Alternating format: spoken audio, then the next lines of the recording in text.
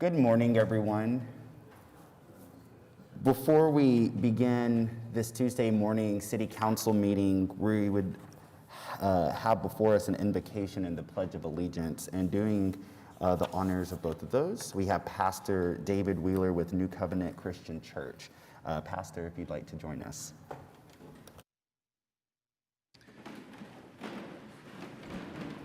Let us pray. In the name of divine love, we lift up a prayer for our city and its leadership today. May the prophet Amos's words inspire and, if need be, correct us as they did the people of Israel when he taught them, saying, "Hate evil and love good, and establish justice in the gate." The reality is it's more convenient to hate our political rivals than to take on systems that hurt our most vulnerable citizens. So let us renew our commitment to direct our energy where it belongs, on repairing systems that do harm, not on citizens and leaders trying to repair it. As Amos suggested, successful leaders also learn to love the good, and the truth is, we don't often take time to celebrate the things that are right and good with our city and our world. Today, may we take time to reflect on what is good and right, to celebrate and strengthen it. And in closing, we prayerfully seek to establish justice in the gate of our city.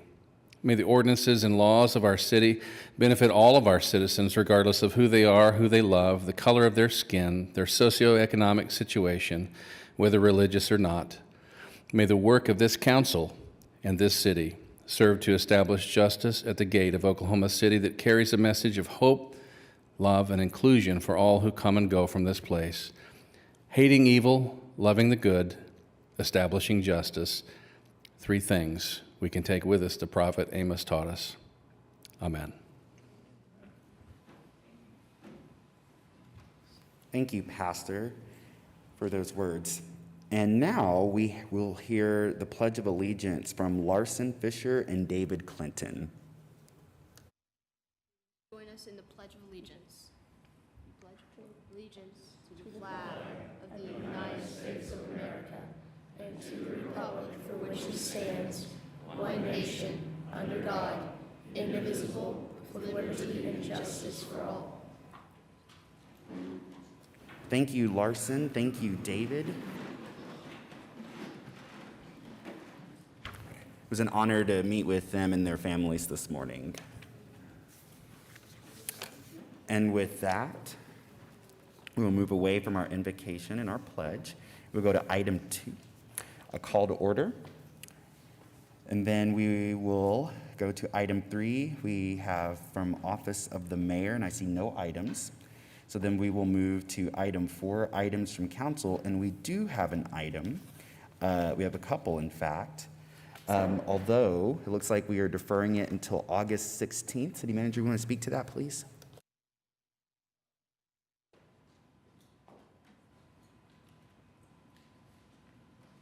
Yes, I was going to cover this on our uncontested continuances, but since this comes first, we'll go ahead and put this one on. So we were going to go ahead and defer this item to August the 16th.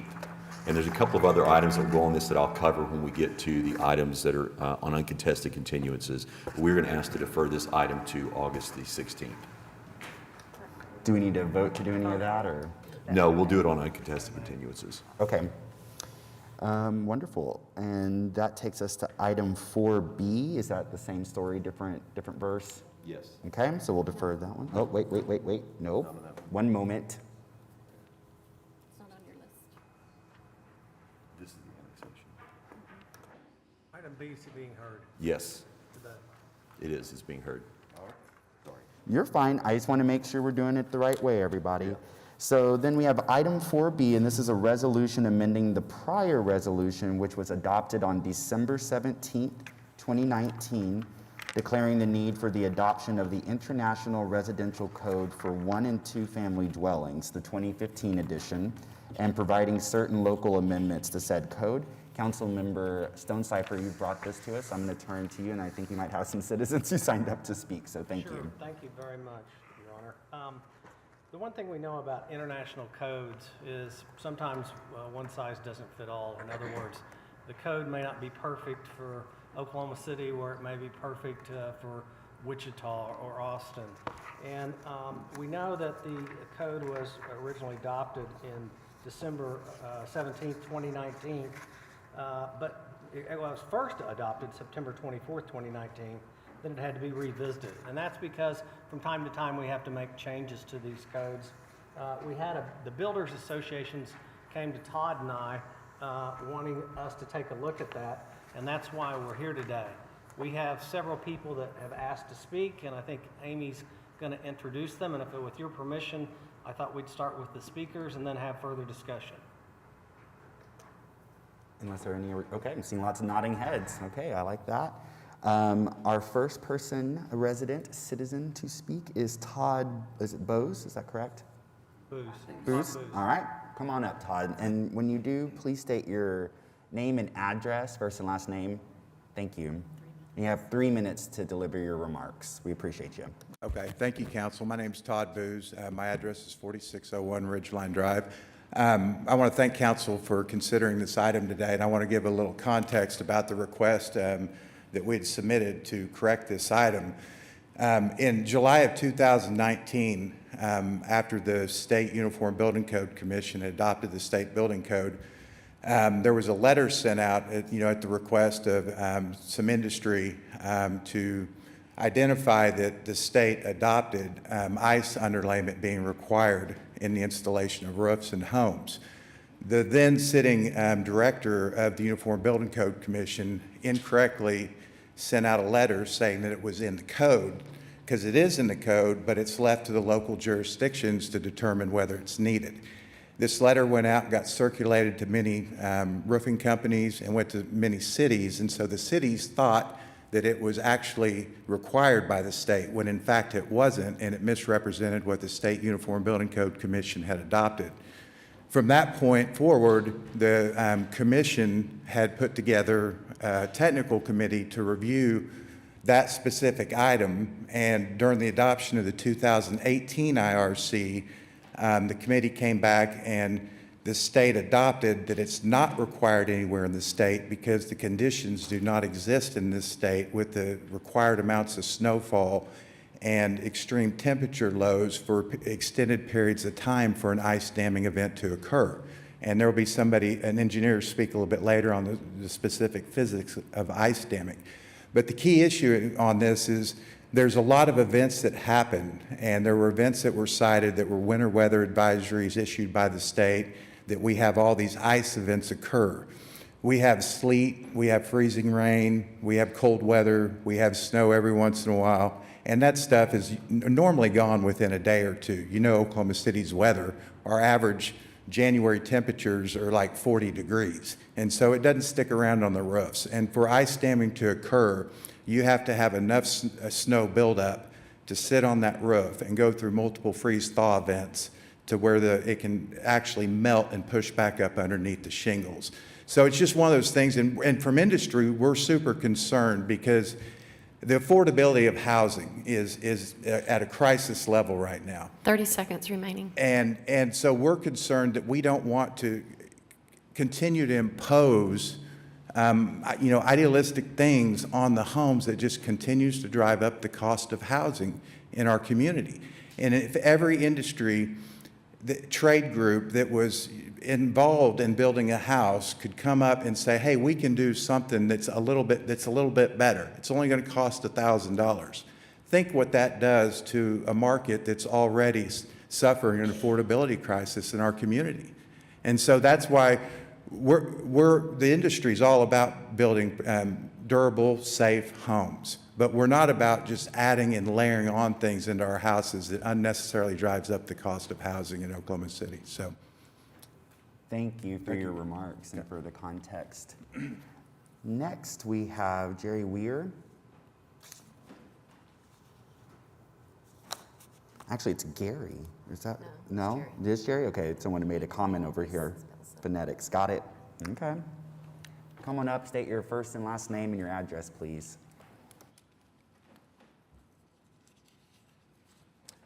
My name is Jerry Weir, 6212 Kingsbridge Drive, Ward 8. I'm the owner of Village Roofing, and I'm a resident in Ward 8. The table in the IRC code in question currently has a yes marked in box H that requires ice barrier underlayment. The instructions below this H box are highlighted in yellow in the pass out I gave you, and it says, where there has been a history of local damage from the effects of ice damming, the jurisdiction shall, not might, not may, but shall fill in this part of the table with yes. It is the duty of this council to reaffirm the yes in the box. I've given you a compiled list of winter weather events where a state of emergency was declared, and this is from the state's website. All of the dates listed are solely when Oklahoma City citizens were severely impacted by ice and or snow. Take a look at the chart. Perhaps December 9th, 2007, we here in Oklahoma City had 1.5 to 3 inches of ice here. Next, who can forget, think back to Christmas Eve 2009, where we had so much ice and ice damming that the airports closed, the highways were unsafe to travel on, and many of our family plans for Christmas celebrations were disrupted for days on end due to the large accumulation of ice. And then there's Thanksgiving of 2015 ice storm that knocked power out in Oklahoma City for over 32,000 of us, me included. My wife and I had to get a hotel room since our underground electric service went out for 3 days. Upon arriving home, we were surprised that the new ceiling with new drywall, texture, and paint was water-soaked and damaged from ice damming on our roof. We had to demo and replace newly done work that had just been completed. We tore off the roof shingles in this section to find out that there was no ice and water barrier at those eaves. This was money all paid out of our own pocket. There was another hailstorm in 2020, and we had our roof replaced. 30 seconds, please. Since OKC code required ice and water at the eaves, the product was paid for by our insurance company and installed per code. We have been properly protected since then and did not have any problems with ice damming in 2020, 2021, or 2022. I've given you all my notarized letter about this ice damming event at my house. And as you can see from the list provided, in Oklahoma City, we have had 18 winter storm emergencies in the last 17 years. We have a history of local damage from the effects of ice damming. You are compelled to mark yes in the box and to help protect the citizens of Oklahoma City. Please vote against repealing the yes. Thank you for your time. We appreciate your remarks. That will take us to our next citizen to be heard, Jesse Mashburn. And Jesse, if you wouldn't mind stating your first and last name and your address for us, and you'll have 3 minutes. Thank you. Thank you, Councilman. My name is Jess Mashburn. I live at 1245 Davenbrook Drive in Oklahoma City. My comments will be brief. Just a little history of my experience with this. I've been a member of the Residential Building Code Commission of Oklahoma City since 2004, so close to 20 years.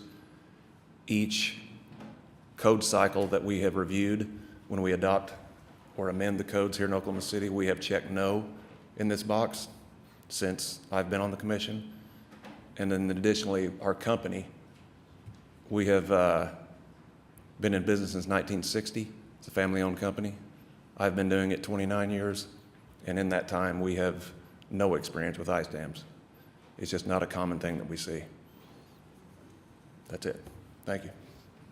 Thank you for your comments. And we have Chris Klein has signed up to speak.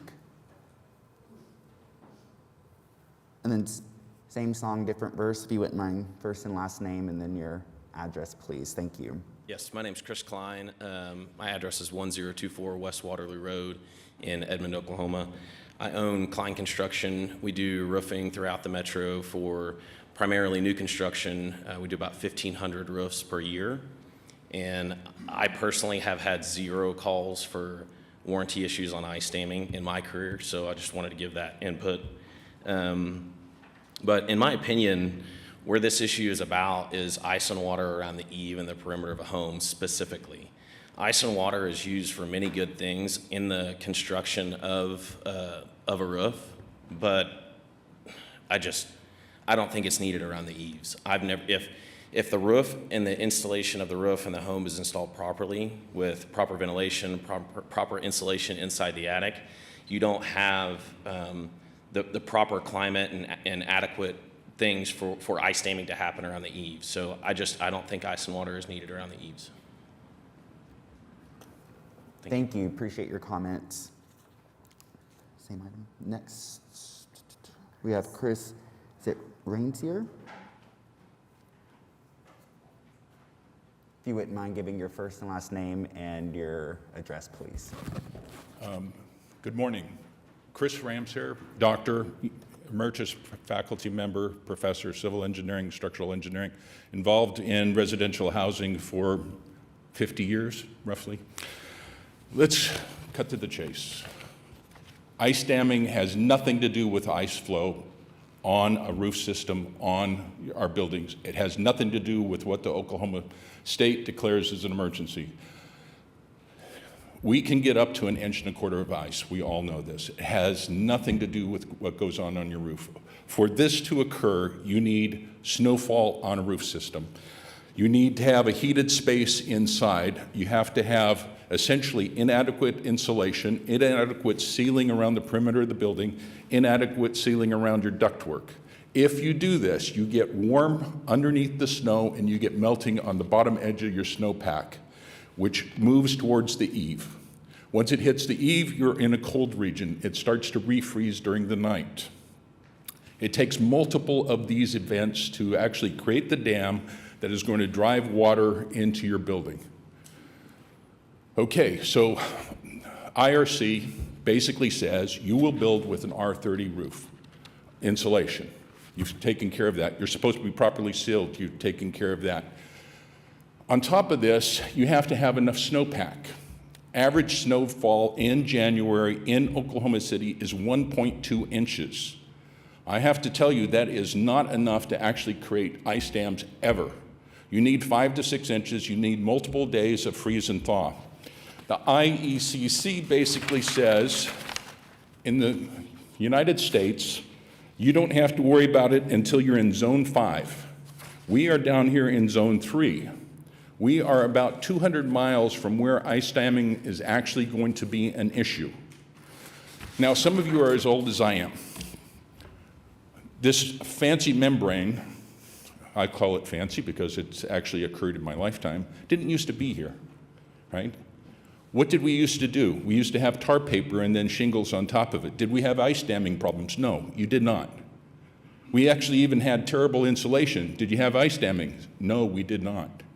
Essentially, this is a move to increase the cost of homes with no benefit for your citizens. 30 seconds, please. Now, I was part of the OUBCC technical committees, have been since the beginning of them. I totally support what Todd said about the inappropriate action that occurred by one of the staff members, and I hope you support the removal of this requirement. Thank you very much. Dr. Ramsey, just a couple of questions before you sit down. Number one, you teach at the University of Oklahoma, is that correct? That's correct, 21 years. And one of the things that you teach deals with building materials, correct? Absolutely. And would it be your opinion, as a doctor in this area, that this would increase the cost of housing in Oklahoma City? Absolutely, with no benefit. And then for the first-time home buyer, would it increase their insurance costs? I actually, to the insurance costs, I really can't answer because I honestly don't think it will, because I don't see the insurance company having claims in this area. Now, they have claims due to poor flashing, but that's a roofing issue, and that's things around fireplaces and second-story brick veneers and that kind of stuff. But what drives insurance requirements as far as premiums is sometimes convoluted and outside my core area. But you are clear that it will increase the cost of the home to the first-time home buyer? Absolutely. Thank you.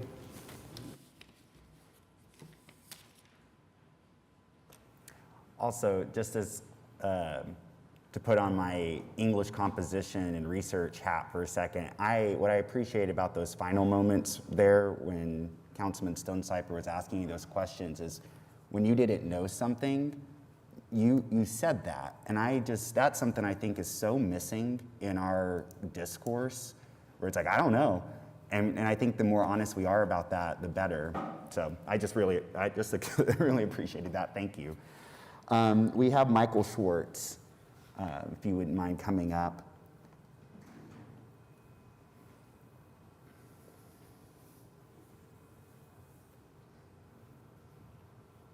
And state your first and last name, your residence, and you'll have 3 minutes to speak. Absolutely. My name is Michael Schwartz, and I live at 7309 Northwest 130th Street.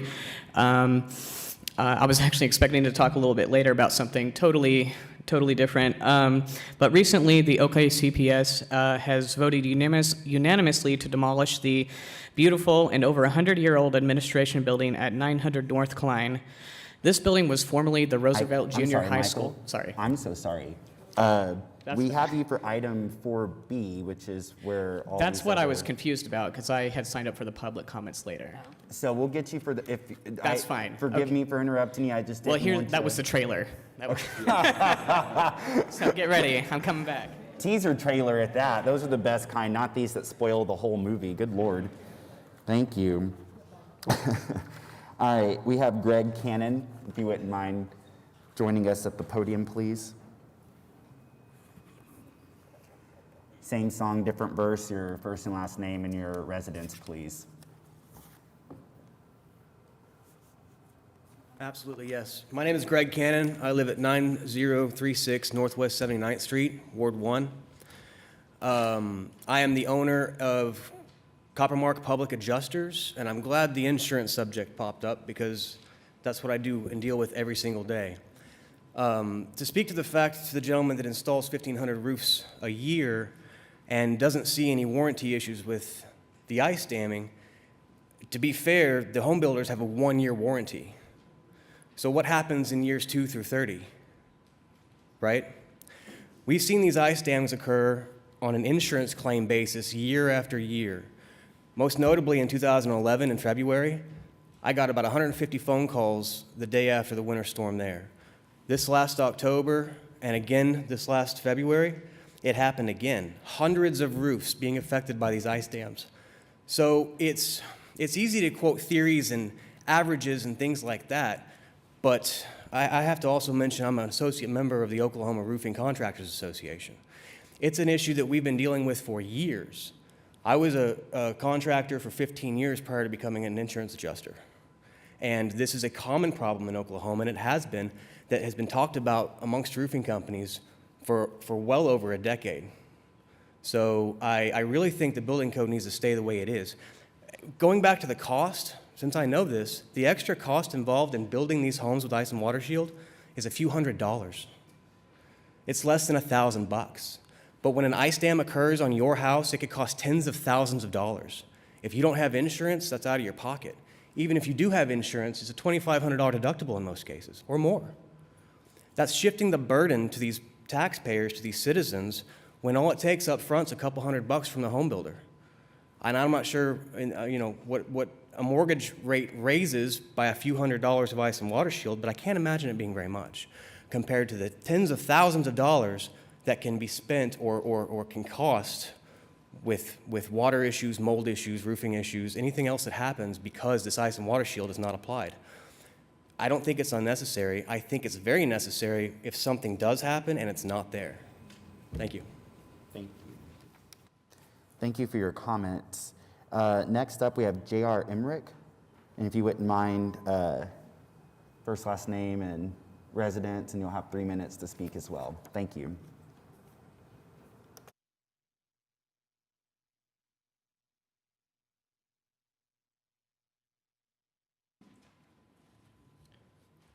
Good morning, members of the council. My name is J.R. Emmerich. I live at 3001 Via Esperanza in Ward 8. I have businesses located in Ward 1 and Ward 8. I've been a roofing contractor in Oklahoma City for 43 years. I'm a board member and past president of Oklahoma Roofing Contractors Association, and I'm chairman of the Roofing Examiners Committee at the Oklahoma State Construction Industry Board. You've received a report that is titled History of Ice Dams in Oklahoma City. Enclosed is a series of reprint articles from the Oklahoma News 9 and others regarding ice damming over the past years. The current 2015 building code adopted by the City of Oklahoma City states that where there has been a history of ice forming along the eaves causing an ice dam, an ice and water barrier shall be installed. In the last 43 years, it has been my experience that we have ice storms that cause ice dams, excuse me, about once every 4 to 5 years.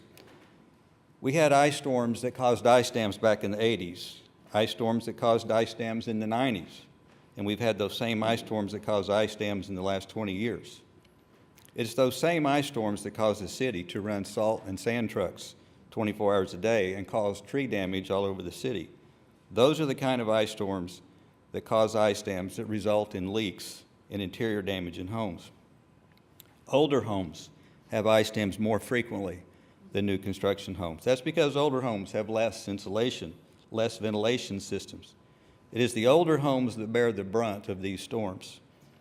Older homes are typically owned by older citizens or citizens that cannot afford new homes.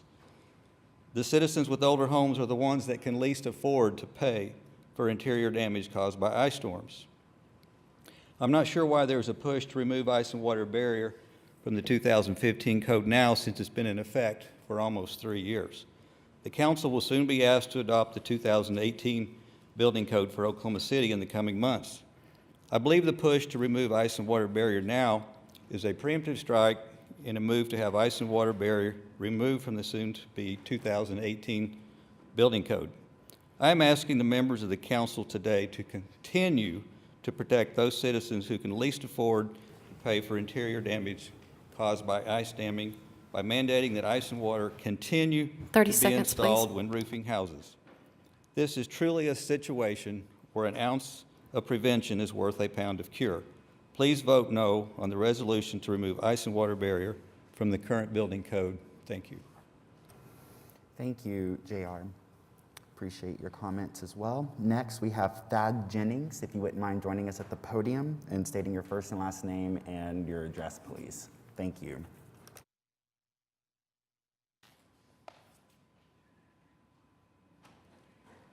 Good morning.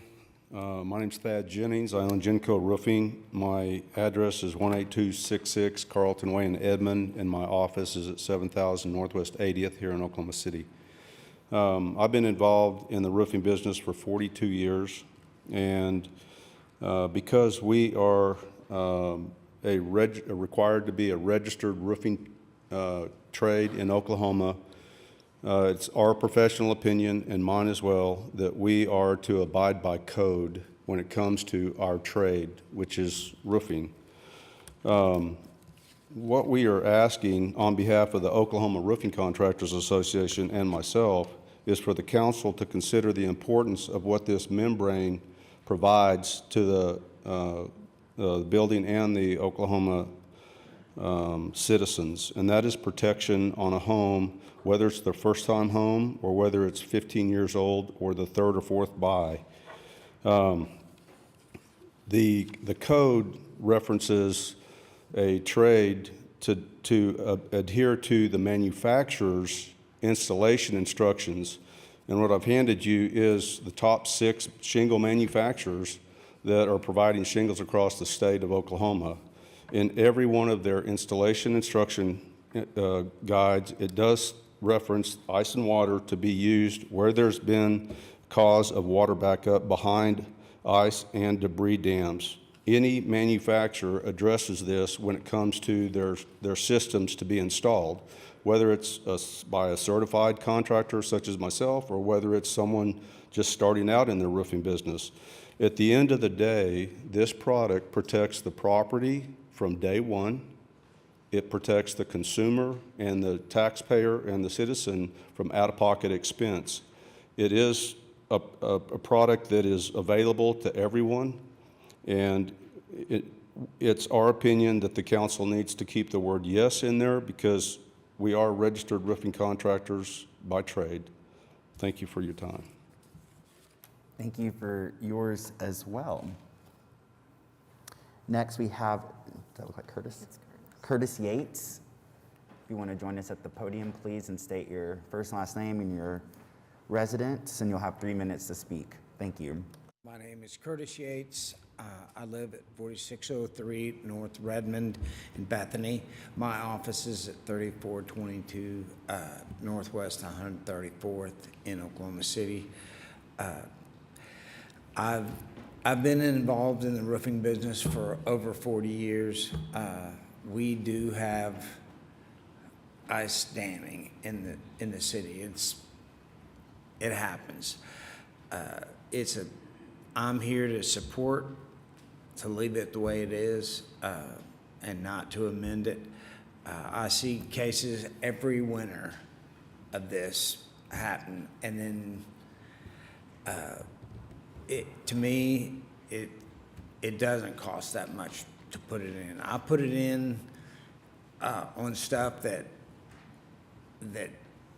not required, not actually in Oklahoma City, but in several places. So valleys, fireplaces, pipes, things like that need it, I put it in. All right, thank you. May I ask you a follow-up question? Yes.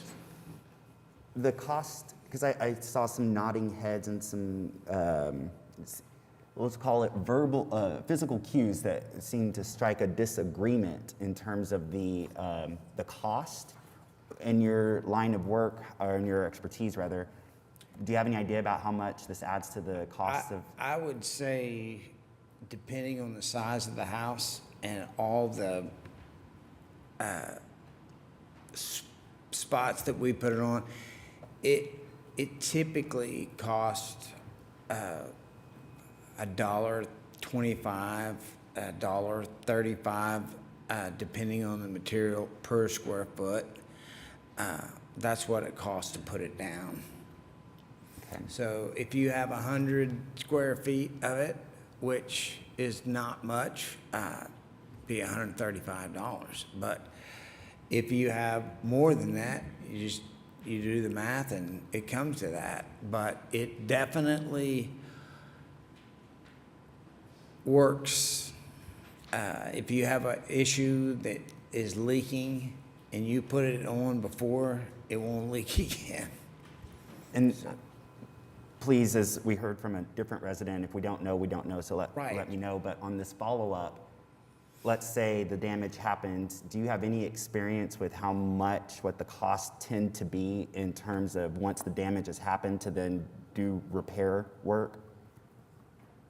Well, that depends on the spot on the house, but it can be, probably minimum of 500 and maximum. I mean, that would be probably 8 or 10,000 if you tear off a section of roof and have to put it on then. So there's lots of roofs that we put it on the whole deck. So that way we kind of eliminate a leaking issue. Just real quick, one final, just because I heard years of experience. How many years have you been doing this again? How many years have you been doing this work again? 40. Thank you. Thank you. All right. Meredith Shavitz, if you wouldn't mind joining us at the podium. First and last name and address, and you'll have 3 minutes as well. Thank you. Absolutely. Thank you guys so much for your time today. I am Meredith Shavitz. Excuse me. I have 12 years in the industry for roofing. I'm a licensed roofing contractor. I'm also the vice president of the Oklahoma Roofing Contractors Association and lead the education committee in that to continue education for our contractors here in the state of Oklahoma. I own Pitch Perfect. I am from Ward 3. My address, I forgot to tell you, sorry, 8720 Southwest 66th Place. I am here to request that we leave the building code as is so that we protect homeowners from unnecessary damages that do occur from ice damming here in the state of Oklahoma. In the 12 years I've been in business, I have seen it multiple times, things that could have been could have not happened. We've had homeowners have to come out of pocket for deductibles, which have, increasingly gotten higher over the years. We used to have flat rates of deductibles, $1,000, $2,000, and that's changed as premiums have gone up. They go up to percentages. So we're looking at 1, 2, 3, sometimes 5%. Homeowners are having to come out of pocket for damages that could be $20,000 or $30,000 for ice damming. So I would really urge the council members to please look at all the information that's been supplied today by the multiple people here.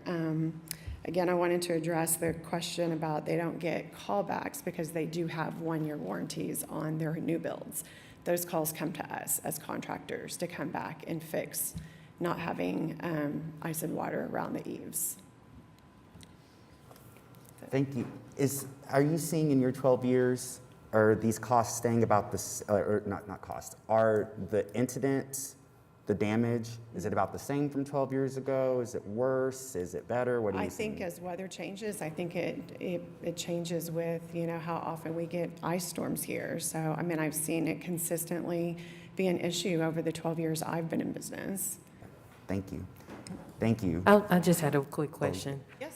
In your experience, just listening as I'm hearing after a year, it comes to you all.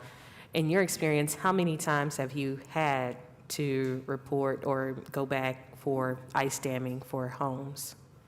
I'd say a dozen, maybe. Okay, thank you very much. Councilman, and I'll let you speak, and then if there's anyone else on the council who'd like to speak. And thank you for your comments, everybody. I appreciate you. Thank everybody for their comments. There were some follow-up questions asked, so I'd like to ask some follow-up questions of Mr. Booz or your representatives, specifically pertaining to cost. If you could come back up to the podium and answer Mark, the same. I'm sorry, Councilman, your microphone isn't on. I just want to make sure you're able to be heard. I'm having trouble today. Can you hear me now? Yes, we can. Thank you so much. So there were some follow-up questions about cost, Mr. Booz, and I was hoping that you would also have the opportunity to answer those questions about cost. I know Dr. Ramsayer said that because of the region we're in, the temperatures we have don't justify something like this. I did some additional reading on my own, and the one thing I noticed from Dr. Stybrook, who is Seabrook? Did I say that wrong? Yeah, Dr. Seabrook. Who is referred to by the Wall Street Journal as the Dean of North American Building Science. In his articles, he has said that this is unnecessary. And one of the points I think he makes is cost. And so could you discuss the cost issue with us in a follow-up question? Yeah, as Dr. Ramsayer noted earlier, it's unnecessary in our climate zone. It's climate zone 5, 6, 7, and above, which puts you in the northern part of Kansas. As far as cost goes, I agree.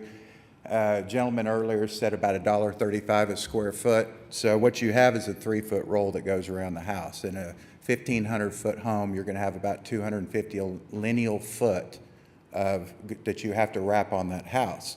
And then if it's a low-slope pitch roof, which affordable homes normally are, then you have to put 2 layers on it because you have to get it up to the interior plate wall line of the house, depending on the eave depth. So it can cause you to have to put 2 layers on it. So it's take 250 times about 135 times 3 is 435, 440 a foot. You get up into going around the house, $800. If you got to go 2 layers, it's $1,600. And the point is, we keep hearing about these ice events. This is not an ice event. I'm not going to say people don't have leaks in their roofs. People get leaks in their roofs. It's largely due to flashings and things of that nature. Ice damming cannot occur without snow buildup on the roof to a certain depth and stay there. 3/4 inch of ice on a roof does not create a dam that can force water back up underneath the shingles. So to keep it focused on what the issue is and not creating a whole lot of red herrings out there about other events that happen that causes this. It is not. There are problems that happen and leaks. There are problems and leaks that happen with roofs out there, but it's not related to ice damming and an ice underlayment. The other thing I'd ask you is, can you talk a little bit about the increased cost with building materials and the increased financing costs for first-time home buyers who are trying to buy a home in this market? Well, over the last 2 years, housing costs for new construction have gone up about 30 to 35%. And that was somewhat manageable when mortgage rates were in the 2.75 range. But now we're looking at rates that are up approaching 6%. And it's just exacerbated the affordability crisis, where we've got our median income families in this city cannot afford, at $65,000, I think is the median income for families in Oklahoma City. They can't afford to buy a new house. And the new house is going up, is affecting the used homes are going up, and it's pushing people to a point that they can't afford to buy a house until they're later on in life, in their 30s and maybe 40s, where people are buying houses in their early 20s. And so it's not just a concern here in Oklahoma City, it's across the country. You hear about it every time you open a magazine or listen to the news. I mean, it's an affordability crisis. So what is your motivation for being here today? My motivation, I am retired. I'm out of the business. I have served on the Uniform Building Code Commission since 2010. I was chairman of the last technical committee. I was involved with the first Energy Star home that ever got built under $200,000. I was a former partner of a home building company that built probably 12,000 houses in this market. I'm all about doing things right. I'm all about durability and sustainability. I'm not about throwing money away for something that is not a problem in this market.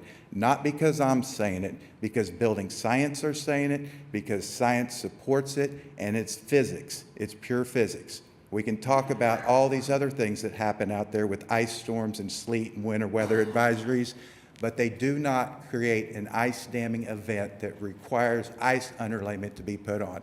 Listen to Joe Seabrook, listen to Dr. Ramsier. These are engineers that study this stuff and understand the physics behind it. That's why I'm here. I have a quick question to follow up. So you're talking about these other events.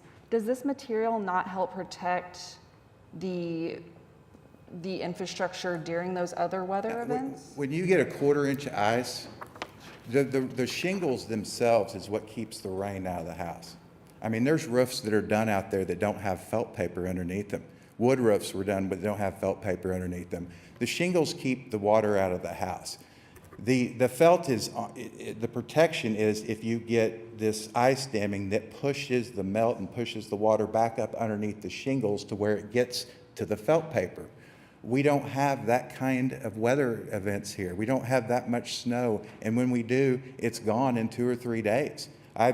You can look, we've supplied the data for these specific events, and in many of these events, the temperatures were up in the 40s and 50s, and all the snow melt was gone.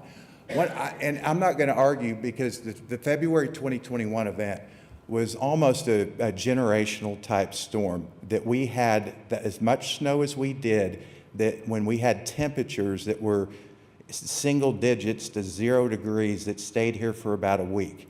We may have had some ice damming that occurred from that one event, but let me say this. We have, our engineering design for floods is 100-year. We exceed that rain events 2 or 3 times a year right now, it seems like. We're not changing our flood event design to 500-year floods. We couldn't afford to do it. We couldn't build anything. We have tornadoes that blow through this town. Well, we don't go change our building codes when a tornado comes through to address the high wind and durability of the houses from a tornado. There are events that happen in life out there. You cannot build a house to protect you from every one of those events. I mean, we have earthquakes that have happened here. We haven't changed our seismic category because of occasional earthquakes that happen. Yes, we've had property damage from those, but the overall cost to the entire community for trying to overlay codes and things to withstand those types of events that hardly ever occur are not worth it. I mean, that's the bottom line. That's how the codes are developed. One other question I have, because I see that this is for specifically 1 and 2 family dwellings, so I'm guessing a 2-family dwelling falls under like a duplex or very small multifamily. I'm curious why this doesn't apply or wasn't adopted, I don't know if this is a question for staff, but for larger multifamily and or commercial that have pitched roofs that are shingled. That's a different code. It's under the IBC, so that's commercial. But so why are we not wanting to repeal that? I don't know that that's in the, that map is in the IBC, that it's required. I'm not that familiar with the IBC. I'd have to direct those probably to Dr. Ramsey. Would anyone on our staff know if and why if these requirements are also included for commercial style development that have shingled roofs? David Adcock, Manager, Development Center. The commercial code is the International Building Code, and this is the International Residential Code. The commercial buildings typically have flat roofs and rubber membranes and different roof types. Okay. So I believe that's why it's not in the commercial code. But so does that code have requirements that provide a same amount of protection for large weather events that help protect the infrastructure of the roof and the structure against this sort of same deterioration because of events like this? Not specifically like it is in the residential code. Okay, interesting. Okay, thank you. Thank you. Council members, anyone have any comments or I questions? I do, Oh, please. actually. I actually wanted to hear from this other group because as you were talking, I saw a lot of heads moving. Okay. So I wanted to hear if there is someone that wanted to speak to what we just heard, because I think for myself, I don't know. This is new for me. And just understanding my mom had to have her roof replaced this year, the costs and all of the things that go along with that. I don't recall reading about that, as far as the detailed pieces, because I had to help her with the contract for her roof. I don't remember reading that. So I'm very curious because there are 2 or 3 pieces to this. When I think about one, of affordable housing, new construction, yes, there's always going to be a cost. However, we still have to deal with the people who are current homeowners. Those current costs that will still be exorbitant as far as the cost, depending on what takes place. In reading in the history of ice dams, just kind of thumbing through and experiencing as a young adult, going through these life events and seeing now when we go to different developments or renovations that some of us as council members have to go look at because people are buying properties to renovate, you see these things. You see these things all the time. So I'm just curious as far as all of you all, what we just heard to speak to that. Absolutely.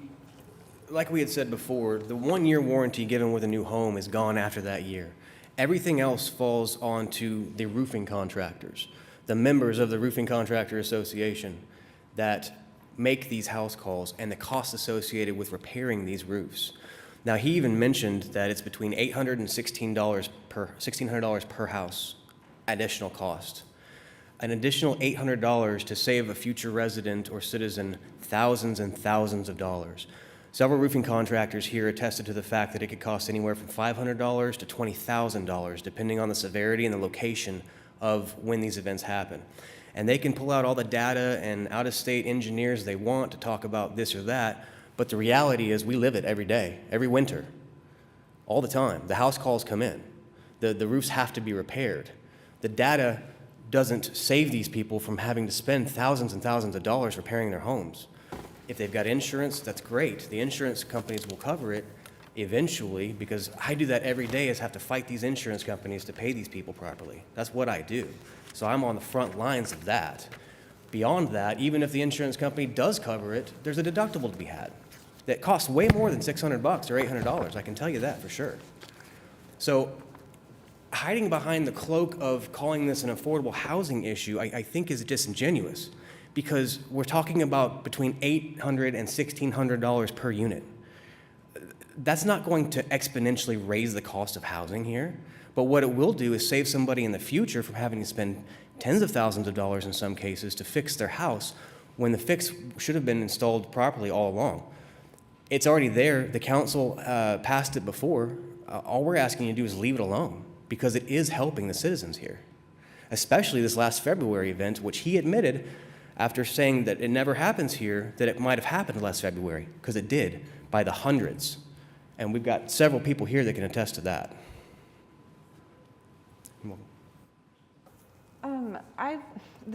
As Councilwoman Nice mentioned, this is a fully new issue to me. So I been texting with some people I know who have done roofing or currently have worked in this space.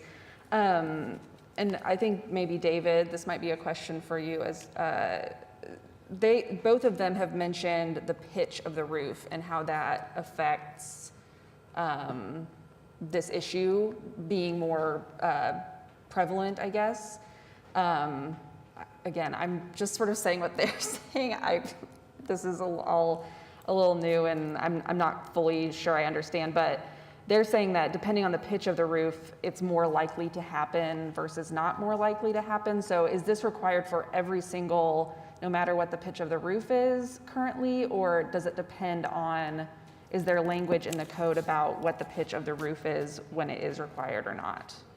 Not whether it's required or not. The pitch of the roof determines how far you have to put the underlayment up from the eaves because of how far the water will travel. Okay, gotcha. Okay, that's very helpful. I appreciate that. Any other comments from council members? Yeah, I would just like to say I think that's a great point on, builders only own it for a year.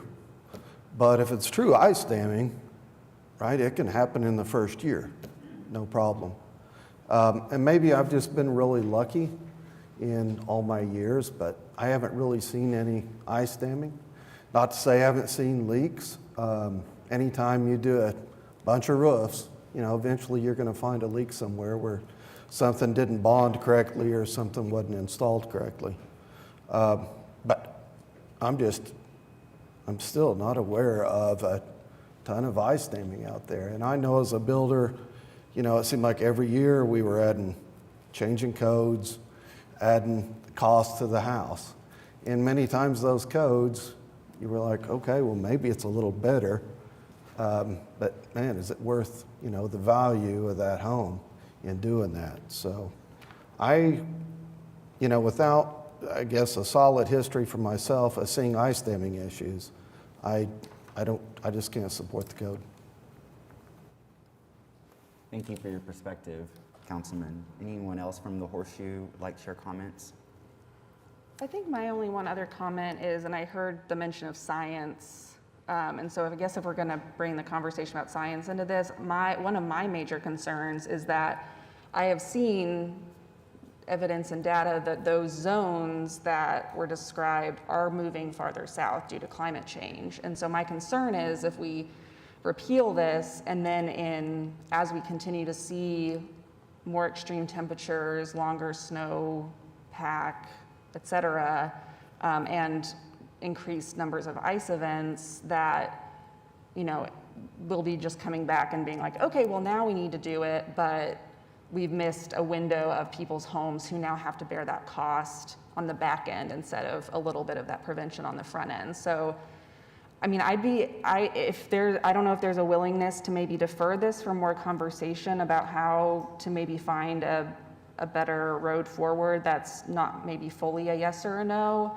But I would be open to that. But my concern is thinking about that future and about those increased events that we've had. Because I think even speaking to flooding, we probably should be updating our codes because the way that we've had increased flood events and have very poor public infrastructure for that storm drainage is property owners are bearing the brunt of that prevention and or response to ameliorate the flooding issues that they experience on their properties. And so in my mind, the cost issue is someone's bearing it somewhere, and I'm always interested in that prevention conversation versus a reaction conversation. So I don't know if there's a willingness to defer this for more conversation, because again, like Councilwoman Nice mentioned, this is all new lingo and jargon and vocabulary to me. So if there's an interest in that, I'd be very interested in that, but if not, I just wanted to make those comments about that prevention mindset. And I feel the same way because, this is a lot of information that was just planted on us to understand for those who, again, have not had that history. And I also think and consider, as we were talking about, the floodplains, and I have residents that are dealing with that right now with eroding creeks behind them, and because of where they're located in these floodplains and all of the ways that they can and can't care for their properties, and what our city says we are responsible for and what we are not. And as I heard about tornadoes and how they've come, our code has changed for that too, because I've dealt with schools who now have to, and if I'm not mistaken, that's by state law as well, you have to have a storm shelter in order for you to have a new build on your school property. So there are changes that have been made because of events. And me personally, looking at this and experiencing all of these things and seeing personally how it has impacted my family, not to say that we've seen leaks, but the fact remains that the costs have increased tremendously because of what has happened across the globe with climate change, across, just all spectrums of just life, pretty much, if you will. So I would like for us to review this. I want to review this a little longer. I'm not supporting it unless I do that. And I'm hoping that we can come to a better decision, again, to what Councilwoman Hammond said, where this is working for everyone and not working against any one party. So that's where I am with what I think. Just if I could to it, I'm sorry, if I could just make one more point. Changing this code doesn't mean that you can't install it. The builders can install it, the roofers can install it, anyone that wants to can install it. And guess what? You as a home buyer, that builder can sit there going, oh, by the way, I put ice damming protection on this house. I'm not required to, but there's a benefit to it, if there's an actual benefit. So it doesn't mean that they can't do it. It doesn't mean that the insurance company on a 20-year-old 412 pitch roof can't sit there and go, by the way, make sure you put ice damming protection on this. And if the insurance company truly sees it as a benefit. And I don't have a problem with that. I guess my concern is still that this is new. I've never seen this before, and I don't want to make that decision hastily until I'm able to read and just, for me personally, understand.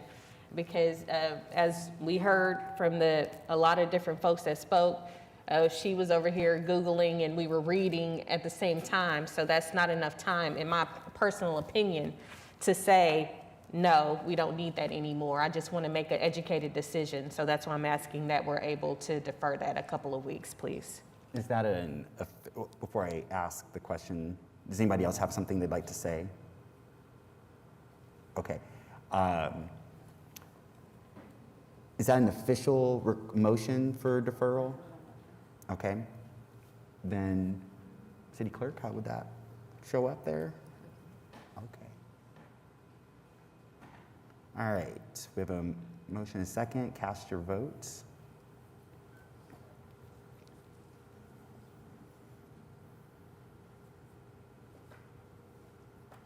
Is that deferring it? Yes. Really? Hot dog, I didn't see that coming. All right, well, no, I didn't. Thank you for that. I just wanted to add a quick comment on that. Thank you to everybody who spoke and who delivered this. I'll be creating my English composition syllabus in a couple weeks, and I might use this as an example to my students about bringing research and opposing research. And ultimately, this council is going to have to really process what we heard. It was a new issue to me as well, Councilwoman. So I just really want to say thank you to everyone who brought your research. We will digest it. And we'll take it from there. What else do you need me to say, Cindy? We didn't say how long the deferral, so I'm going to assume 2 weeks. Is that a 2 weeks deferral? Is that legal to say? Cool, just making sure. Legal to say, just making sure. Trying to keep us all out of prison, that's great. All right, got to teach that English comp class. Thank you all so much, and we will move on to our next item, and that will be item 4C. Thank you all for your attendance.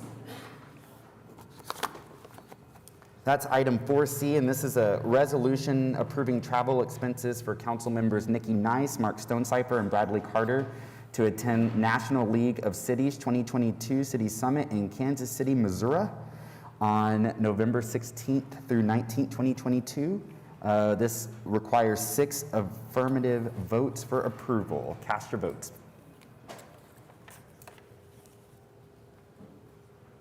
Is there a reason why this is happening? Did you see that? We have a ticket in on it. We have a ticket in. Oh, okay, okay. Thank you. Passes unanimously. Thank you all so much. That takes us to item 5, A through D, the city manager's report, and I'll turn it over to Craig. Yes, so I have Kenny Soodle is going to be here for us to provide, he's here, I didn't see him in the back there, to provide an update on the Arpa business support programs. Sorry, you had a full house today. Kenny Soodle with the Alliance for Economic Development. Vice Mayor and Council, glad to be here. Just want to give you an update on the programs that we are administering on behalf of the city for some of the business support programs that we've been doing as part of the Arpa program. So just as a reminder, the city received an allocation and a first round of funds in May of 2021 from the American Rescue Plan Act, otherwise known as ARPA. Back in September of 2021, the city adopted a plan, and that was a plan detailing how those funds would be allocated, and that was $122.5 million. One of those categories was $37 million for response to negative economic impacts. And then in February of 2022, they contracted with the Alliance to facilitate the implementation of a portion of that $37 million. So it was a little bit over $20 million to be distributed. And if you'll recall, that was broken down into really 3 categories. There was $4 million for workforce development, $4 million for minority and disadvantaged business support, and then $12.25 million for small business and nonprofit support. And so I'm here today just to give you an update. We've been meeting regularly with city staff. We have a weekly meeting. We touch base on these, but wanted to come and just give you a public update on this. So our initial focus had been on the minority and small business support categories. We started with 3 programs that we rolled out. One for technical assistance. Businesses could get up to $15,000 for technical assistance. That's for things like accounting help, HR, marketing, technical services, advertising, business planning, those sorts of things. We had a facade and storefront improvement program that businesses were eligible for up to $25,000 for that, and that would be to improve your storefront, your facade, the permanent signage, windows, things like that. And then we had a third program that we called pandemic mitigation, which businesses could get or nonprofits could get up to $25,000 for things like ventilation, if you had to create a patio or a streetery, if you needed to put in a drive-through window, barriers, plexiglass, that sort of thing. And I do want to point out that in having a focus on minority and disadvantaged businesses, 2 of those programs, the facade program and the pandemic mitigation program, were only open to businesses that were minority owned, 51% minority owned, or if you were within a qualified census tract. So as we prepared these programs, just want to point out, we really did a large community engagement and marketing strategy on this. This was something I think we all learned from our CARES Act experiences. It was something that several council members had specifically asked that we do. There were 8 community partners that we engaged to advertise, promote, and we trained them, and they actually did one-on-one assistance with applications. Those partners were the Asian Cultural District Association, the Black Chamber, Community Action Agency, Hispanic Chamber, Historic Capitol Hill Calle Dos Cinco, Latino Community Development Agency, Northeast OKC Renaissance, and Progress OKC. So these partners in different ways, attended over 40 events, reaching approximately 5,000 people. I know the city held a forum and did a survey with many, many nonprofits. We got that list and sent emails also with information on these programs to those nonprofits. I think that was about 59 nonprofits that were represented at that. We created a website called okcrescueprogram.com. That's both to provide information, but that was also providing a way to get into the actual online application. We tried to make it very low barrier, just provide basic information, and then we would do all the follow-up. It could be done on website, it could be done on a smartphone, or as I mentioned before, our community partners provided space to help folks if they didn't have access to that. We also have a community engagement website that was also part of that was to provide, it's essentially like a message board for applicants and participants to provide feedback, ask questions, that sort of thing. So the program's launched in April of 2022, and I'll tell you, we had pretty overwhelming response. We've gotten 871 applications, which represents about 512 different businesses. As you recall, they could apply for more than one or all three of the programs if they qualify. And so open in April, by July, we'd already reached our budget capacity on this. And I'll say we budgeted about $8 million of the 20, and I'll talk about kind of what we're doing with the rest of that initially for these programs. So kind of making a judgment and estimating, looking at what initially has been approved, we think we had hit that in July. However, we began messaging, putting the message out on websites, social media with our partners that we would like, we're saying, hey, we probably reached our budget here, but we'd like to continue receiving these applications. And I think we received probably about 200 or so of those after that time. And part of that is we have some decisions to make, and I'll talk about this here in a moment about what the additional programs are. But this also gives us a sense of how big is the demand, what's the dollar kind of estimates there that we might want to decide to come back and fund at the end if there are funds available. So I'll talk about that in a moment. But just a little bit, from all those applications, there were about 30% of them that were ineligible. They were either not in Oklahoma City, or they never responded to our feedback or follow-up or something of that nature. But of the ones that we received that were eligible, it was really interesting that 75% of those valid applications were from minority businesses. About 11% of them were from a nonprofit entity, so the rest were from for-profit businesses. Also, I'm happy to report the businesses that we all got on board to provide the technical assistance piece, over 51% of those were actually minority businesses that were providing the services as well. So as it stands right now, about 114 of the applications have been fully processed and approved for funding and signed off on by both our team and the city. The city has to both approve the programs we roll out, and the city has to approve the final applications before they go out.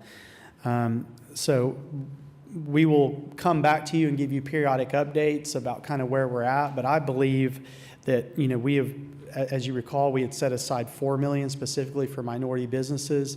I believe we've probably already exceeded that, but we will bring back information when we know for sure all of the final numbers on the expenditures. But I do want to talk about that we aren't really stopping there as it relates to minority and disadvantaged businesses as well. So some of the things we're doing right now. So I mentioned that was about $8 million. You recall there was $4 million that was for workforce development. So we currently have an RFP on the street. It's due August 31st for workforce development programs, and we're looking for providers that might do that. We've been reaching out to universities, to career tech, to some various nonprofits who've indicated some interest in this sort of thing. We're really focusing on a couple of areas to begin here. We wanted to kind of have both a entry-level type of area and maybe a more advanced area. So in working with some of our partners, working with the chamber, where we kind of circled in at, we're looking at hospitality, retail, and customer service. We're hearing there's a high demand for those types of workers in this market. We also think it's something that can be taught relatively quickly, It's also a great place to target like second chance employment, those sorts of things, and really having a low barrier program there to help folks kind of get into the entry level. Then also we're focusing on digital skills. So that's a little bit higher. So maybe trying to help people who are already in the workforce but want to jump up another level. Those are really the things that we're targeting. And again, that's something that we're hearing there's a lot of demand for those, IT, digital, and technical skills. And these are things that, if you recall, we have to target this in a way because we only have about a couple of years to get this rolled out. These things have to be, we have to get these programs out by December of 2024. So that makes it hard to do something that requires, 3-4 years of training. We're trying to focus on things that can get a year's worth of training and try to get a couple of rounds of this through. So I'll be coming back with information to see how that goes and what we receive on that RFP. We also are doing a RFP, and we've gotten one response and have got somebody signed up. It's an open, ongoing RFP, and we're looking at other folks who are interested for a business accelerator program. Right now, we've got one group signed up that's called the Real Deal Collective. It's essentially what I would call technical assistance on steroids. It's taking businesses that are already established, they're very small, and it's taking them through a 5-month, really intensive curriculum. They get about 51 hours of classroom education. They get paired with peer groups and mentors. And then if you go through it and graduate, they actually get a grant of funds, and it really depends on the size of the program. That it can be anywhere from $12,000 up to $45,000. And they have categories that money can be spent on. It's things like their rent, utility costs, payroll costs, additional technical assistance or other business services, but it's something you only get if you go through and graduate from the program. And we're hoping to have at least 3 rounds of that.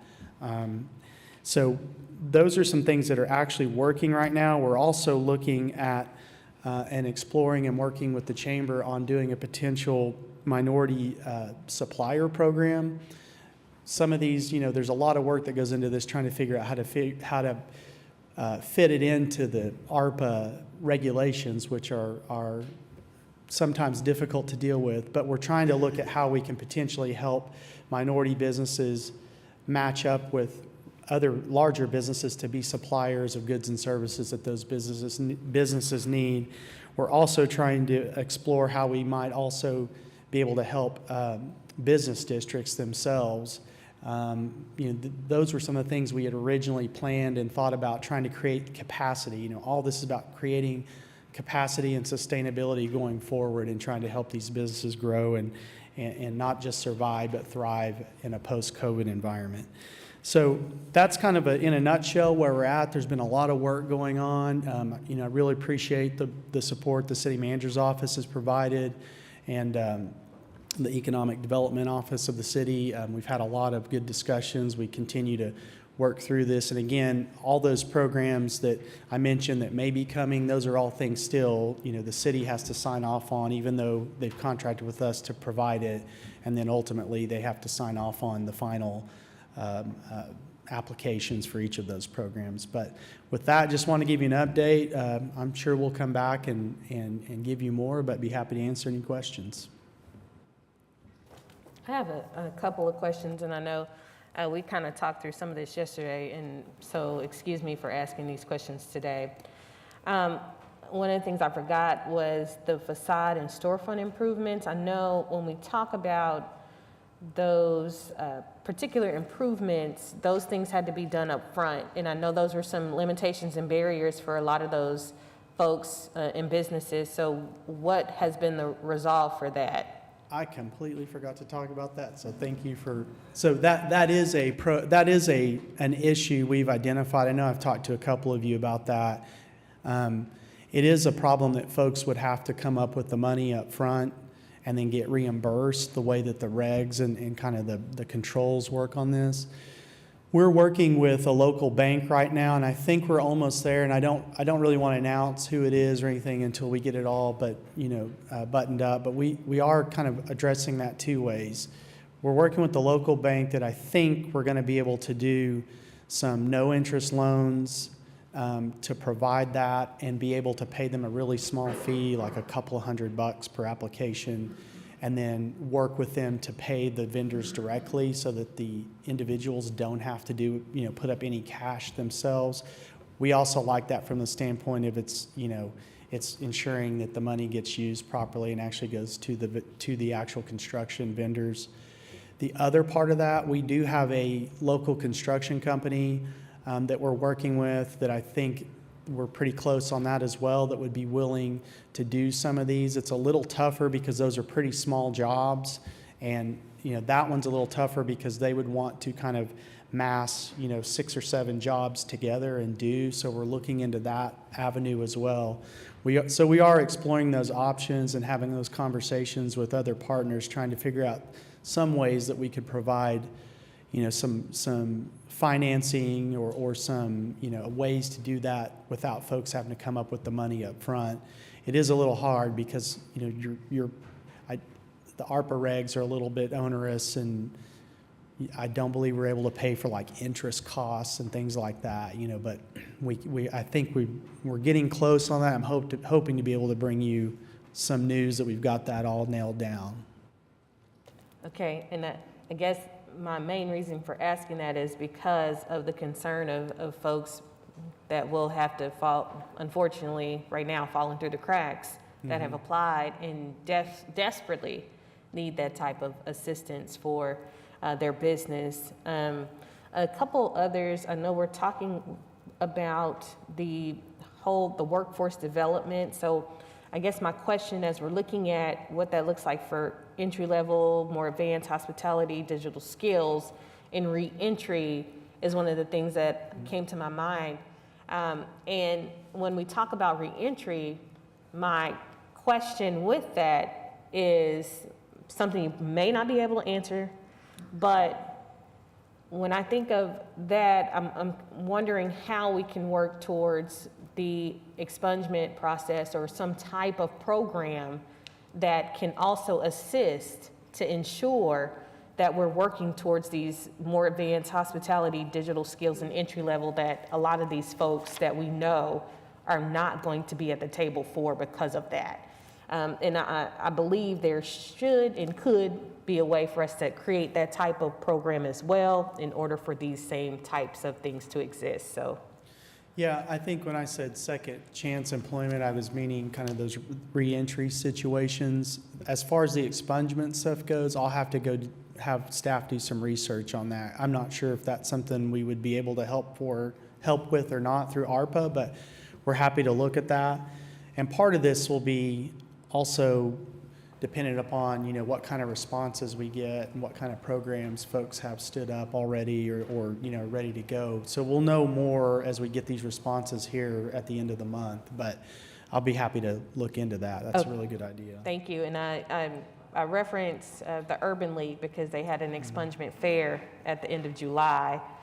So maybe there's a way, since they already have a program, that we can continue to figure out how that could work for other folks. They're actually one of the nonprofits. I didn't want to say people's names. That's fine. But they were one of the nonprofits we spoke with okay. that might have some interest in this. Okay, and my last one, as we talk through the minority supplier program, I know that's something that that has been on the top of my list for quite some time since I've been elected, especially for our city. So I guess my question to that is, how can we ensure that we're also basically talking through and have our city at the table and our suppliers as far as the purchase agents that we have. And I know when Miss Amy was in that seat, we talked through that as well. So to make sure that for our city, we're a priority for making sure that we're at the top of the list for minority suppliers as well. Okay, I've got that down. We'll make sure and have discussions. Just another word about that. What we're looking at and trying to do is figure out a way. It's kind of a two-pronged approach of not only just helping get minority businesses trained and, figuring out what all requirements they need to do, hoops they need to jump through to get ready to provide that, but we're also trying to figure out a way to work with larger businesses that do a lot of spend and trying to match that up. Our ARPA regs are not easy to do that with because we have to be careful we're not providing benefits to these larger businesses because I believe it's 200 FTEs. You can't provide benefits to businesses over that. So we're having to really work through that with the legal staff, with the city, and trying to figure out a way to do that. Okay. Well, and I know for myself, I've had quite a few different businesses reach out to me that are smaller that haven't been able to be a part of bigger systems as far as being a supplier. So to me, it sounds like this would be the perfect opportunity to start engaging those smaller businesses in this process. So thank you. Thanks, Kenny. Just 1 minute, Kenny. I was going to try to let you go.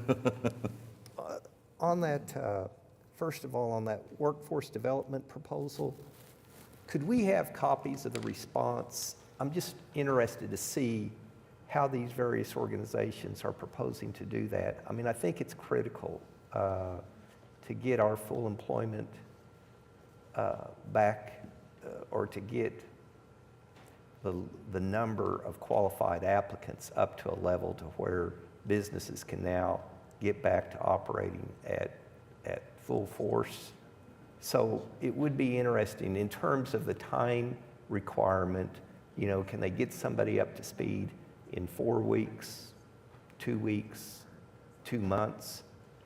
And then secondly, on the program where you're working with existing businesses to where they're going through an accelerated process to learn how to more effectively operate their business, do you have any material that you can share in terms of the format that those organizations that are conducting the training use? Or can we set in on a particular session where they're training these individuals? I'd like to see that. Yeah. It's critical. That has so much more greater potential than any dollar amount in allowing a company to grow and prosper. I mean, you can give somebody who doesn't really know what to do all the money in the world, but to give them this type of training, I think is tremendous. So I'd like to sit in possibly on one of their sessions, just to see the process that they go through. We're just about to get that agreement kicked off, so we'll be getting materials and things, and we'll provide that, and I'll also coordinate and see how we can get you plugged in. Now, I can't say for sure I can go, but I certainly would be interested in attending. Absolutely. One of those. Thank you. Thanks, Kenny. Thank you. So I just have a couple more things on the city manager reports. We've got the sales and use tax report. So our first sales and use tax check for July was very strong, 8.9% growth in sales tax, 25.9% growth in use tax. I will say that the use tax growth was exaggerated. It's still strong, but it was exaggerated because of a refund last year that actually lowered the returns last year. And so that exaggerates that, but it's still a really strong result. $3.1 million over target to start the year, so very good for our first check. We do have the caution, we'll have in the next few meetings, I think it's either late August or early September, Russell Evans will be coming in to give us an update on the mid-year economic outlook. And he has given caution on, and you hear it talked about in the economy, but giving caution on the second half of the year, likely to see some slowing. So I don't think we just count on this, but I still feel like it's a really good start, strong start to the year. So just want to give you an update on that. We do have our revenue enforcement report in there, and that's for the fiscal year 22.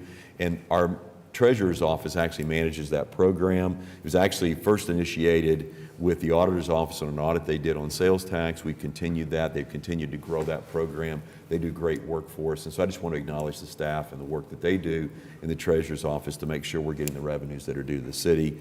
And then the last thing I wanted to just mention is that Wiley is sitting with us today, Deputy Municipal Councilor Wiley Williams, and this is his last meeting with us. That he'll be sitting on the horseshoe and be with the city as he's retiring.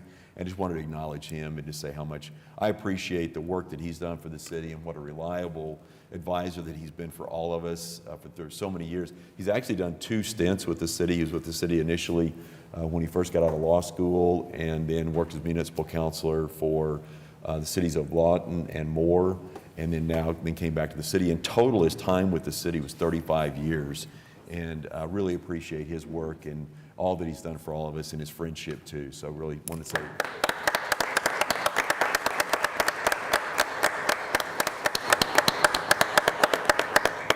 I'll take that opportunity if there's other council members who'd like to speak. One thing, when did you say Russell Evans is going to come before us again? I need to check the date. I need to check the date, and I'll let you know for sure. It's either the end of August or beginning of September is what we have scheduled. Thank you. And Craig, over the next month or so, could you and Chief Gorley put together a presentation to the council to talk about a plan to bring our number of uniform officers up to the authorized level? It's a challenging issue for us as well as any other municipality, but if we could listen to some plan that you two may have in terms of how we get there, I'd appreciate that. Thank you. And then I'll just say, just echo to Wiley, thank you for your service to our city, and also thank you very specifically the night before I took office and a bunch of us walked down the middle of Park Avenue to recreate and honor the walk that Harvey Milk, who's one of our first openly LGBT council elected officials, period, across the country back in the 70s, when we recreated his walk from the Castro district to City Hall. I remember after speakers spoke on my behalf and I spoke, I didn't know you yet, but you just walked over to me right here on the east side of the building and just said the most gracious and kind and encouraging words about serving the city. And it was just such a warm reception, and I hope I've been able to, pay that back to you. So just thank you for that. And I was going to save it for our council comments, but I'll say it now since we're already going. But Mr. Wiley, I do want to also say thank you very much. I know for me personally, when I worked through the Healthy Neighborhood Overlay District, you were very instrumental in your experience as a pharmacist as well to help me navigate through us being that implemented for the 73111 zip code. I am forever grateful for that. So thank you so much for your assistance and helped me to understand you a lot more during that process. And I'm very thankful that you have been with us as long as you have. And I know I missed you when you were gone, and I'm really sad to see you go, but I just take care of yourself and look forward to you having just a joyful retirement. Wonderful. We will now move, I'm sorry, yes, someone said my name. What is going on? Want to go ahead and get your remarks now? Okay. Oh, that'd be great. I'd like to say that it's been a pleasure to serve the citizens of Oklahoma City for 35 years, and especially a pleasure to serve each of you. And I hope that in my role as deputy that I've been there to assist you and educate you when you needed it, and to help you when you requested it. And it really has been a pleasure. I will miss being here. I didn't really want to retire now, but I think the time is right. This is as good as The Voice is probably going to get. And it's hard to communicate like I want to be. I want to be myself, and I can't be. So we're at a position in life where I can retire now. So, and I know you've each received an invitation to my reception, and I hope you take the opportunity to come by. But I will miss it. I know I've been asked to be a consultant after my 90-day period is up, and I'm considering that, but I haven't made a decision yet. So you may see me again out there or see documents from me, but that's... I'm going to call you the 91st day. You can do that. Thank you all. Thank you, Wiley. And whatever your decision, please know your voice will echo across these halls long after each of us are gone in your works. So thank you. All right. That takes us, City Manager, do you have anything else? All right. That'll take us to item 6, the Journal of Council Proceedings, which we can take with a motion, maybe? I'm just going to voice vote. Maybe, I don't know. Maybe. Yes, all right. Cast your votes.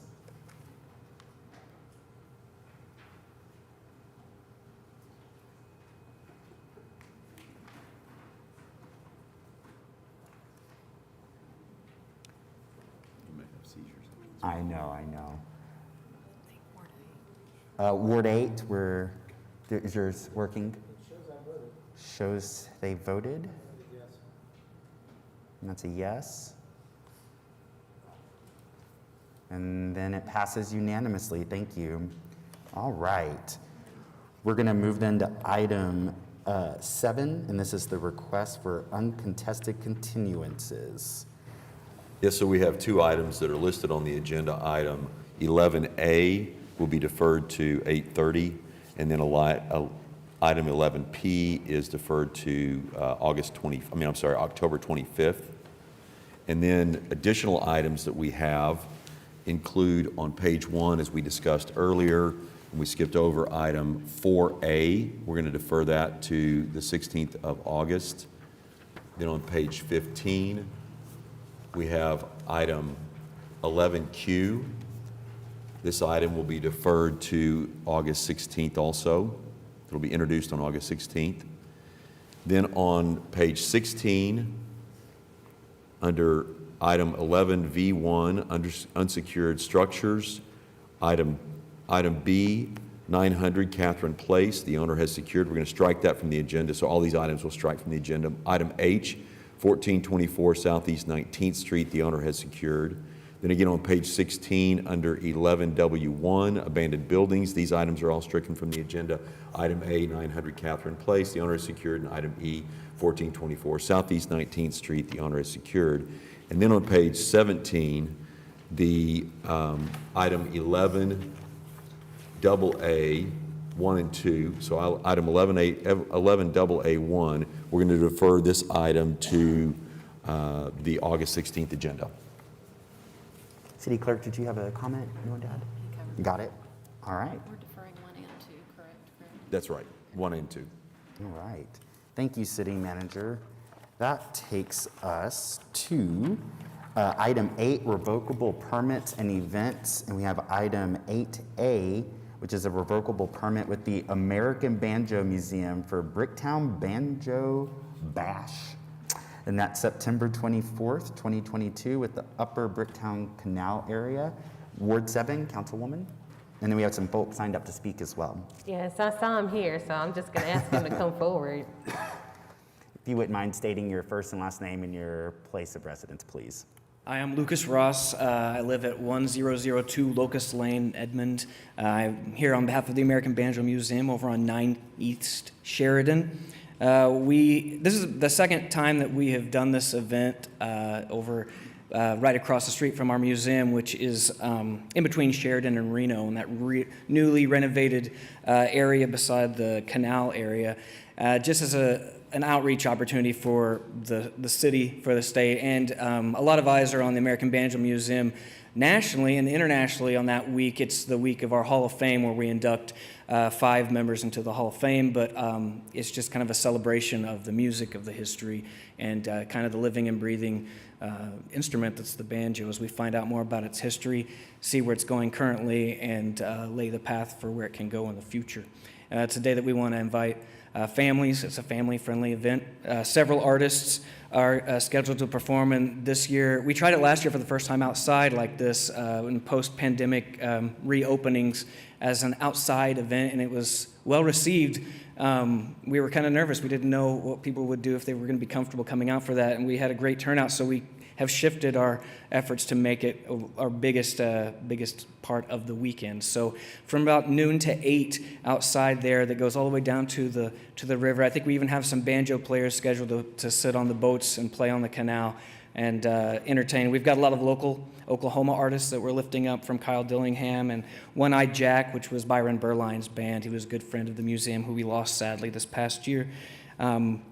We have Edgar Cruz, a great Oklahoma musician, and several others. A lot of family-friendly events. I'd bring my banjo, but I didn't get written permission from the governor because it's considered a weapon of mass irritation when I play. But I assure you, the musicians that we bring in are wonderful, astute, and in addition to the local performers, we are having some international performers play as well. Don Vappy, who is being inducted, he plays a lot in New Orleans and celebrating the Creole history and the embrace of that style of playing will be performing there. So it's a real neat way for a different culture and perspective. People associate the banjo with certain things, maybe bluegrass music or maybe ragtime jazz, but it's used in a lot of different ways, and we try to highlight all those things. And we love the ability to possibly partnership with the city in this way. We had a meeting recently with the Parks and Recs Department about this is an event that's at our own cost. It's free to the public, and we spend all the money ourselves on it. And the question of the rental fee of the area beside the canal being waived, if that's a possibility, we'd like that to be considered. But either way, we're excited and grateful for the opportunity to do this. And personally, I just thank you all for what you do, and it's pretty incredible to witness and hear the passion that you share and how you work for this city and for this state, so thanks. Now, I think I asked you last year, do you need volunteers? Oh, we love volunteers. And how can we sign up? My good friend and associate, Rachel Reichert, is here, and Rachel at AmericanBanjoMuseum.com, or myself, Lucas, at American Banjo Museum. You can just call. If I'm not at Channel 4, I'm down at the Banjo Museum. I love that place, and we're the only place in the whole world that has a museum like it, and it's kind of exciting. We've had major celebrities come outside of Oklahoma. It's kind of a get. And just like anywhere, when it's in your own backyard, you don't visit it. And I've been playing the banjo, and I love Kermit and Steve Martin my whole life, and had no idea the amazing and deep-rooted history and story and reach that the instrument has. And so I approach it with respect and love, and as I learn more about the instrument and share, it's also just a great opportunity to share with others. So, thanks. We appreciate you for being with us and looking forward to the event on September 24th. So with that, I will move for approval.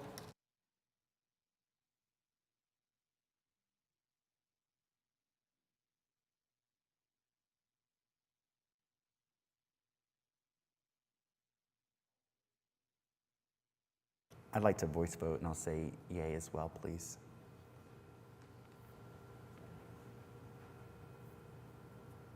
Passes unanimously. Good luck with your event. Also, I noticed, Councilwoman, you shared, I think on Instagram, maybe it was Visit OKC, it was about ADA, and there was this young person in a motorized device just moving around your museum as one of the many things to do in our city, and I really appreciate that video.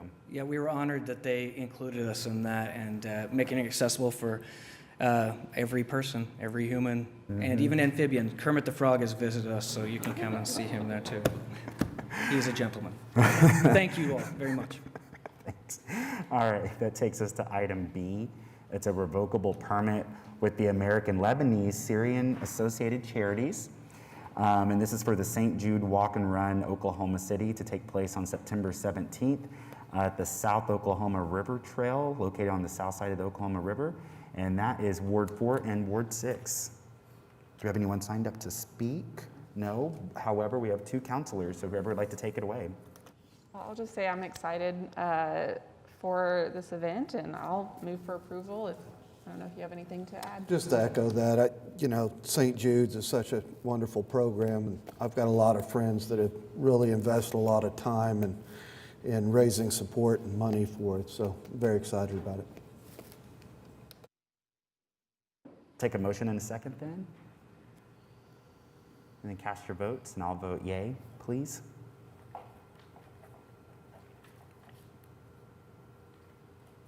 Passes unanimously. Thank you so much. Item C is a revocable permit with Samuel Bueso for the Festival Folklorico. Forgive me. Hopefully I said that correctly, just slowly. It's located at Woodson Park, including the Wendell Weisenhut Soccer Complex at 3200 South Independence, and this is Ward 6, so Councilwoman. Do we have anyone signed up? We have Samuel Hernandez has signed up to speak, and you're welcome to the podium. And when you do, feel free to state your name and address and tell us about your event. It's Samuel Bueso, 3200 South Independence Avenue. We got an event on Goodson Park. They even represent the Hispanic country. We got the first cup for kids, and we got folkloric dance for 25 different countries. We got food for all those countries too. You guys welcome to come have fun. Well, I know it sounds like food is always the thing I feel like that brings people together. So excited to activate this space, and very honored to move for approval. Looking for a second. And then cast your votes, please, and I'll vote yay as well. Passes unanimously. Thank you so much, and good luck with your event. Takes us to item D. It's another revocable permit with Mesta Park Neighborhood Association for Mesta Festa, September 18th at Pearl Mesta Park, 1900 North Chartel. Once more, Ward 6. Yes, do we have anyone signed up? We have Jennifer Bowman, and if they would not mind coming to the podium and giving us your address, tell us a little bit about your event. Well, hello there. Hi, I'm Jennifer Bowman on behalf of the Mesta Park Neighborhood Association. I'm at 704 Northwest 18th Street. Mesta Festa is entering its 27th year as an event that helps fundraise the beautification of our park and our neighborhood. This year, like all the others, we will have a beer garden, we will have family activities, food trucks, live music from 12 p.m. to 6 p.m. on Sunday, September 18th. Some things that we've been able to do while fundraising in the past is we've been able to improve our volleyball courts, which get used quite regularly. I live on the park and get to watch and hear all of the activity happening. We've been able to repair and add new irrigation system to the park for everyone to be able to sit around on the nice green grass. We've planted trees. We planted 8 trees last year. We are looking to do some more improvements coming up. We're going to improve the actual playground itself with the city, add some shaded sitting area for families, and some new seats all around the park. We're just excited that we've been able to come back in person, and we hope that you'll all come out and join us. Wonderful. Well, yeah, I know this is always a really well-attended event, and the beer garden's always really fun, getting to see all the local brewers and distilleries and things, cider folks, all that kind of thing. And I will say I'm also really excited that the new arch has been installed, and it sounds like it is close to wrapping up all the processes. So if anyone has not been by Mesta Park recently, there's a new beautiful public art arch kind of welcoming folks to the southeast corner. Yeah, it's called Deep Roots. Okay, yes, Deep Roots, and in honor of one of our longtime Mesta Park residents who passed away a few years back. So really excited to have this be an opportunity to really celebrate that as well. So I will move for approval. Motion for approval in a second coming up, hopefully, maybe. All right, cast your votes, and I'll vote yay. Passes unanimously. Thank you, and thanks for, and if I heard you correct and remember where you live, I thank you for watching me try to play volleyball then. It's, it's not always a pretty sight. Okay, we have item 8E, a revocable permit with the River Sport Foundation for River Bowl. It's in our Boathouse District on August 6th and in the eastern basin of the Oklahoma River toward 7. My goodness. Good morning. Lucky us. Hello. Hi, Tegan Malone here representing Riversport. I do reside at 3305 Shady Brook Drive in Midwest City, but work at 800 Riversport Drive. It is my pleasure, and I am very proud to announce that I have Ms. Shantae Alexander here. She is from the Oklahoma City Black Alumni Coalition, who is working with Riversport to put on this event. Ms. Alexander. Hello, Council and City Manager. Thank you for having me. My name is Shantae Alexander. I'm the Executive Director for the OKC Black Alumni Coalition, and we are building a high school alumni network that will embrace, support, and be a conduit for Black achievement in Oklahoma City. The aim is to leverage educational connections to help us to create sustainable solutions for generations to come. And to help us launch, we're partnering with Riversport.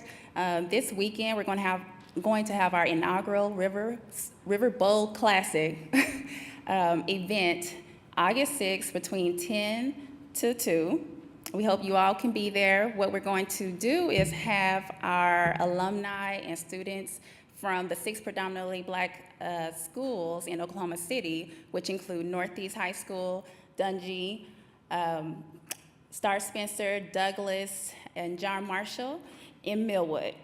We are going to have participants, like I said, from those alumni and students doing dragon boat racing and rowing, just to introduce the concept to the community. And we hope that we continue this tradition for years to come. There will be food trucks. We have Douglas Band that will be performing, as well as just other entertainment that we're planning. We have members from the Black Greek organizations doing voter registration at our event. And thank you, Councilwoman Knight. She's been a wonderful gatekeeper for the organization as well as the event. And we hope to see you all there and support our growth in Oklahoma City. Well, let me say I am so excited for this, and for a few reasons. One is because representation matters, and especially as we've been looking at the possibilities of what it would look like for diversity on the river. This is the event to start that process.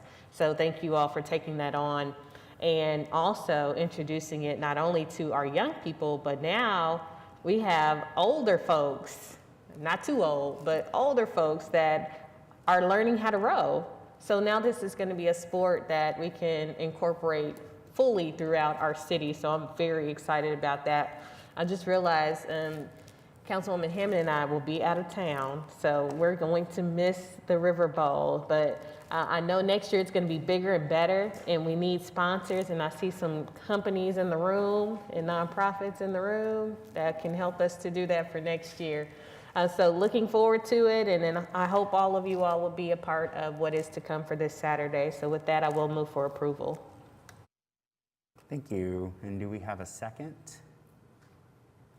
We do. Cast your votes. I'll vote yay, please. Passes unanimously. Thank you both. Thank you. Good luck with your event. All right. Takes us to item F, and this is the Memorandum of Understanding with the United Flag Football League for the Sooner State Shutdown. Ah, that's alliterative. August 20th through the 21st, again at the Wendell Weisenhunt Sports Complex, 3200 South Independence, Ward 6. Do we have anyone signed up? We do not. Okay, well, it sounds like a fun event. I'm sure there will be EMTs on standby, because I know if I tried to play flag football, even though there's no tackling, I probably would end up limping by the end of the day, so I will move for approval. All right, we have a motion for approval. Looking for a second. We have that. Cast your votes. I'll vote yay as well, please. Passes unanimously. Good luck, and thanks to all who have events coming. We'll recess the city council meeting, and we'll reconvene as the Oklahoma City Municipal Facilities Authority, which takes, we can do this with one vote. Anybody have any comments they'd like to make on any of these? All right, we can take that with one vote. And we need a second as well, if we have one. And then cast your votes, and I'll vote yay.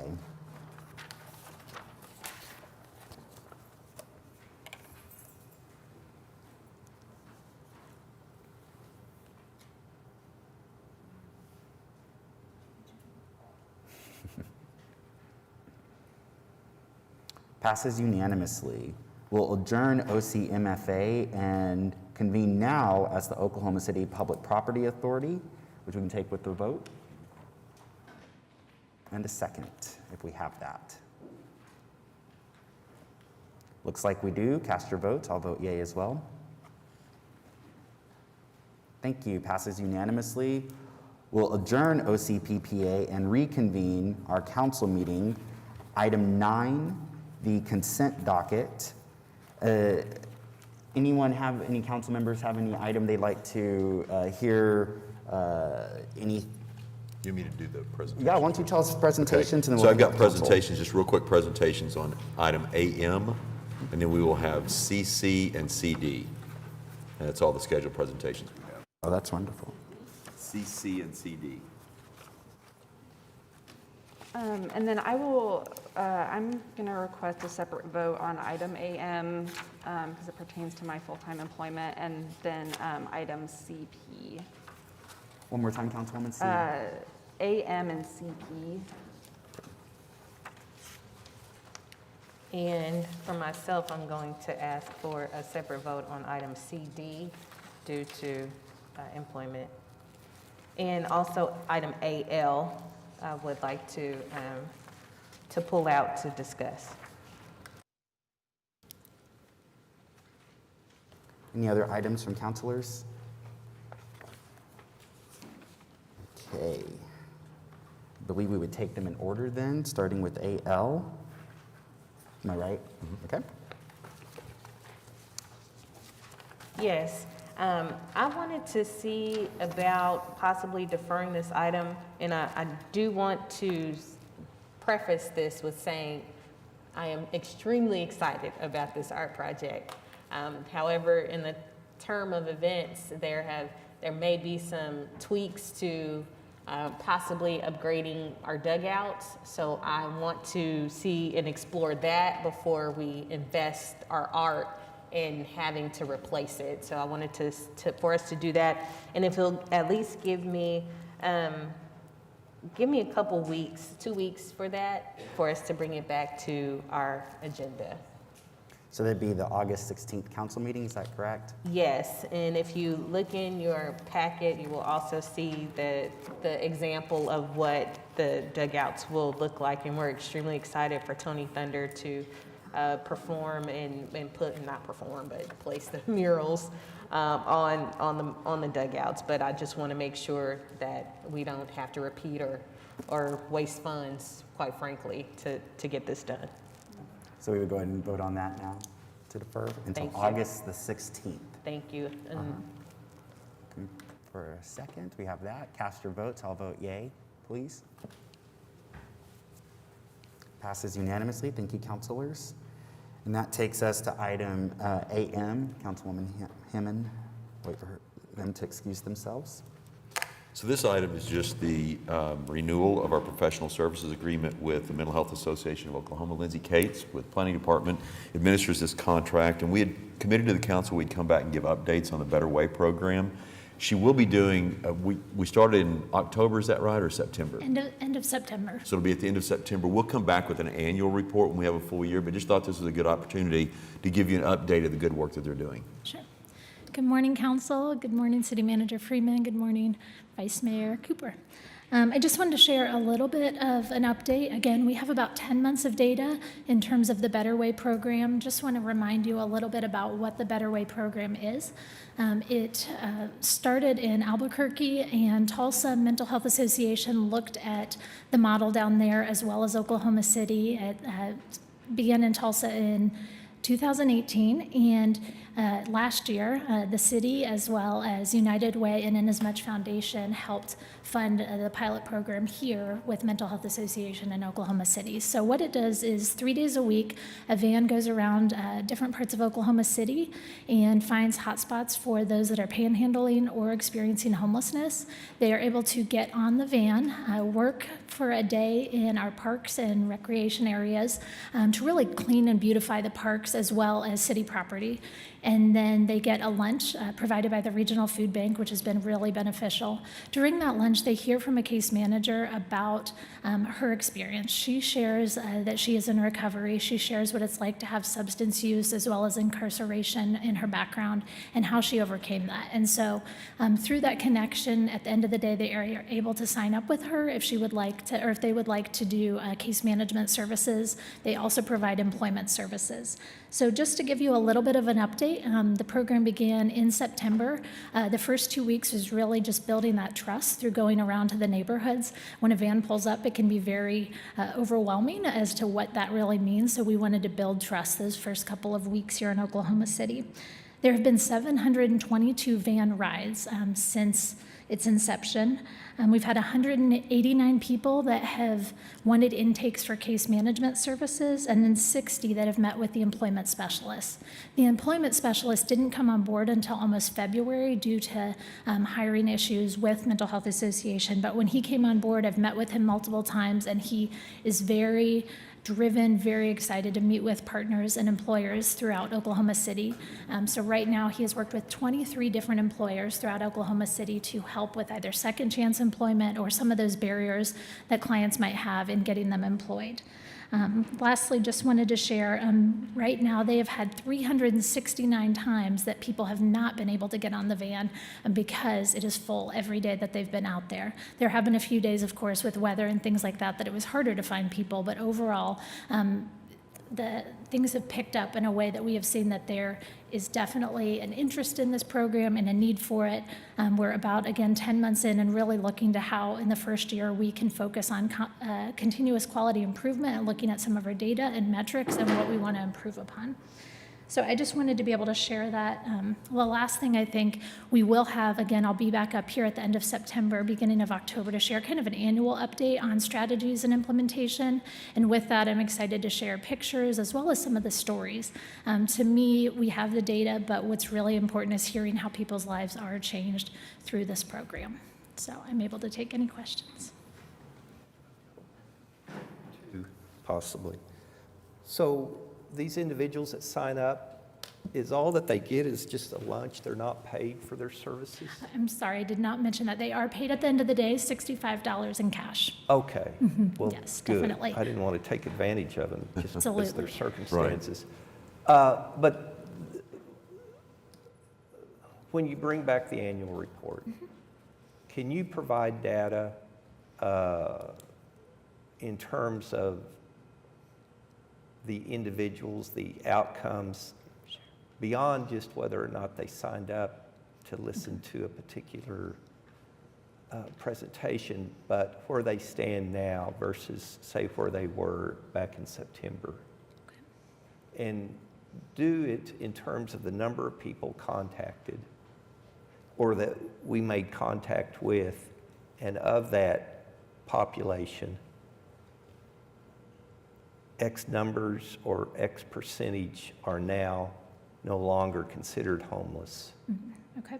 You know, and at what stage of coming off of complete homelessness are they at this point? Okay. Thank you. Thank you. And just to comment a little bit back on that, so everyone that rides the van during that lunch, they hear from the case manager, but then they have the chance to sign up at the end of the day. She comes back and she brings them their payment. And so, again, of those 189 individuals have worked with her on case management, and then 60 have worked with employment. So we know that we want to increase those numbers. I think we are brainstorming some ways that we can do that. And the reality is, too, some of the people ride the van, they can ride up to 5 times. And so the idea is it may not be that first time that they are ready to connect with somebody. It may take 2 or 3 times. And we have some stories of clients that have said it took me a couple times, but then I started to trust the people to share, this is my background, these are the things I'm worried about, these are the things I'm overcoming. But we can definitely get you that number in terms of those that were experiencing homelessness and are not now. Yeah. We do have 12 people that were connected to housing services. One of the things I want to improve upon our data is not everyone that rides the van may be experiencing homelessness. So they may be right at that verge. We know evictions are high. They might be at that space where they're panhandling just to make ends meet. And so we want to make sure we're asking the right question of who needed actual housing assistance and who got it so that the data reflects that. Well, that leads me to another question. Maybe you could provide a report in terms of, I don't know if we can gather this kind of information, but those individuals that we see out on the corners asking for monies, what stage in life are they? I mean, I just assumed they were all homeless, and so that's apparently an error on my part. So can you give us some understanding as to their conditions? And then secondly, I mean, I think it's helpful to look at this, what's the goal? Hopefully it's not just to get some employment for the city to improve the appearance of the parks, that this has a long-term perspective. It may have a short-term perspective. We're making contact and it's a slow process. That's fine. Just help me understand what long-term plans are, what short-term plans are, and what have we achieved so far? Yeah, we'll make sure that we get that information to the best of our ability. And I think, like, in terms of like the actual position people are in that are on a street corner that are panhandling, what they're going to know for the Better Way program is just those that they've been able to contact. Yeah. In that. So, like Lindsay was saying, if we can get better information there, that we could help with that. But I really agree. You know, from a long-term perspective, we're looking at the Homelessness Task Force recommendations and implementing many steps. This is one step that we can implement. Sure. And we've said over and over again that if we're going to address homelessness, you know, it's going to be nonprofits coming together with the city, us doing our part, and taking different paths to try to help people get connected with services and get into housing. And so this is just one of those ways, but we'll definitely try to address those when we bring that report back. And I'm all for that. I mean, I hope we're very agree. successful. I just want to make sure that who's ever participating is participating in a manner that shows some effectiveness, and not they're just getting, you know, a couple $100,000 out of the city for going through some motions. Let's see some end results, some effectiveness. That's absolutely or good. we find somebody else who can be more effective. Thank you. Thanks, Lindsay. Lindsay, may I ask a question? I'm sorry. Sure. So, and I know this is an area we've discussed previously, but yesterday as I was driving to Belle Isle Library to get my ballot notarized, I went under the I-44 overpass. For people watching at home this meeting, how could they utilize this program, just the residents in the neighborhoods around there, or just other folk in Ward 2 who travel that bridge? How can we empower them to find their voice to do is what City Manager Freeman was just saying, better connect people to services and to housing, and just a couple other points. That's the question, though. A couple other points. I found it very worrying yesterday when I saw the amount of debris under the bridge, along the bridge, where there used to be then in a private old commercially zoned place where that gas station is. Just folk hanging out, and again, I think of them in the sun or these sorts of things. Then there was a house right across the street from that old gas station as well. I couldn't really tell what was happening, but it seemed to just be a lot of foot traffic from there. And I'll tell everybody who's watching, our council staff tells me that once upon a time, tall grass and weeds was the #1 call. that they received in their office. Then it became residential street resurfacing, arterial resurfacing. Number one now is homelessness. And moreover, this area, which again, Lindy and Jared very well aware of, we've talked about it, Assistant City Manager McDermott.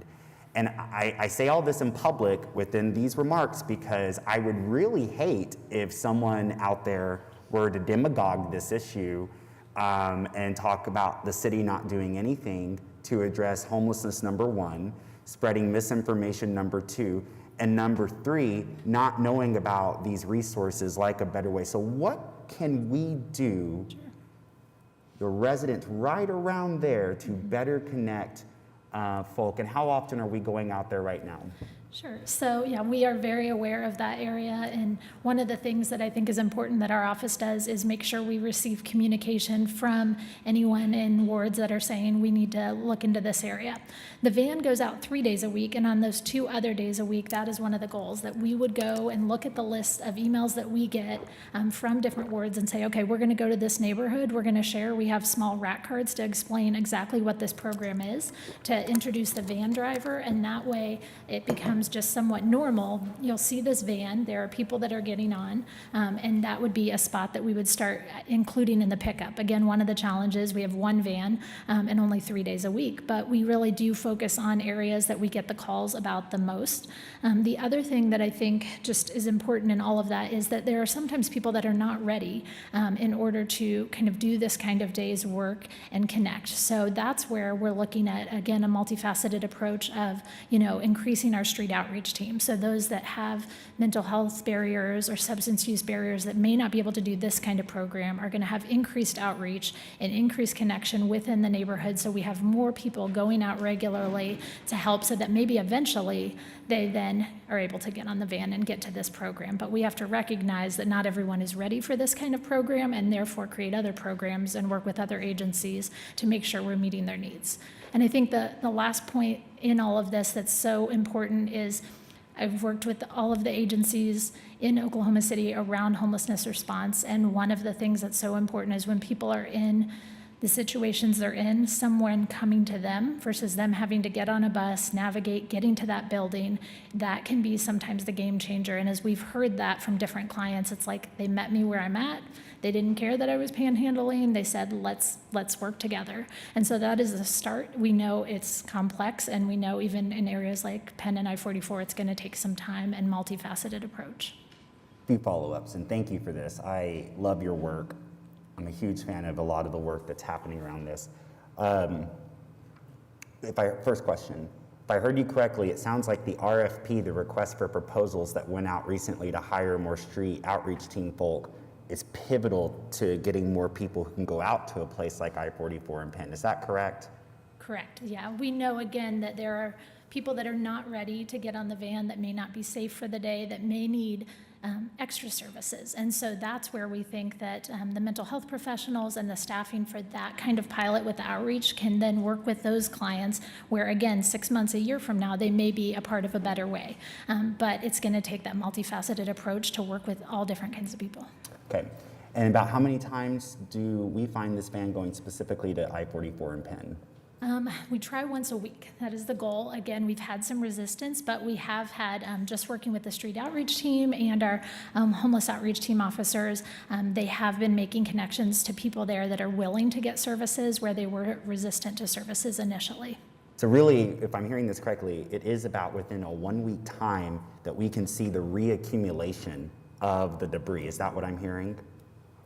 Yes, I was going to say, I think it varies, and I can again increase when we get those emails, when we get those calls, that's when we say, okay, we need to reprioritize this area if they've started to go to other parks, other areas. One of the things that Shine does a little bit differently, Shine works more with those areas, because one of the things with the model with A Better Way is that they're not gonna do the debris at that bridge. They will go and see if somebody wants to ride the van, but they will not clean up there, because if they had a chance where they were living there or staying there, it can be complex. So A Better Way would not be doing the cleanup in that area, that would be Shine, but they will be going there to see if any clients or any people there would be interested. Does that make sense? And so Shine is there, what, about once a week at this area? I'll need to confirm that, but I think that's true, that we're at least once a week week that we're there. Yes, I just checked back with Assistant City Manager and Aubrey Atherton, and yes, we are working with Shine. One of the challenges, they had a couple people out over the summer and short staff, so we are getting back to once a week over at I-44 and Penn. And then that final question, going back to the empowering of the residents, specifically what they should call whom or email whom? Do they go straight to the Better Way site? Where do they go? Yes, they can go to Mental Health Association's Better Way site, and it has the number as well. I didn't actually bring the card, but I have it in my purse. But they can do that, or we have it on our website, and I just made sure today that the link is correct, that they can go there and they can give us a call, and it'll go through Mental Health Association, and we'll stay connected as to going out to the neighborhoods. Even businesses, we've gone and talked to businesses about what this program is, businesses that are close to parks that want cleanup as well. That's something that we can do too. And these were all some part, to Councilman Greenwell's question, these were all part of the strategies, although I don't think that Houston had the Better Way program, but these were part of the strategies that led to a 63% decrease in homelessness in our country's fourth largest city. So I just wanted all of that to be in one setting. I will share this segment with people because I think people feel that frustration, but we got to empower our people to connect, as City Manager Freeman said, to the services, to the housing. We can't just sit in frustration and definitely not in cynicism. So just thank you for all your work. One more question, Yep, yep, please. mhm. So what's the limiting factors in having only one van? Yeah, so when I got data from Mental Health Association, they said that they've been keeping track of people that are interested in riding the van when they go to different locations, but it's already full. So they'll go to a location, they have 2 more seats, and there's 10 people. So right now they shared that there were 369 times that the van was full, that there were not seats for people. No, I understand And I that. think- No, I'm asking, Oh. why can't we have more vans in circulation? Because of funding. That's one of the challenges. Well, but let's not move on from that. I mean, that's, this isn't criticism, but that's a too simplistic response. Okay. So who's funding this program? Is it entirely the city, or did you say there are nonprofits that are contributing to this effort? So the city is currently funding it. We are looking to partner with other agencies and find more funding, and that will defray the cost for the city. And I think 2 things on this. One is the funding issue and trying to look for partners to make sure we have people to partner with us. The other one was we did this as a pilot. You know, it's been done in other cities. We want to make sure that it would work here. And so we're still testing that, but still continuing to look for partners that would work with us so that if we see it being successful, that we could expand the program. Okay, now this may sound confusing based upon earlier comments, but those earlier comments of mine a few weeks ago was, let's make sure when we send out proposals, we're going to ask for what kind of measurable results can we see from your organization? What are you proposing that you can achieve for us? My point now is, this is such an elevated issue among citizens. Why aren't we giving it more attention?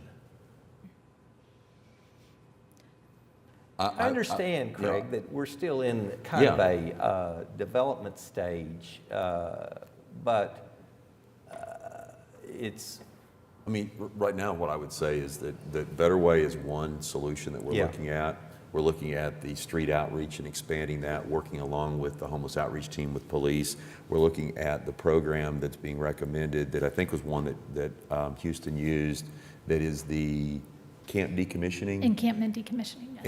And so that's another program. So we're looking at many different angles of this and not trying to just put all our marbles in one basket.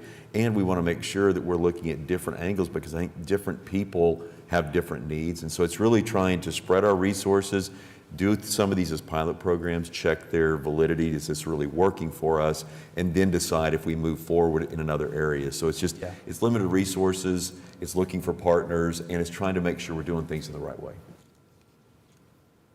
Yeah, so I'm just trying to share all the comments and feedback that I get. No, I understand. We get a lot of that too. Yeah, so all I guess I'm trying to say is it's an issue that's level of interest is highly elevated, to put it politely. So are we going to have a report this September, an annual report on the entire homeless approach or just a particular segment? So this one, we had committed to doing the annual report on this program. We had said, once we do it, we'll make sure we come back on an annual report. We can definitely work on additional reporting on all of the initiatives that we're working on, some that are in place, some that are working with nonprofits already, and provide some additional information. But several of those are still getting, like we've got the RFP out right now on the expanded services for the homeless outreach. So some of those are still getting developed, so there's not a lot of progress on some of those, but we can provide updates on where we are seeing progress and where we are with the One issues. final comment, and your group may not address this. So we've got people who are definitely in need of services, and they want those services. We should provide them. There are others who don't want services. They have formed various camps that I'm going to characterize as being hostile. You don't want to go into them from a safety standpoint. They even attack police officers.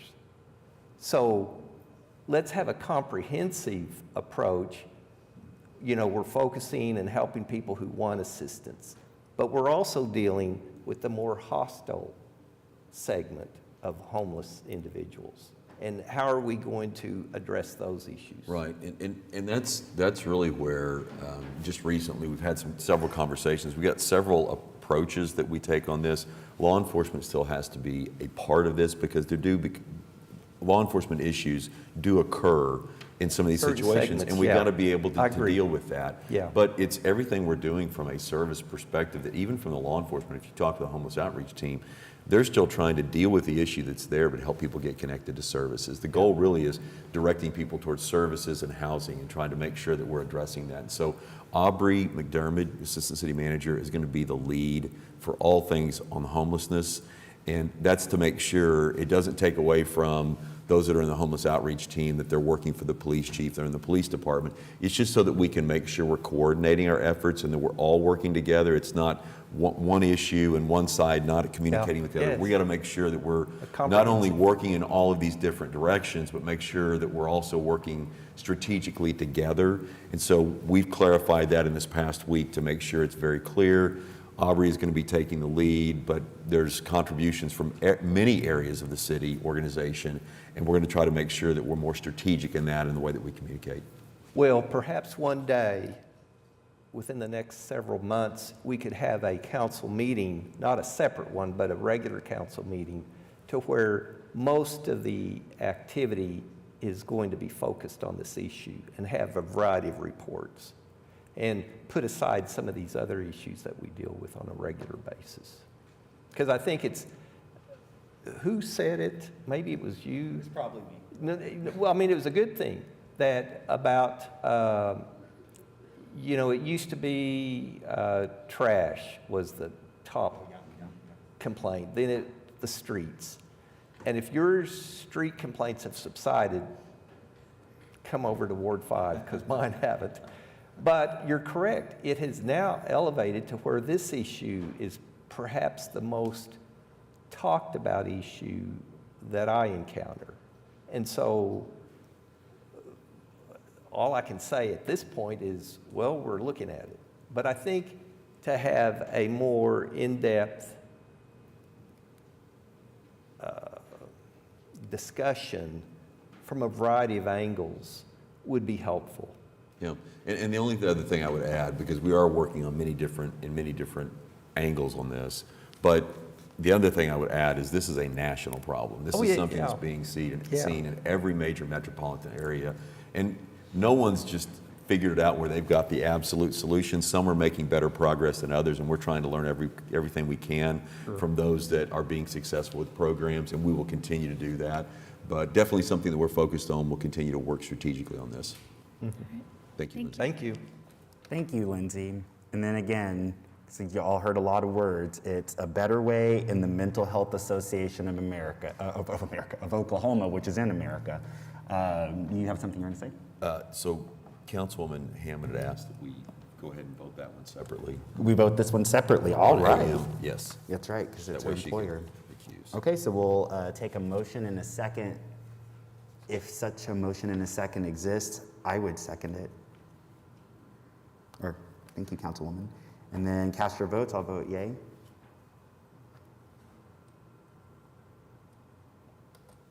Passes unanimously, and thank you again, Lindsay, for your presentation. All right, and then that takes us to item AQ, and we have some residents who have signed up to speak as well.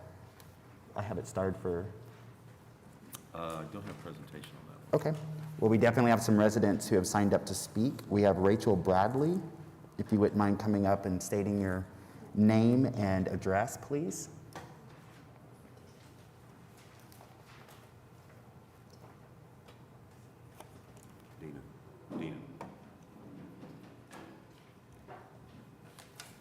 Hi there. Hi there, how are you? Good. Go ahead. My name is Rachel Bradley. I live at 5204 North Lynn Avenue. I'm here representing CSU Youth Services, where I'm the executive director. Our address is 3131 North Pennsylvania Avenue. We are a local nonprofit offering shelter and support to unhoused youth here in Oklahoma City. CSU is thrilled to be part of our continuum of care and an awardee, grantee of the Youth Homelessness Demonstration Project that you're just about to vote on. Our most recent point in time count of the unhoused population revealed that the number of young people experiencing homelessness jumped nearly 35% over the past 2 years. It's a crisis, and we are excited about this historic investment, and it is historic, and youth services will be life-changing for so many young people, and we're excited to expand our programs with this funding. YHDP will provide funding for 3 new programs at CSU to help us tackle youth homelessness. The first project will be a 23-hour drop-in center providing a safe refuge for youth that offers free showers, clothing, food, and laundry, as well as connection to community resources, and this is a massive increase in the current drop-in capacity.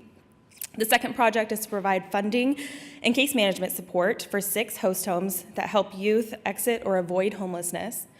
And the third and final project is a joint component of transitional housing and rapid rehousing. So this project will provide case management and funds to move 10 young people into transitional housing and offer housing and utility stipends for 10 others in rapid rehousing. We want to thank the OKC Planning Department, the Community's Youth Action Board, and the Homeless Youth Alliance. Everyone put in months of work to make this all happen and make it a reality for at-risk youth in OKC. We also need to thank the Arnall Family Foundation, the Oklahoma Department of Mental Health, Stonewall Security, the Mental Health Association of Oklahoma, and Trader Joe's for providing the necessary funding to match this and be able to bring nearly $1.9 million to youth services, specifically to CSU, and provide that funding here in Oklahoma City. We'll launch these programs before the end of the year, and we invite all of our council members or residents of OKC to reach out or to schedule a tour. You can find out more about us at csuyouth.org. Thank you. Thanks. And as always, thanks for the services you provide. Absolutely. We really appreciate you. Thank you so much. Next, we have Dane Valentine has signed up to speak. And if you wouldn't mind stating your first and last name and residence, and you'll have 3 minutes to speak. Alrighty, my name is Dane Valentine. I live at 6316 North Meridian, apartment 103. And I really just wanted to speak on the importance of youth voice and youth choice within programmage and services. I've been a youth experiencing the services in this city for almost 7 years at this point, while also working with providers and such, but almost everyone in my life is a homeless youth at risk of homelessness or just came from homelessness. And with that knowledge, I've been able to notice the positive changes that have come from having youth voice within our early stages of creating things in the last few years. Because like I've been a part of the Youth Action Board since honestly the beginning. I was the 3rd member on that board. So I've watched as time progressed more and more and more reach into our voice and what our opinions are. And I've also watched how great it's been to change, you know, like a couple years ago, the way it felt getting those services was that somebody who didn't know what was needed was telling you that this is what you needed. And now when you speak to youth that are experiencing those services as of today in 2022, they speak happily. They're excited to say, oh, well, I know someone who's my age that told them that they should do this, and now we're actually getting that. Even in something as small as, changing intake paperwork to add something like pronouns or a nickname. I just think it's really important to pay as much attention as we have been, especially in this last year, to what youth are specifically speaking for, rather than what we would like to see for youth. Because as much as we would like to see it, we are not the ones, living through it. And I just really appreciate the things that have been done over the last few years due to youth voice being added a lot more. I also just wanted to say thank you for me being allowed to speak and shed light on something as important as that to myself and to most of the people in the community that I live in. It's really awesome to be able to have a hand in the change that could very much help myself and almost everyone I know within the next year to 2 years. 30 seconds, please. Wow, I lost my train. Basically, I wanted to say thank you to providers for actually taking the time to listen, but I also wanted to say thank you for the opportunity to say anything at all. Thank you. May I ask a follow-up? Mm-hmm. You heard Councilman Greenwell and I talk about the calls we receive and how this has really become the #1 issue. What advice, if any, would you have to my council staff when we're receiving these calls, and to the residents who are making these calls when they see people experiencing homelessness? What do we need to know that's from the youth and from those who are actually on the other side who are experiencing homelessness? What do we need to know right now? To allow the client to guide the service. I actually was just having this conversation recently about how a big problem that I've noticed and that others have noticed is that a lot of times we expect that one service works for everyone. So we could say like, well, I mean, if we just give you case management, then you'll be fine just like the last guy. But that one person that you're speaking to could do better with case management and therapy, or case management and housing assistance. We get looked at as a blanket, as one generalization, as a homeless youth or as a homeless person, as just someone who needs some sort of help. But if you take the time to ask rather than to just give what it is that they need, I truly believe that is a big reason why things become more successful, like services are more successful, because people feel as though they have control over their own improvement. Thank you for that. Well, yes, please, Yes, Councilman. please.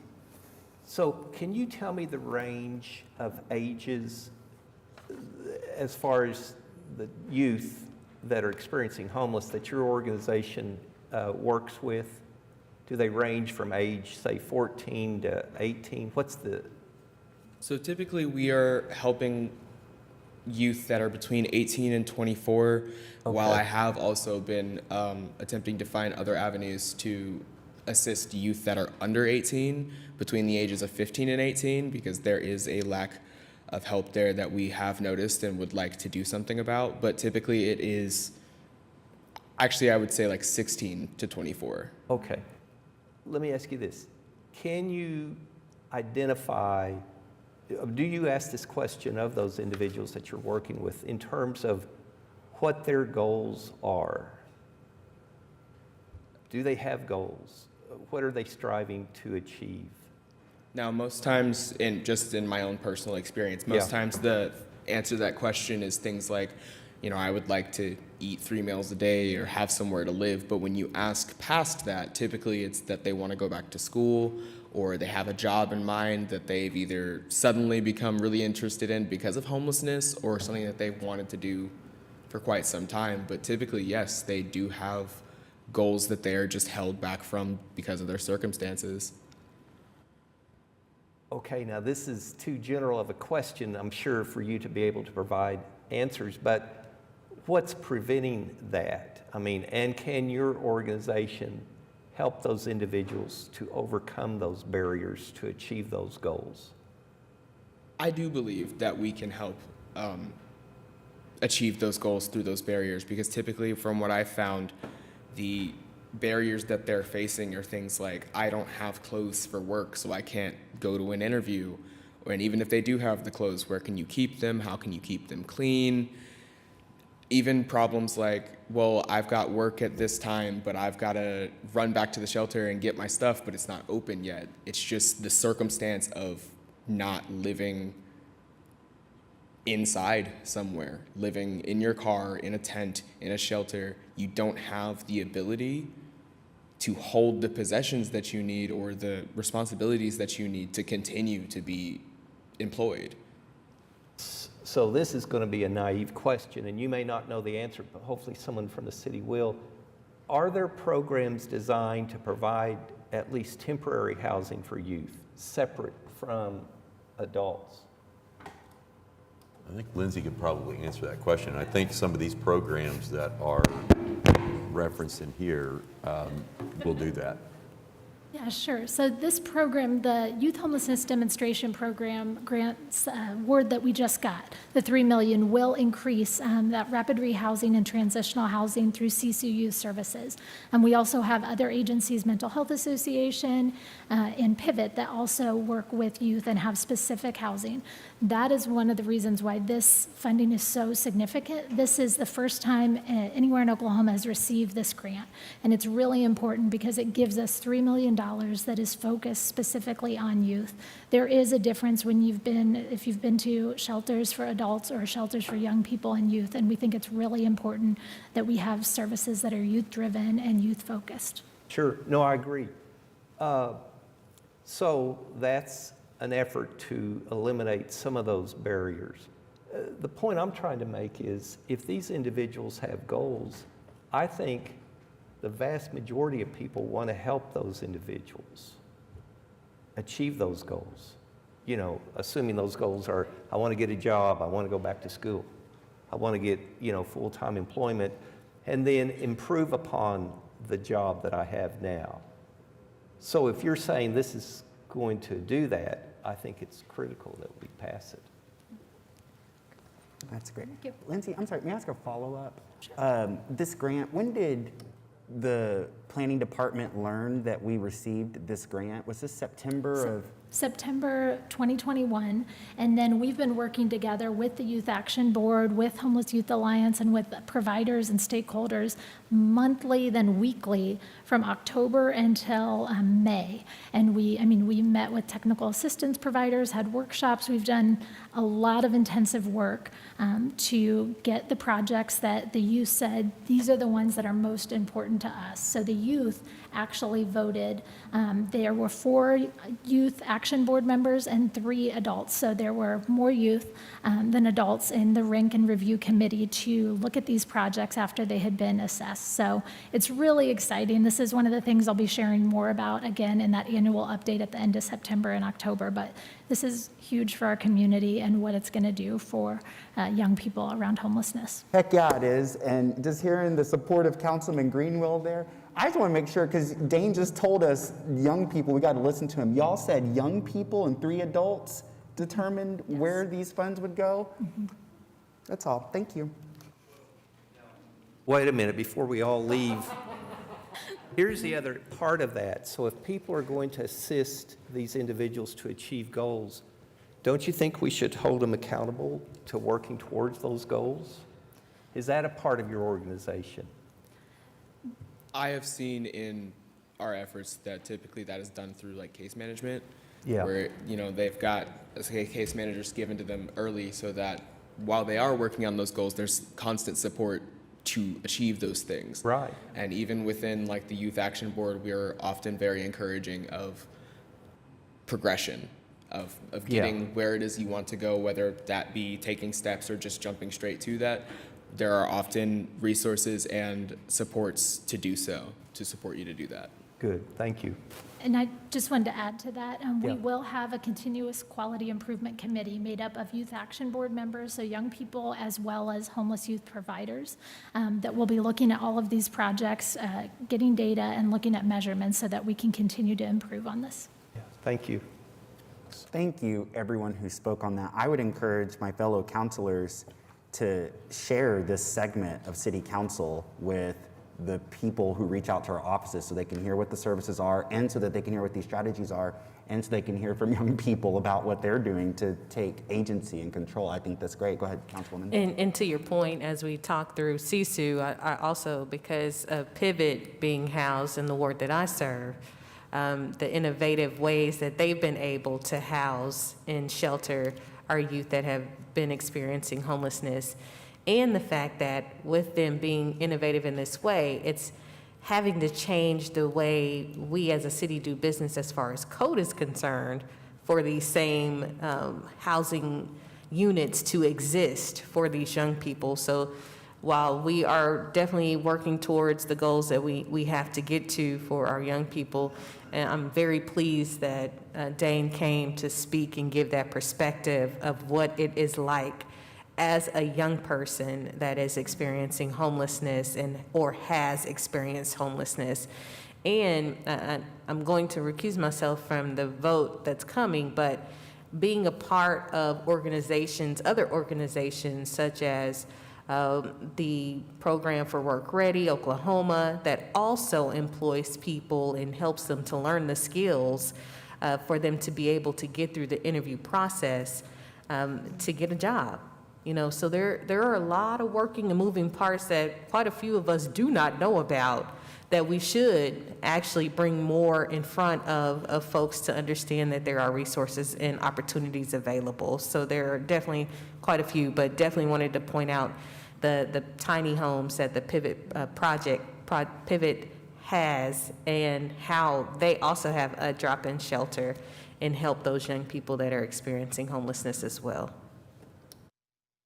Thank you so much. And that takes us to, is that CC, item? Yes, CC? so CC and CD are both allocations for economic development projects. I'm going to invite our economic development manager, Joanna McSpadden, to introduce speakers on both of these projects. Good morning, Mayor and Council. Joanna McSpadden with the Finance Department. So the first item, item CC, is an introduction for a job creation project. We're going to have Erica Pox, who is the COO of Wilder Systems, come up and discuss the project. This is for the creation of 150 new jobs, and it is an allocation for $500,000 for a pay-for-performance incentive.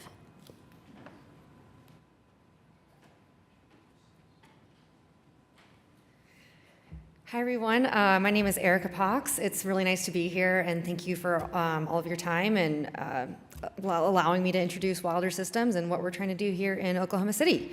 So Wilder Systems is an industrial services company. We primarily make robots that build airplanes.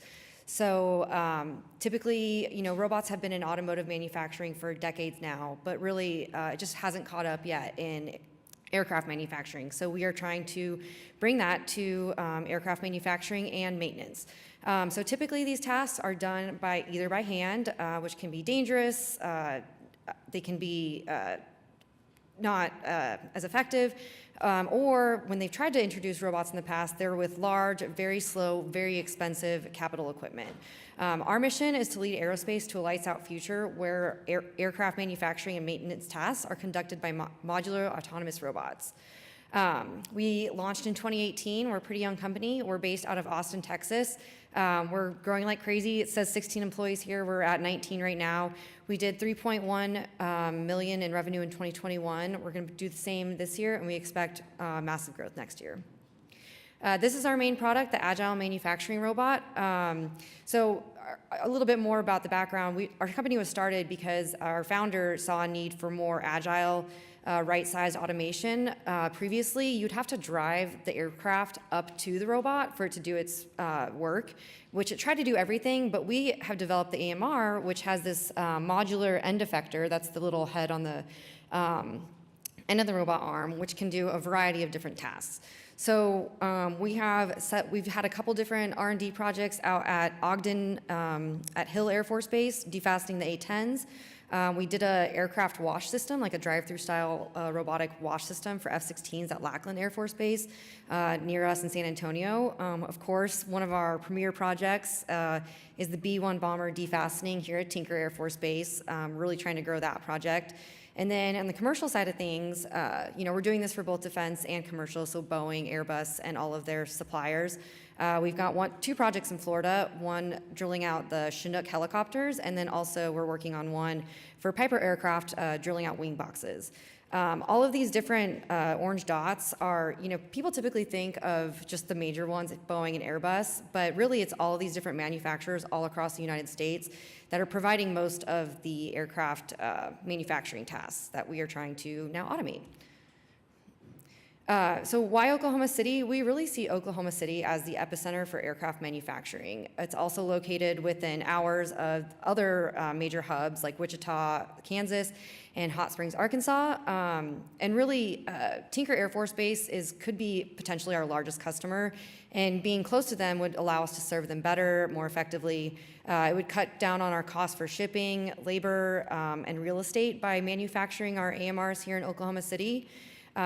You have excellent proximity to other Air Force bases around the United States. I've been working with Kim and Joanna and talking a lot with the Chamber about different recruitment programs and talent acquisition programs. I toured the career techs yesterday. Sorry, I'm losing my train of thought here, but the career techs, we went to the Rockwell campus and the Portland campus. I got to see their advanced manufacturing facility and all of their aerospace programs that they have right now, and we're really excited for the potential to develop a program with them to do more more aerospace, but with a more robotic programming slant. We are intending to create 5 to 7 new jobs by the end of 2022 to start developing our AMRs here. By 2023, we are hoping to create 25 to 30 new jobs with a range of salaries and experiences. So everything from senior engineers to new grad engineers from all the different great universities here in Oklahoma, and primarily technicians. We really want to participate in programs like SkillBridge, which helps transition the military community from their service to more civilian jobs. We have a really strong focus on hiring veterans at Wilder Systems right now, both for their integrity and their knowledge of the Air Force and how the system works.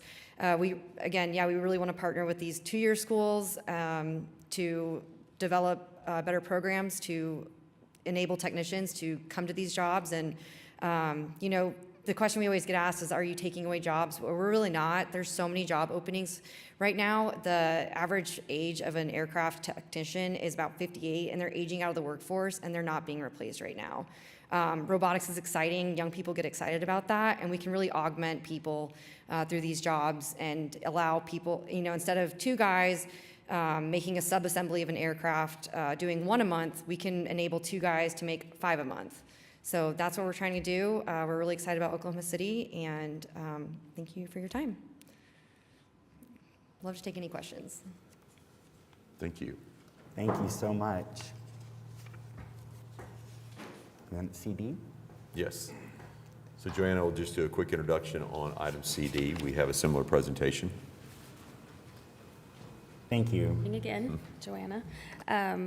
So this item is a TIF allocation. This is an introduction as well.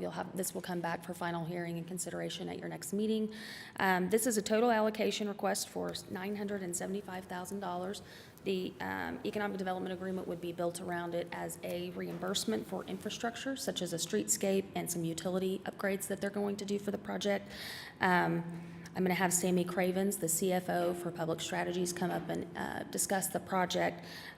Just as a quick breakdown of the allocation, $325,000 is from TIF 2, and that would be capped at 75% of their actual increment generated over the life of the TIF, which, as we know, TIF 2 is coming to an end, so it's only a couple of years. And then we've got a $650,000 allocation from TIF 8, which, if you will recall, has that budget category for headquarters moving downtown, and so that's the idea for that one. I'll have Sandy. Good morning. I'm Sammy Cravens. I'm with Public Strategies. I'm the Chief Operating Officer and Chief Financial Officer. I am a resident of 2908 Northwest 160th Street, and thank you for allowing me to be here to present on the relocation of Public Strategies headquarters to Northeast 9th Street, downtown Oklahoma City. So our mission is summed up by our tagline of touch lives, drive change, and do good well. We are a professional services company, and go ahead.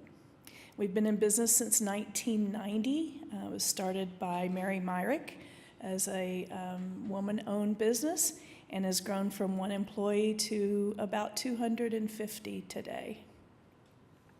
We are a nationally respected consulting, project management, and strategic communications firm, and we provide innovative solutions to federal, state, and local clients in a variety of areas, all professional services. We deliver research-informed direct services in addition to the professional services that we provide to financially vulnerable Oklahomans, and those are in strengthening families and improving employment opportunities. Our people are our biggest asset, and we have been named Best Places to Work 12 years and counting. We're still up in the running this year. Our leadership team is comprised of Mary Myrick and myself, as well as an additional 5 vice presidents who have specific strategic areas that they are responsible for and help to run the business. We have several locations here in Bricktown. We have the location at 3 East Main Street, which is our service center for participants to attend workshops throughout the day and in the evenings. We have workshops 5 days a week, and then evenings each night, and then all day on Saturdays. We currently are in a temporary location at Atrium North, which is where most of the jobs will come from that we will be relocating downtown. And then we have an additional facility at East Point on Northeast 23rd. We also have other offices on Northeast 50th Street, McAllister, Eufaula, and Muskogee, Oklahoma. We love Oklahoma City. We are excited to come back downtown. And our project that we're here to talk about today has a number of professionals from Oklahoma City involved in. And the facility is actually located on Northeast 9th Street. It's bordered by Oklahoma Avenue on the east and BNSF Railroad on the west side, or Broadway Extension a little further to the west, and then Northeast 10th Street on the north and Northeast 8th Street on the south. Our current building, as you can see before renovation, is pretty dark and gloomy. After renovation includes really some brightening up and a lot of activities going on in that area. The building currently today, we've already removed all those trees and torn that lovely green facade off of the front. And we are moving to much more appropriate for the area and a beautiful brick building that has plenty of streetscape and some park activities out in front. The relocation will provide about $8.4 million of payroll coming to this area. Number of employees, about 97. That's a relocation of 73 from the current area up at the Atrium North building, and an additional new 24 employees.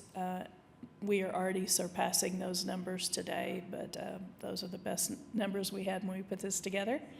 And average pay per staff member is about $87,000. The positions that we're adding or moving to Northeast 9th Street are in various technology, marketing, events and logistics, technical assistance, human resources, accounting, HR, compliance, and operations. Site layout, as you can see, is just describing where it was. The only thing on Northeast 8th Street is the parking lot that is adjacent to the 8th Street Market parking lot. And we will have a cross agreement there with 8th Street Market on the parking. And then you can see just the layout. We have a lot of open area planned. With people coming back after COVID, we realized they really like collaborative spaces. And so we have some open areas to the outdoors planned, as well as some climate-controlled areas that have glass that you can see into the building, and they can see the sunlight as well. We're also building a studio down there, which will have podcasting and video capabilities, and that will be on the first floor. And infrastructure upgrades, we're doing about $820,000 work to a parking lot that will be on leased property. Streetscape costs, I can never say that, are about $618,000. And then utilities, including a pipeline size increase from 4 inches to 6 inches where it connects to the city water, is about $109,000. So about $1.5 million of infrastructure upgrades. And then that's just information about landscaping. We're adding trees, flowers, all kinds of city-approved items out in the front. We'd also like to consider doing some sort of artwork in the front where we can have a lovely area with some seating, biker-friendly, walking-friendly compared to what it is now. Sources and uses of fund, it's currently about a $17 million project. If the price of steel doesn't quit going up, it just goes up with that. We have quite a bit of equity in the project. When it's over, we'll have about $7 million of equity in the project. District 8 funds of $650. The other funds are reduction in ad valorem taxes, so they're not shown on this schedule. And then you can see the uses there as well. And that appears to be what we hope our finished product would look like. So we're making selections every day, and I'm pretty excited about how it looks and what we have coming on 9th Street.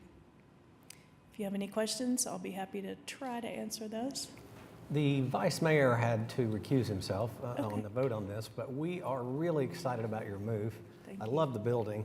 One thing you mentioned in your presentation, you've gone from, you said 1 to 250 employees, and your slide showed 200. So I guess you're growing faster than anticipated. We are. And my question would be, what about anticipated growth at this location? Is that something you factored into the project? Yes, at this location, there are 47,000 square feet.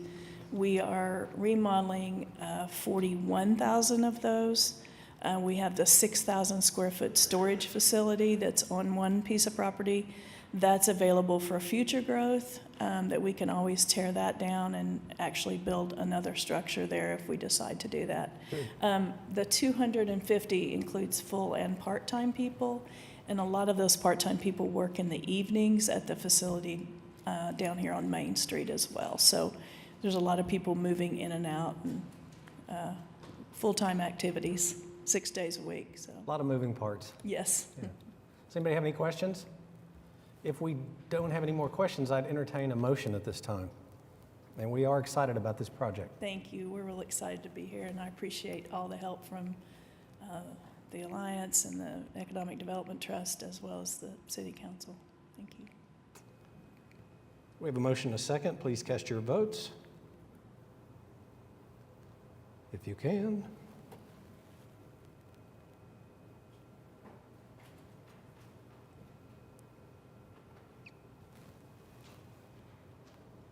It passes.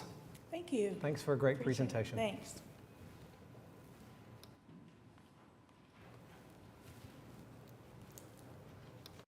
I think my job is finished.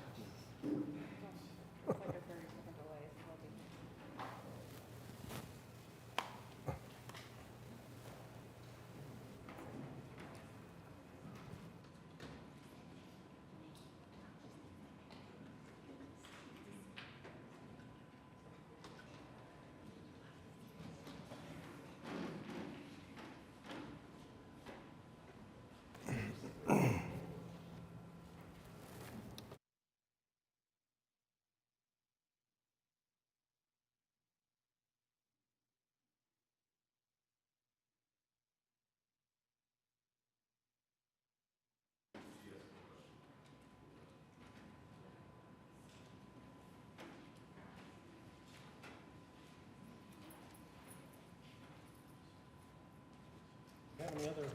Yeah, I had questions and I wanted to vote separately on item CP. C as in Paul. Yes.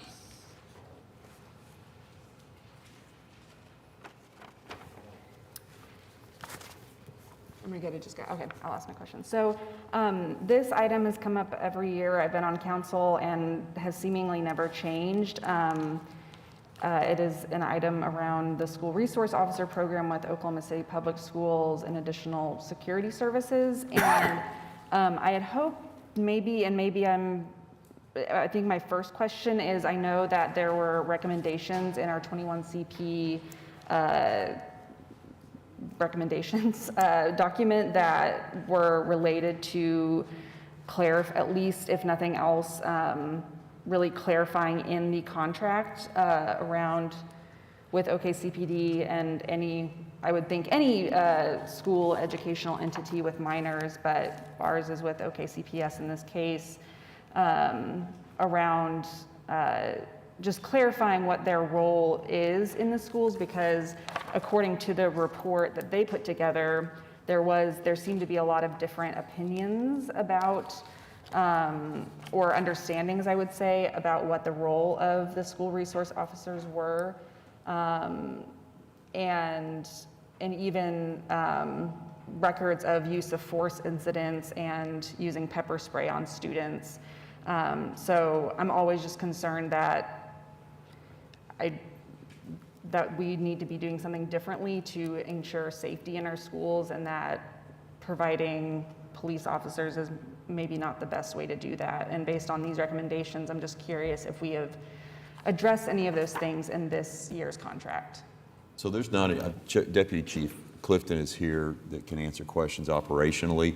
I'm not aware of a specific change in the contract. I know that we've had changes in the approach and the methodology in working with the schools. The school is very much interested in continuing this contract and this agreement, but I'll let Chief just speak to operationally how we manage those relationships. Yes, operationally, it's we don't enforce house rules basically, and that's always been a question. It's just it's limited to law enforcement functions.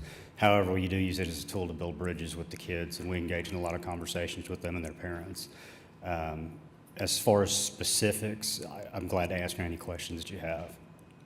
Well, so specifically, because even related to enforcement, the recommendation from 21CP was that we clarify truly what the role, and I would say, if we're going to talk about metrics, goals, outcomes, just saying, oh, we're improving relationships with the youth, when I hear from both teachers and youth in our public schools that, reports of SROs just being essentially absent in any meaningful way in the school space, as well as concerns about truly walking into school and feeling like you're walking into a prison. I've heard reports of some schools that have, you walk through and you have to go through metal detectors, you are patted down by police officers, the interactions I've heard of are not positive, they're negative. And this literally did come from the students I spoke with were part of a group that was wanting to work on advocating change through a local program, educational civics program. And so it concerns me that this recommendation is in the report, but that we had this opportunity this year to address what some of the things that 21CP found, and that they have specific recommendations, and that we haven't done that. We really defer to Superintendent McDaniel on the contract issue. We address a lot of those things in SOP. I can assure you it's not our job, nor should we be patting anybody down. And if you know of anything like that or somebody does, I'll be glad to address it. The metal detectors and stuff like that, as far as the demographics of the school or the things they install, that's strictly on the schools. I understand that, and I think that's my larger concern, is that our schools are operating in a way that their response to safety issues is to create a surveillance, for lack of a better word, state within the school, rather than building those relationships with students. But I think for my part, the city receives specific recommendations and data about how many arrests citations, use of force incidents, pepper spray incidents had happened with students in this program, and that we haven't done any of our diligence to respond to these recommendations that we received. So like in this case, it's not just, Crazy Joe Beth wants, this XYZ, that we received and accepted recommendations that we just haven't addressed yet. And I just am curious when we will be doing that when it comes to this contract. As we're working through the implementation plan and working through the recommendations, it's something that we'll evaluate and look at, but we can also make sure that we're keeping track. I mean, we got records of everything that we do, any kind of use of force, any incident that occurs there, that we can make sure that we have reporting on that. But with this, we needed to move forward to be ready for the school year. We just didn't have that as something that we had been ready to move forward yet on the recommendations. Yeah, I think for my information, just to understand better, even if we are talking about, this is I guess we're receiving funding, but I would hope that OKCPS and their board would be very interested in some of this data, as well as data about beyond just anecdotal, we improved relationships or we spoke with this one family, but truly like, what are those conversations, outreach events, whatever they are, that these officers are doing to improve those relationships? Because as I understand it, the culture is not consistent maybe from school to school about what those officers are there for or are doing, or in some cases it sounds like doing things that they're not supposed to be doing, and students not knowing that that's something they can or maybe feel empowered. I didn't know that that's, patting down a student isn't within their purview, because that is what was reported to me, but making sure that those students know what their rights are and what is and is not appropriate, and how to report incidents when they have had those rights violated. That's certainly information we can pull very easily. We've got a lot of success stories I'd love to share with you. But if you do find out something like that or concerns, and it's not, whether it's true or not, the appearance or the perception, we're glad to address that stuff for you. And I think to the point of what Councilwoman Hammond just said, I'm actually looking right now at the Oklahoma City Police Department Standard Operating Procedures, Police Community Relations Unit School Resources Program. And this is the first edition that was effective July 15, 2005, but it's only been revised since 2017. So it seems as if with those recommendations that have already been set forward, that there could have been already just procedurally some conversations and maybe some type of revisions necessary if needed per the recommendations. So I would also like for us, if possible, to continue to explore that and what that looks like in relation to this particular first edition of that program for the resources. I know Chief Butler is currently working with her staff and meeting with Superintendent McDaniel, and Waylon Cubitt, retired lieutenant from us, is involved in those conversations as well, and we're updating those. So as soon as they're done, we can provide that for you. I appreciate that, and I know this is a crucial time, especially as we talk about schools and things that have and are occurring as far as incidents taking lives of children because of people entering schools. So this is a very sensitive subject at the same time. But I know there are ways, as we've have expressed in previous years, especially in the last couple, that a relationship can occur in a better way. Not to say there's not one currently, but what would that look like, again, for those students and those officers to have a relationship where, in a way, that's also part of the recruitment process for our young people to say, yeah, that officer, and I know we've heard the story, so I don't want to say it hasn't been said before, but just increasing those conversations of what that looks like. There was an officer that changed my life, and that's what I want to do to change the world as well. So again, I understand it's all still a work in progress because of the sensitiveness of what's happening across our country in these certain schools and what's happening. So just wanted to mention that and take that as you will. Thank you. No, it's been a large part of the conversation, but as you just said, we're ever changing. We've got to keep growing. It's the students that direct us on how to communicate with them and engage. So we're constantly changing that. And I'll just add, and this might be more of a city manager point, though maybe even to the deputy chief. I know that Councilman Stone has been really involved with volunteering through the years, right, with PAL and with FACT as well? A little bit, but definitely with PAL. And I know that the recommendation for increasing the funding and presence of PAL, in fact, came from Councilor Nice as one of the 6 resolution items that we set forward, and now we have these recommendations. So that's still my preference over what we call school resource officers.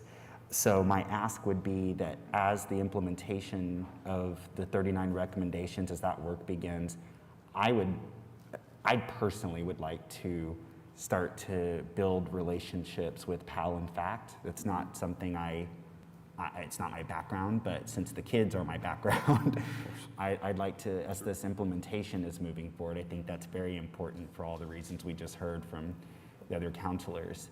But yeah, this approach right here, it's not where I'm at. I'm much more interested in those other 2 programs and using the resources and skill sets from those officers to build the relationships and do that work. And one final thing too, Nikki, Councilwoman Nice, hosted invited me to a forum on the east side about a month ago. Lieutenant Cubitt was there, Dr. McDaniel was there, lots of folk talking in the aftermath of Uvalde about what can we do to address gun violence. And there were also OKCPD, several officers were there, and I really appreciated everyone's presence. The major takeaway for me, though, and while I appreciate the language and actions of what the deputy chief is talking about of our officers building relationships with our students, the 2 most important voices I heard that day on that panel were the mental health workers. And they laid it out for us that the goal should be that our kids, regardless of school district, from age 5 onward, have access to mental health care counselors. And to Councilman Greenwell's word, he used some very important words earlier when he talked about purpose. We have to start talking to our kids that early about what is your purpose? And then making sure they have that mental health. So the one counselor, the school counselor, helps for the purpose and the career. The other counselor helps with all the traumas. And again, we're #1 in trauma statistics as a state. If you combine those 2 together, you can kind of fortify the child as an individual rather than the school fortification. You fortify the child's mind to prepare them so that when paranoia sets in, when conspiracy theories come their way, they are ready to just say no. And that prevents the cops from ever even really having to be so much of that. And then we can focus more on stuff like the Police Athletic League, and we can, as Fields and Futures reminds us all the time, develop their skills on teams, right? And having those officers there to help do that, to maybe eventually, as Councilwoman Nice just said, become part of law enforcement, and it becomes a recruiting thing. So that's my vision. I want to be very clear what my vision is here. And I got that from listening to the kids.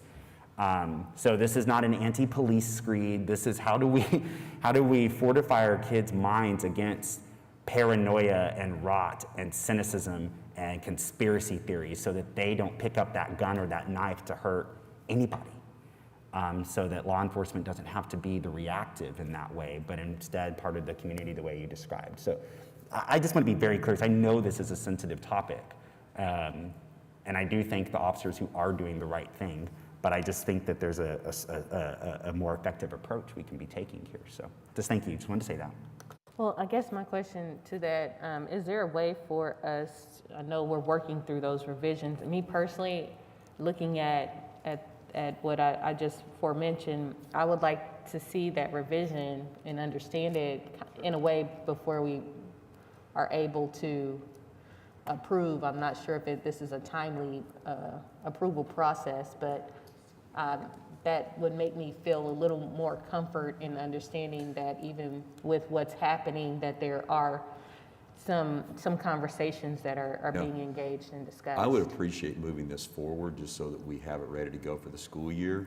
But we can make sure that we're committed to getting that information back as we get those amended. Because do you expect those to be amended prior to the school year starting, the updates on those? It'll be very close. We're engaged in so many conversations based on the kids in Uvalde. The fear is already there and that perception, so we're trying to build the trust, build the relationships, but undo the damage that has been done to those kids going back to school. Right. So I will talk to her as soon as we get back to the office, but it'll Okay. be done as quickly as we can. The goal is before the start of the school year. We can all agree on that. And possibly, and I know just the news, I know there was a story that was being brought forward that I guess parents want officers in every school all the time.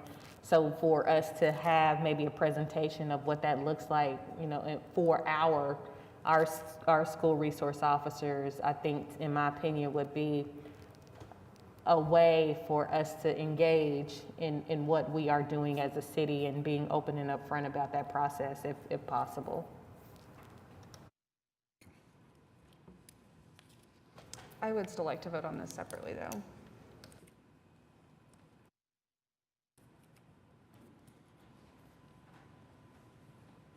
All right, we have a motion on the floor to vote separately on it,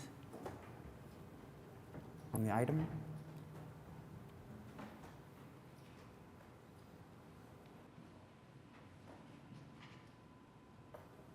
Wait, is this the everybody's like, okay, you're moving it, got it. Yes. Okay. And cast your votes, I'll be voting no.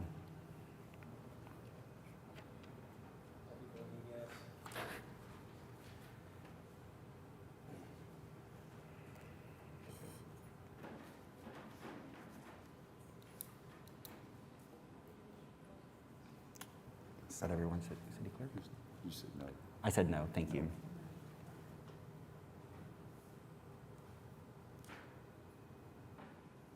Passes 6-3.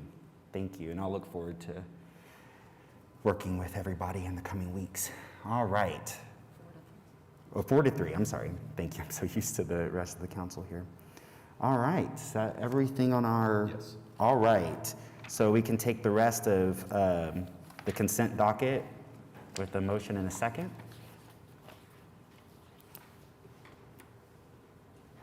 Cast your votes, I'll be voting yay.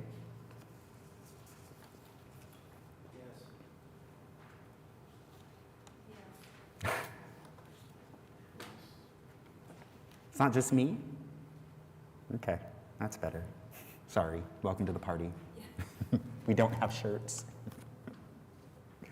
Passes 7-2. All right, this takes us to item 10, concurrence docket. We can take with one vote unless anyone has a comment. Looking for a motion and a second. Cast your votes. I'll be voting yay.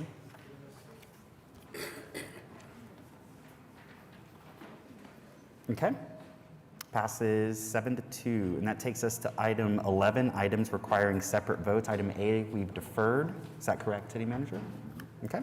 Takes us to item B, and this is Ward 4.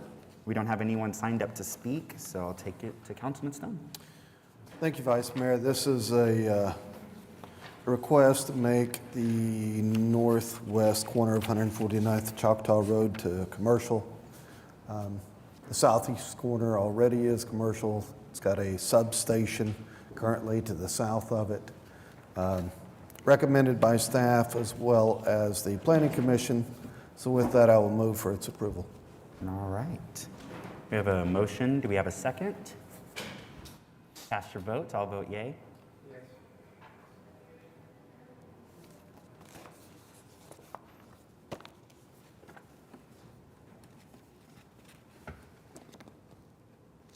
Passes unanimously. All right, takes us to item C, which is Ward 8, and that is Councilman Stone, or Stone Cipher. We're so close. Stone Cipher. This is an ordinance for on final hearing. It went before the Planning Commission, was approved with some amended technical evaluations. We have the applicant here, and We also have Jeff Butler here, who are both going to speak about some amendments that need to be made from the floor. Did I say that correctly, Jeff? Yeah, I believe so. Clint Morris, 4045 Northwest 64th Street. And then Clint, you have behind you Jeff back over here to help. Okay. We noticed after the Planning Commission approval of the PUD that there were some errors in the document that we'd like to have amended. One is the front yard setback set for track 2. On 2 pages, it's set at 15 feet. The other page is 20 feet, so we'd like to amend that to 15, just to make sure that their document is consistent.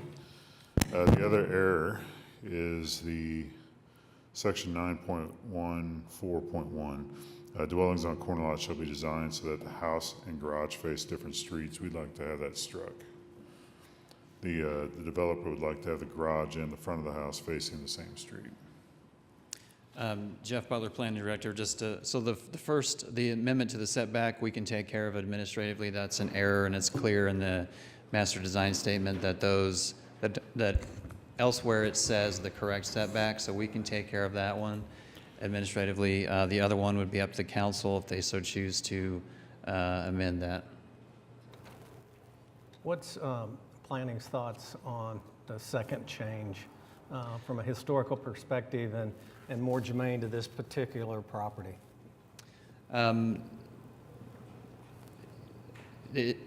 It's pretty common to have situations all over the city where you have corner lots, where you have the front of the house facing one street and driveways facing the other.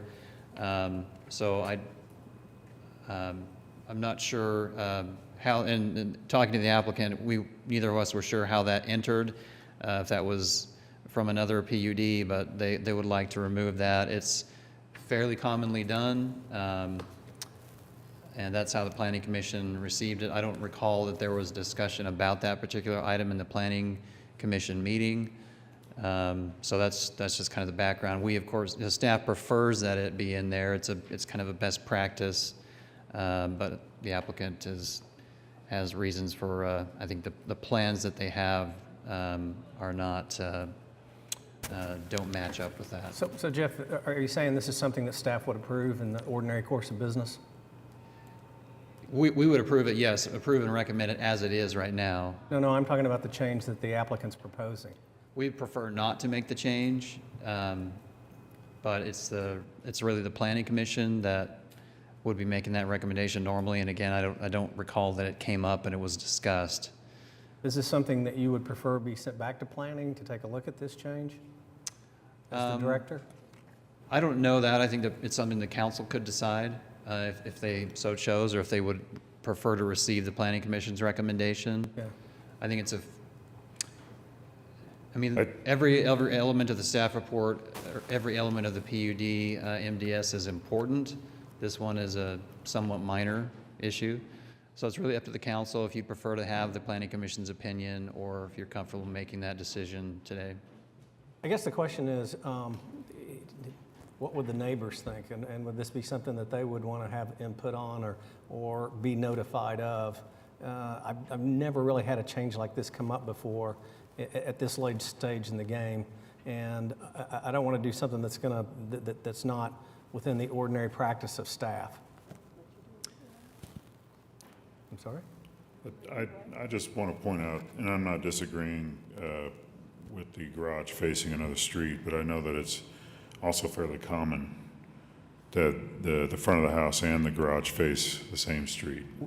And I don't know enough about the neighborhood, but there are some neighborhoods that are uniform where garages don't face the street. And if this one's going to be completely different than all the other houses, I could see neighbors being concerned, upset. And how many units are in this? If I could ask the applicant. Off the top of my head, I don't. It's a fairly large scale development. It's an 80-acre development. Well, of course, we're removing about 9 acres or so. So, So 70 acres of residential, roughly. So what you're telling me, it's a part of an 80-acre development, which should fit in, even though there is a change. It's not going to be a bunch of existing neighbors there complaining or having concerns. Yeah, Jared, if you wouldn't mind going back to the aerial, I don't think that there are a lot of, I mean, it's surrounded by kind of agricultural land, so there's unlikely to be a lot of opinions there just aren't a lot of neighbors out there. Sure. Todd, do you have any concerns about that? Okay, I'd move for approval with the amendment. Okay, appreciate it.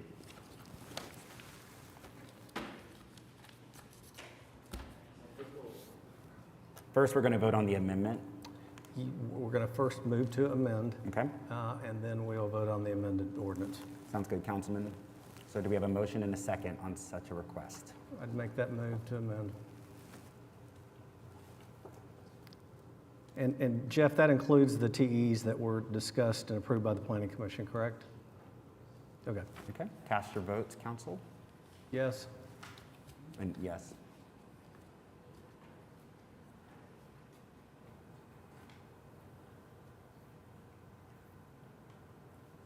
Passes unanimously. Thank you so much. Thank you. Okay. We have a motion on the floor for the amended ordinance. Do we have a second? Yes. We do. Okay. Cast your votes, council. Wait, almost. There we go.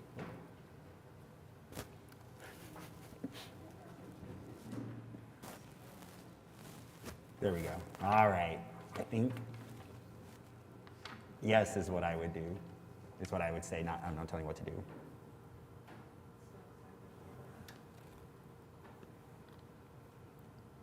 All right. Passes unanimously. Jeff, thanks for your help. All right. That takes us to item D and Ward 7. Thank you. This is an ordinance on final hearing recommended for approval for I-1 Light Industrial to a PUD 1897. And I know this is to permit development of a golf course, and I'm not sure if we really need an explanation for this. We've been in contact, and of course, this is under Ms. Debbie is an avid person to talk about golf courses, so she explained all of the details to me about what this is going to be. So I'll move for approval. All right. We have a motion for approval. Do we have a second? All right, cast your votes. I'll vote yay.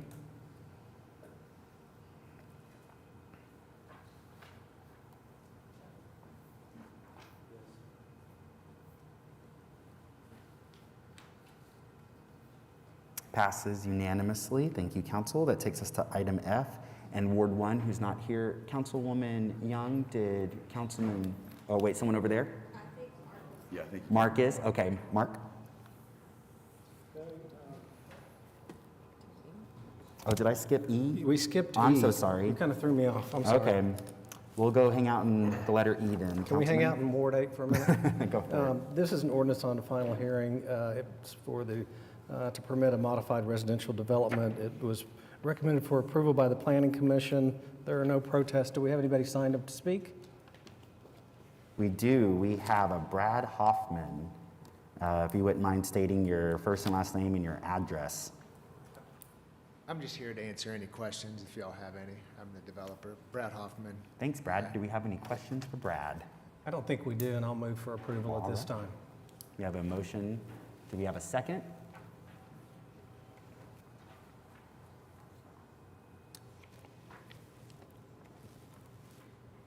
Yes. Okay.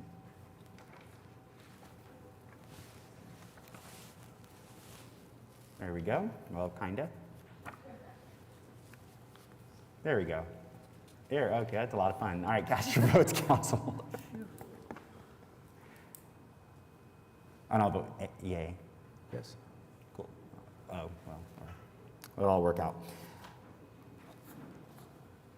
All right, passes unanimously. Thank you so much. Item F, and this is Ward 1, and I don't know if, Councilman, go ahead.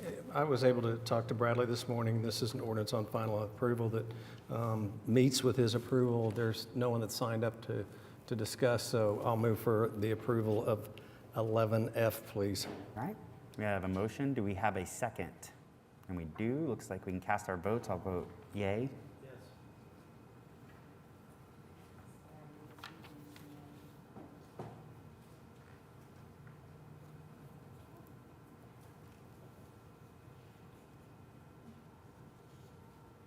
Passes unanimously. This takes us to item G, Ward 2. Do we have anyone signed up to speak and/or is the applicant present? Okay, so looks like it was approved from Planning Commission, so I would vote to move forward. No one's here to speak on it? All right. New home for Weldon Jack, so I would move for approval.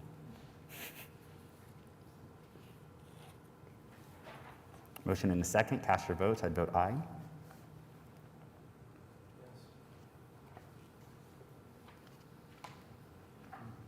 All right. Congrats to Weldon Jack. Item H, Ward 6. Yes, this is a SPUD to permit 6 single-family residences. I know that I've spoken with the applicant, and I know that they worked with the Planning Commission and our Ward 6 Planning Commissioner to kind of adjust where some of the structures were, how they were facing, so that they had better interaction with the street, and it sounds like to the satisfaction of all parties, so I will move for approval.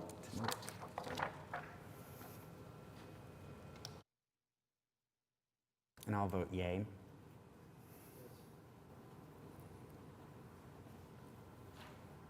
Passes unanimously. Thank you, council.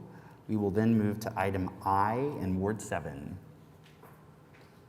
Yes, this is an ordinance on final hearing, changing from SPUD 1409 to SPUD 3200 to C3 to I2. So I will move for approval. This is to request and permit an office warehouse development. All right, we have a motion for approval. Do we have a second? Looks like we do. Cast your votes. I would vote aye. Yes. Passes unanimously. Thank you, council. We're going to hang out still in Ward 7 with item J.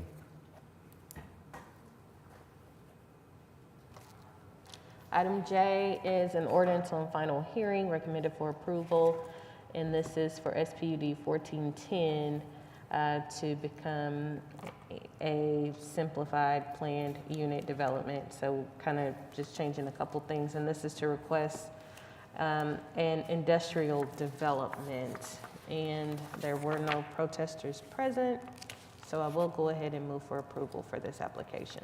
All right, we have a motion. Do we have a second? Cast your votes. I'll vote yay. Yes.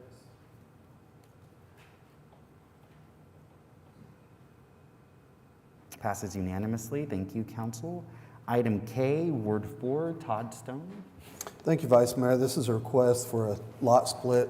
Basically leaves us with two 2.25 acre lots.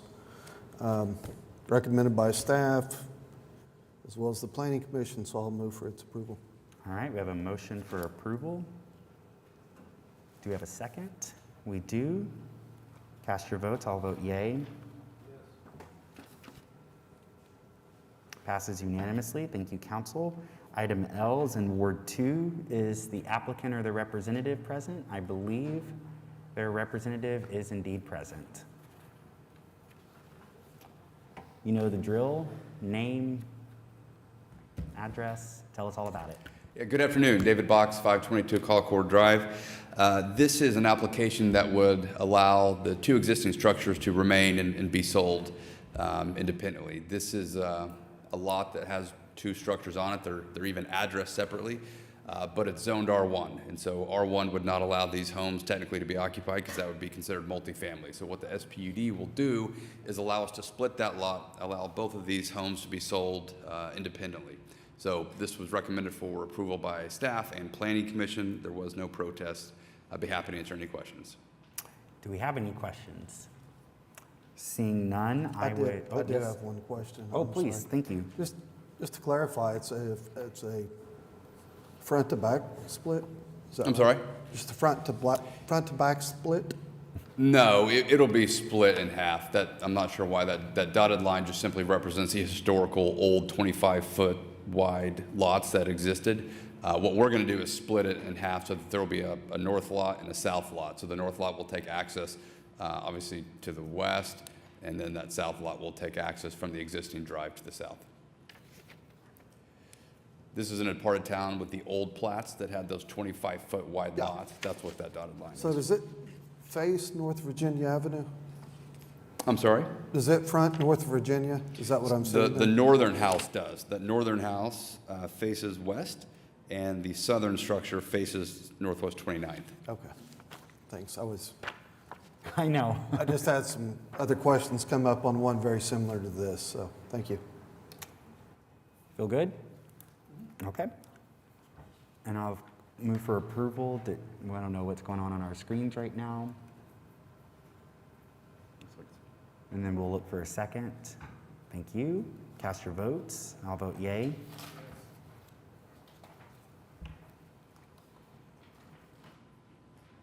Passes unanimously. Thank you, council. Thank you, Mr. Box. Ward 7, item M, please.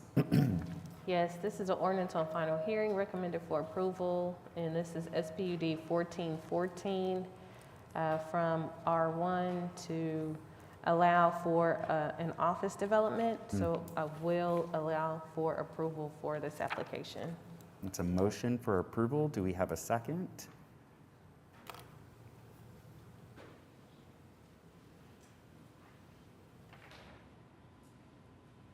Motion and a second. Cast your votes, council. I'll vote yay.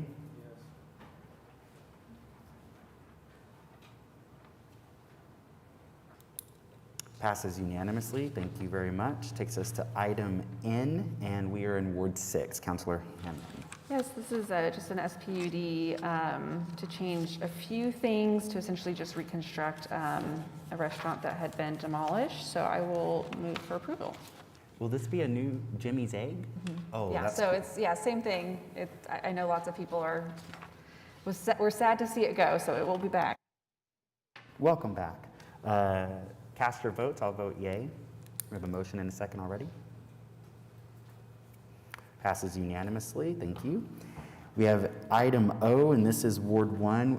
I don't know if Councilor Stonecipher, and then we also have a resident signed up to speak. Yes, I talked to Ward 1 Councilor this morning, and the purpose of this is to permit relocating of some fuel storage tanks on the site to accommodate future development. If there's someone here to speak, I'd love to hear from them. Yes, I have a Stephen Chesser who has signed up. Chesser with Cornerstone Architecture. Hello. State your address and then about 3 minutes. It's 1601 Southwest 89th Street. We're adding two new hangars, and the airport authority wants us to move the fuel tanks over 50 feet. So it's all been approved through planning and everything. So. And you're representing the applicant, is that correct? Yes. I'm sorry. You're representing the applicant, is that Yes, correct? yes. Okay. Council, do you have any questions? At this time, I'd move for approval. Thank you, Councilman Stonecipher. And do we have a second? We do. Cast your votes. I'll vote yay. Yes.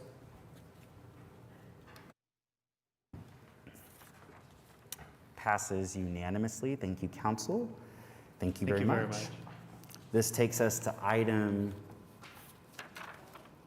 O. We have P, which we deferred until October 25th, 2022. And then we also have item Q, which was deferred until August the 16th. And now we move on to item R, Ward 8. Do you want to tell us a little bit about this? And I probably will want to hear from staff as well. Yeah, this is an ordinance. The applicant's here. It's to deal with a Scribner's error in a description. Yes, David Box, 522 Colcord Drive. This is a bit of a strange one in that this was approved by council last January, annexing this tract of land in. It was later discovered that there was an error in the wording. We had actually asked that you defer this item 2 weeks to the August 16th meeting to allow the full council to be here. I know at least one person has spoken with Councilman Carter, who indicated a desire to be here to discuss this matter. So our request would be that we defer this item to the 16th, then on the 16th be permitted to hear the introduction and the item together. Yeah, in light of the fact that the Councilman, it was not planned for him to be gone today. He had a family issue come up, so I'd move to defer this at this time. All right, we have a motion to defer the item. Do we have a second? We have a lot of action there. All right, cool. Cast your votes. Well, 2 Mark Stone ciphers. I'm suddenly in an episode of Twin Peaks. Okay. Yes. And yay for me as well, please.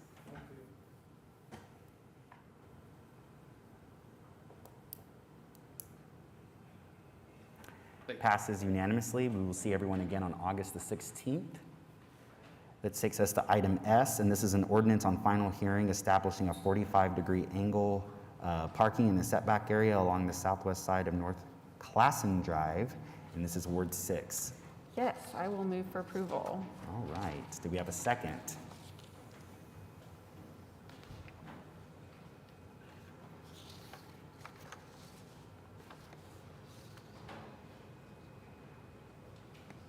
We have a second. Cast your votes. I'll vote yay.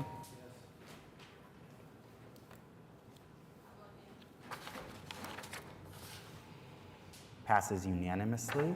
Takes us to item T, an ordinance on final hearing as well, Ward 6. I will move for approval. This is the same site, but just the reserve parking for people with disabilities. Okay. We have a motion. Do we have a second?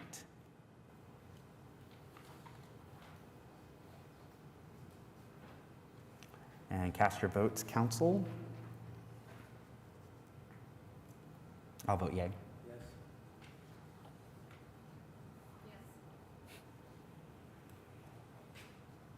Passes unanimously. Takes us to item 11U, public hearing regarding dilapidated structures.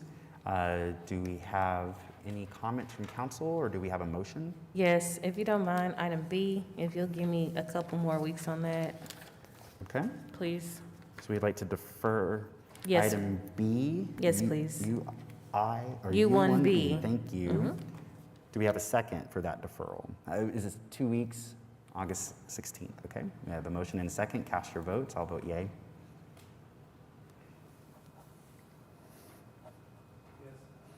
Thank you, thank you. Passes unanimously. And then now we need to go ahead and take UI in total here. Do we have a motion and a second on this public hearing for dilapidated structures? On the resolution declaring them, so. We have a motion and a second. Cast your votes. I'll say yay.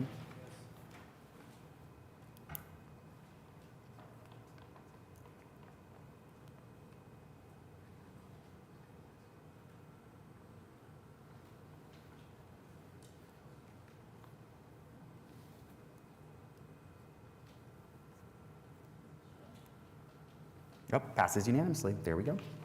Takes us to item 11V, and this is the public hearing regarding unsecured structures. Does council have any comments on any of these? Hearing none, we'll move to the resolution declaring structures unsecured. We have a motion and a second. We have a motion and a second. Cast your votes. I'll vote yay.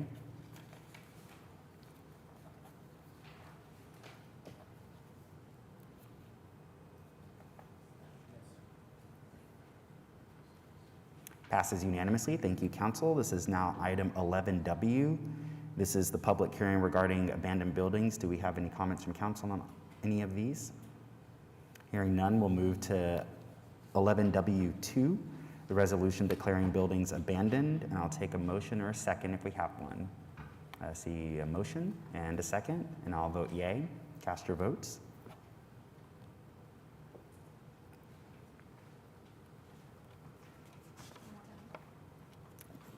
Councilman Stone Cipher. Thank you very much. Passes unanimously. This will now take us to item X. It's a resolution amending policies and procedures for refunds of certain application fees administered by the Development Services Department. I believe you have city staff. who will Yes, speak Rick on that. Wickenkamp, our Development Services Director, will give us a presentation on this topic. Good afternoon, Mayor and City Council. Rick Wickenkamp, Director of Development Services. So the resolution before you is an amendment to the refund policy and procedures. It was last updated in 2008. So the real purpose of this is to improve our customer service, where we can refund money to our customers when the circumstances warrant it. The factors that are really driving this amendment are, number one, that we've moved so many of our services to online that we've found new circumstances where our customers are requesting refunds. Secondly, fees are added over time, and we can't refund on a fee that's not listed in the attachment to this resolution. So, and then thirdly, in the current resolution, doesn't identify development services as the department that issues the refund. So that language has been corrected. Last year, the development center cashiered about $44 million in business. About $15.5 million of that was for actually development center business, and the other $28 million was for business with other departments. So our staff worked with those departments to try to update this attachment and make this resolution as up to date as possible. So if you've got any questions, we'll try to answer those. Thank you, Rick. Do we have any questions or comments from council? Hearing none, this would require a second and a vote, a motion and a second rather, and then a vote from council. I see a motion and a second. Cast your votes. I would say yay.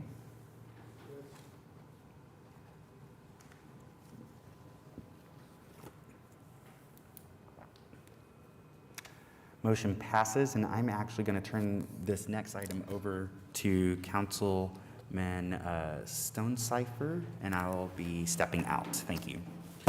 This is an allocation of funding for an economic development project. It was presented last week. It's on the Hamlin Hotel.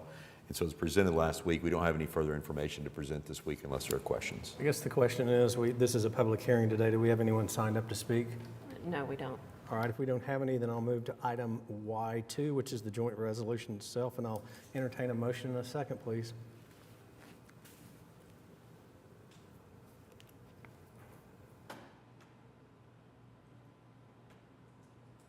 I'll vote yes.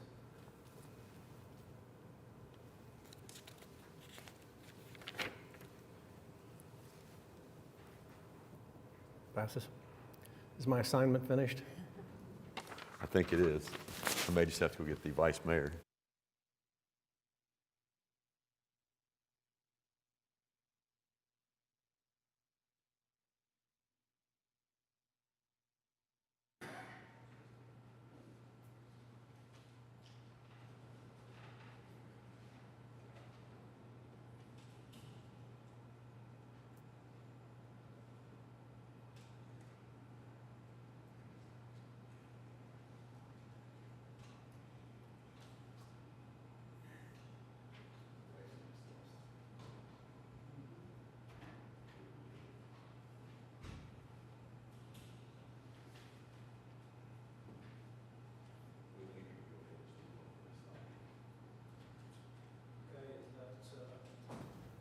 Item Z1. 11Z1, this is a resolution approving the request for a salary continuation. I'll entertain a motion to continue the salary.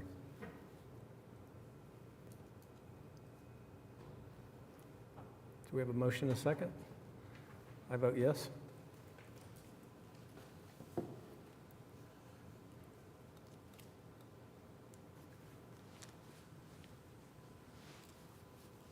Passes? Did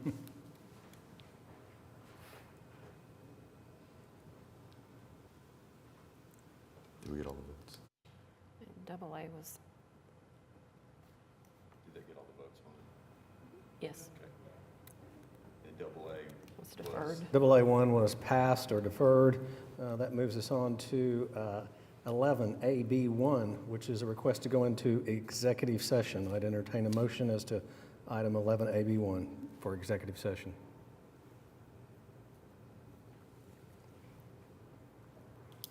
We have a motion and a second. Please cast your vote. Yes?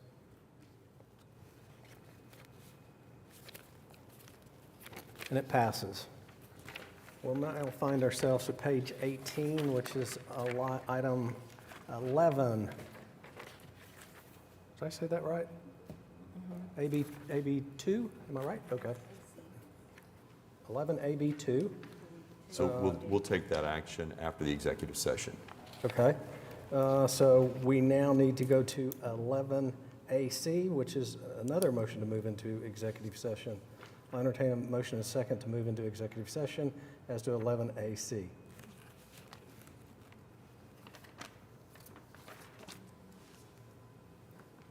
We have a motion and a second. Please cast your votes.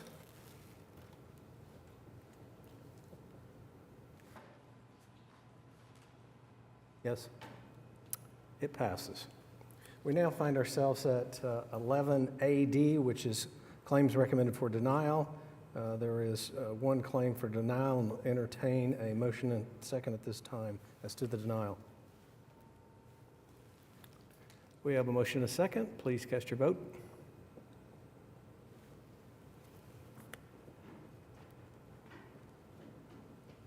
Yes. It passes, thank you. We now find ourselves at 11AE, which is claims recommended for approval. There are 3 items on there that I can take with one motion to approve these 3 claims. I have a motion and a second. Cast your votes. Yes. I'll vote yea, thank you. Passes unanimously. We're at comments item from 12. council. Comments from council. Thank you for your work there, Councilman. I appreciate you. Thank you. I enjoyed my assignment. Councilman Stone, do you have any comments? Just real briefly, wanted to thank the FACTS team. They invited me out to an event last Thursday, and it was just kind of a soccer kickoff thing. Tons of kids out there. The biggest problem was trying to find someplace to park. I mean, it was incredible. Where was it? It was over, I forget the name of the park. It was over around Grand and High, kind of in that area. Just had a fantastic time. All the kids out there were having fun too, just playing soccer, and it was a good time. I just wanted to say thank them for what they do. Thank you. Ward 6? Yeah, I want to start by expressing my congratulations, I guess, to the team who put on the Uptown Outside event this weekend along 23rd Street, Uptown. It was, great event. I think they did a really great job of revitalizing and sort of rethinking what those sorts of street fair events can be like. There was a skate park, which I thought was really unique and interesting and super fun to watch. And just generally, getting that street activated in a way that I think really shows the potential of this potential, or the streetscape that will be coming up and how it can really serve the businesses, the property owners, and all the people that live in the area, as well as people like me who don't live nearby but want to go enjoy, what Uptown has to offer. It was a really fun event, and I hear there was like concerts late into the night, and I go to bed too early for that. But just congratulations and great job to all of the folks that put work into it. Lots of unpaid labor, just labor of love for their neighborhood and their small businesses there. So just want to say thank you to them for all their work. Also, I know I didn't get to be part of the discussion about A Better Way earlier, but I did listen, and I think I appreciate the data that Lindsay is bringing and is going to present to us. But anecdotally, I do work in the same office where the case manager and now the employment specialist for the last few months have worked out of, and something that I've witnessed that I think is very much worth telling in these stories is there was just, whenever that was, those bad rains we had, I guess that was probably like mid-May, somewhere in there. I was walking to work very reluctantly. I was like, maybe I can just work from home today, but I needed some things at the office, so I headed over to the office, and in pouring rain, at least 12 or 15 people standing outside waiting for the van to be ready for them. looking at one another, knowing that there's going to be a handful of people that will not be able to access the opportunity that day. So I think both of the things I have to say right now, I think, are to address these myths and the generalizations that we use for people that have these barriers, that whatever situation in life they were coming from, whether they're experiencing homelessness or not, they got up and were at the office earlier than I was, waiting for an opportunity, a potential opportunity to work, earn some money, and then the other sort of anecdotal piece of that is often when I'm leaving the office on the day that they come to meet with their case manager, the lobby, and sometimes they have to even pull chairs out of conference rooms and line the hallways for so many of the folks that day waiting to meet with the case manager and the employment specialist. And it's not necessarily quick work. It's not quick to find out what needs people have and how to meet those needs,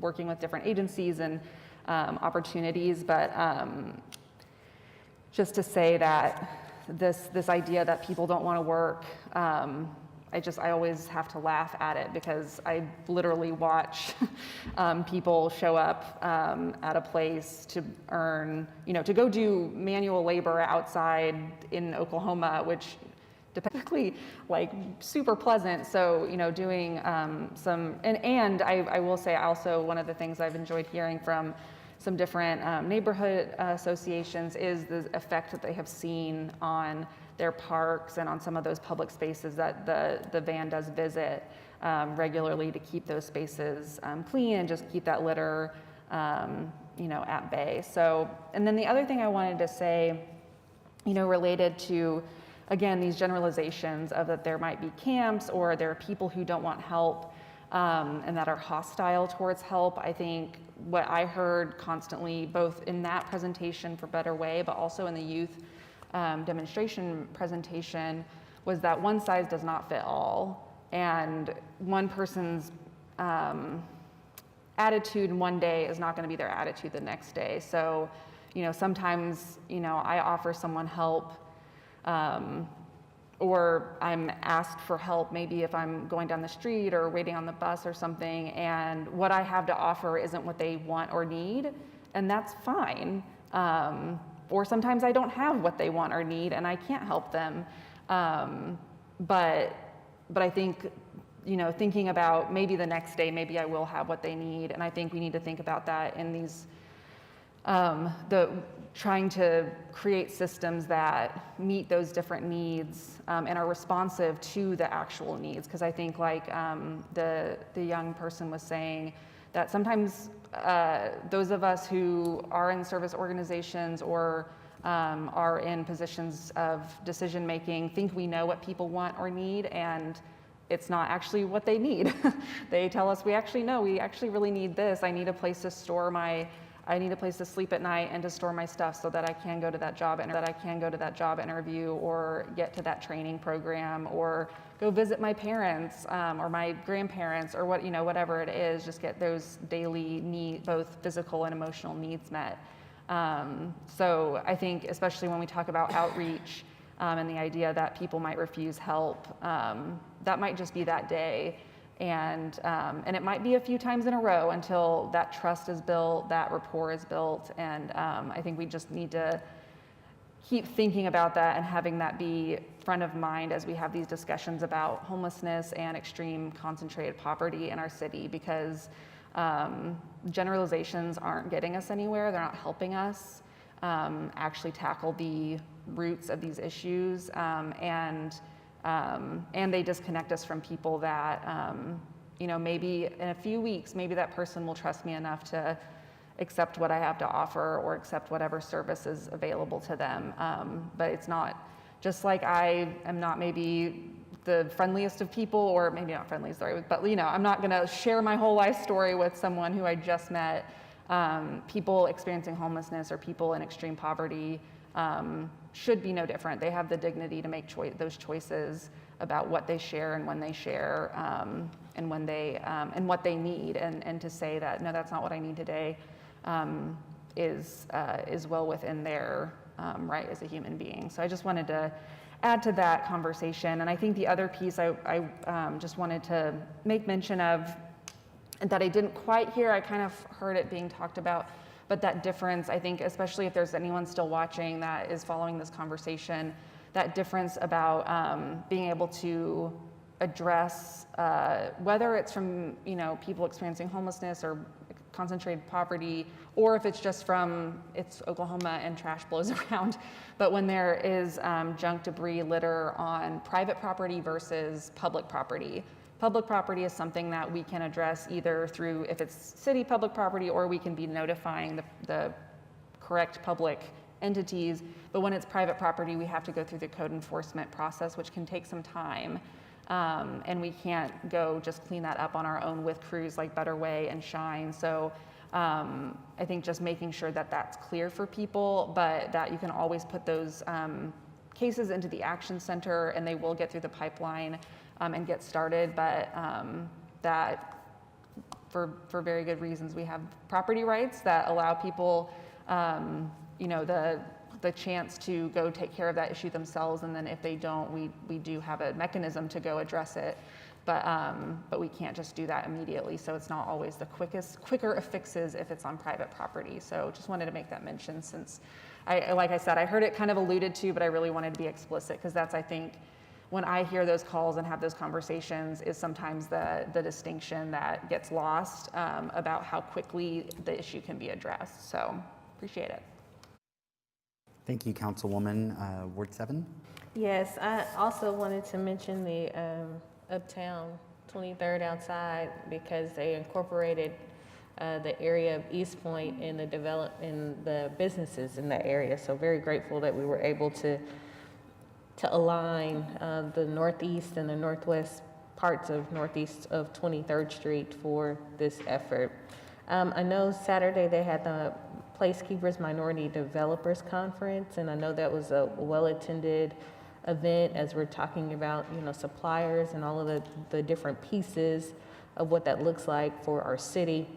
So very grateful that we're able to still have those types of conversations.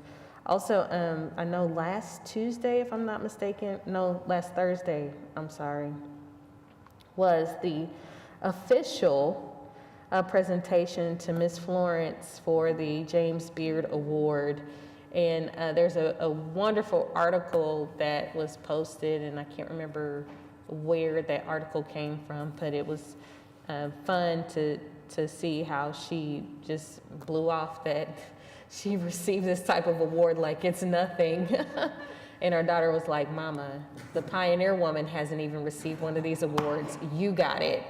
So just that type of jewel that's located in the community. And again, if you have not been to Florence's, I beg you to go, just so you can see Miss Florence, because she's still in her 90s cooking in that kitchen. And I think that's the most important piece of what makes it so special and unique, is to have and see the woman behind the name still working in the efforts of feeding and doing what she loves.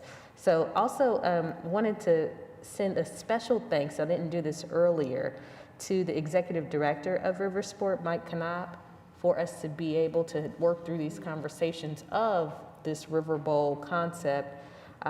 It's been done in other cities, these types of events for minority communities, or just to engage folks that normally would not be a part of what the river looks like. And for Oklahoma City, clearly it looks different for us, because it's been a sport in other cities continuously that some of us are now being introduced to in a different way.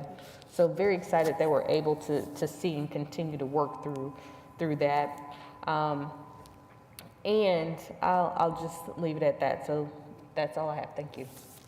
Thank you, Councilwoman. Ward 8? Vice Mayor, do you know what's special about September 23rd and September 24th of this year? No, I do not. The lower half of Scissortail Park will open. I'm trying to get everybody to put this on their calendar quickly. There are some incredible events that are going to occur on the 23rd and the 24th.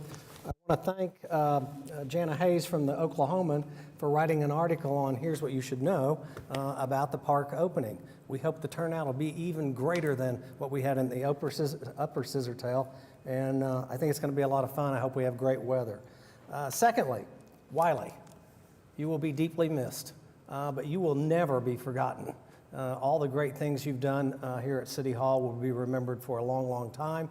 I say that on the condition that I will be working with you soon in your capacity as a consultant, number one. And number two, I want to thank your wife and family for 35 years of service also. Thank you very much. Thank you. And then from Ward 2, I would say, I would echo what we heard. Well, first, I think it's important that a counselor from the northwest corner of our city invite folk to the Lower Scissortail. Like, that's just such an important invite, so I appreciate that. And then I would echo what Councilors Nice and Hammond said about Uptown. One of my very best friends who serves on the CSU board actually had a birthday on Saturday, and so I was with him and his boyfriend and a group of us, but I got to bike home that night from Good Times back to the Paseo through that Uptown event.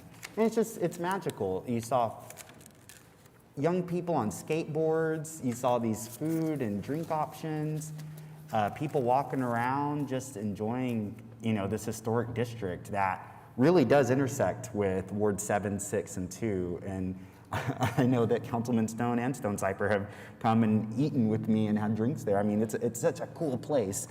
Not too many drinks, don't worry, everybody at home. So I just wanted to say congrats to Uptown. I also wanted to say thank you so incredibly much to the residents of Ward 2 who turned out. We had about 100 to 125 residents last Tuesday who attended our Ward 2 meetup. And just being able to take a quick 21-second video of seeing that crowd, it was standing room only. And I think what made the event so unique, and I look forward to doing these annually going forward, but what made it so unique was for about 30 minutes, we began and I introduced City Manager Freeman, and then he introduced and in some cases reintroduced the city to our form of government, how it works, what it is. We should never take for granted that people know those things. And sometimes we need the reminders too. And I just so appreciate Craig's just language in that reintroduction. And then I thank all of city staff who introduced themselves from the various departments, from police to planning to public works to parks to Embark. It was just so neat. But then the magic was for 1 hour, residents got to go table to table to table. And I know Councilwoman Nice has done similar events in Ward 7, but from each table, they got to go see the remaining MAPS 3 projects that are coming, the remaining Better Street, Safer City projects that are coming to Ward 2. MAPS 4, because MAPS 4 is so abstract for a lot of people, so they got to see what that was. It was just so neat, and that's all I heard for the rest of the night and the week from Ward 2 was just like, thanks for connecting me. And that's what I think something we forget, something I forgot, is just how important it is that this local level of government is accessible and that we make it that way and we improve upon that. So I just really cannot thank city staff enough. Thank you, Craig, for your presence. I really appreciate that. City Care. I want to thank Corey Lynn Hall and Adam Luck for inviting me to take a tour of the City Care night shelter. I had not had a chance to attend yet. And they reminded me that in 2017, when a couple other service providers changed their model of what kind of work they do within homelessness, that was the moment we saw a precipitous drop in the number of beds available for people experiencing homelessness. We saw a precipitous drop, and then we saw a nearly 47% increase in the amount of people experiencing homelessness, unhoused, and that's the visibility. That's why we're seeing more people. Talk to Adam Luck, he's ready to talk to each one of the council members and have a tour with you all of their facility.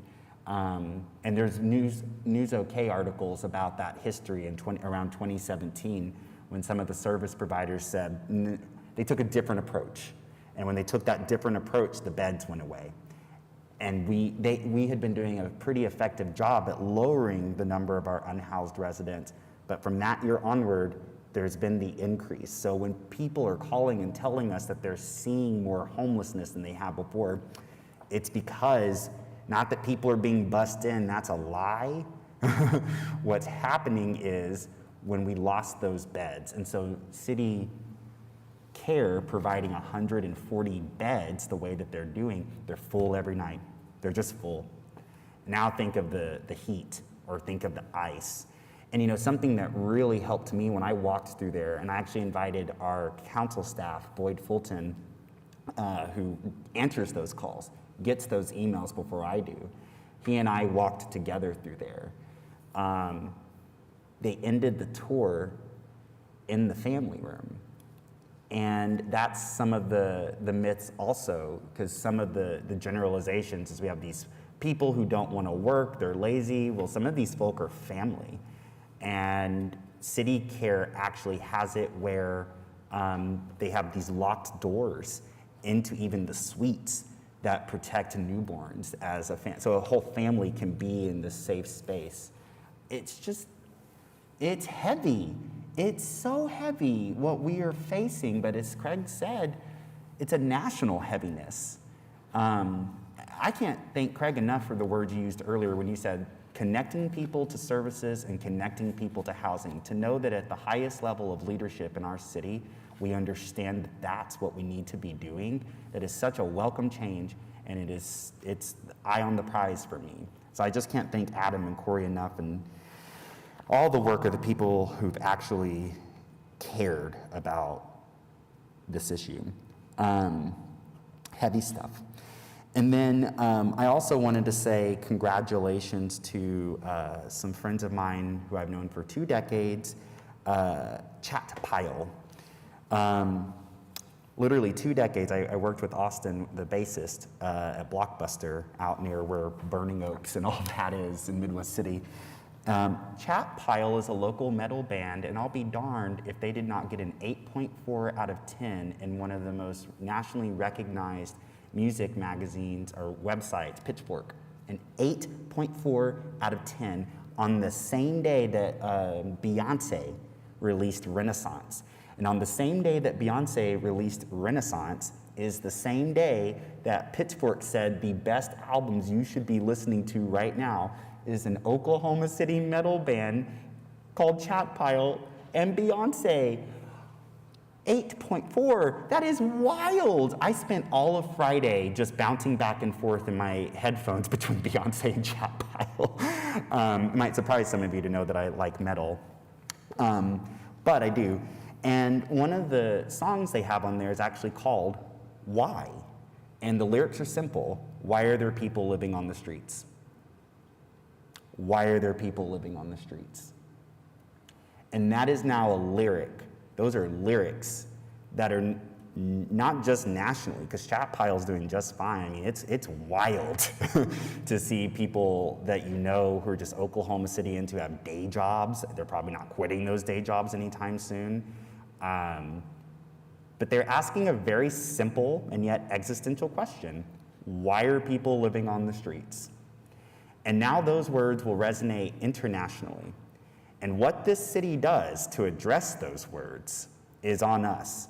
But I am just so thankful, again, that the people who I mentioned earlier are doing the work that they're doing.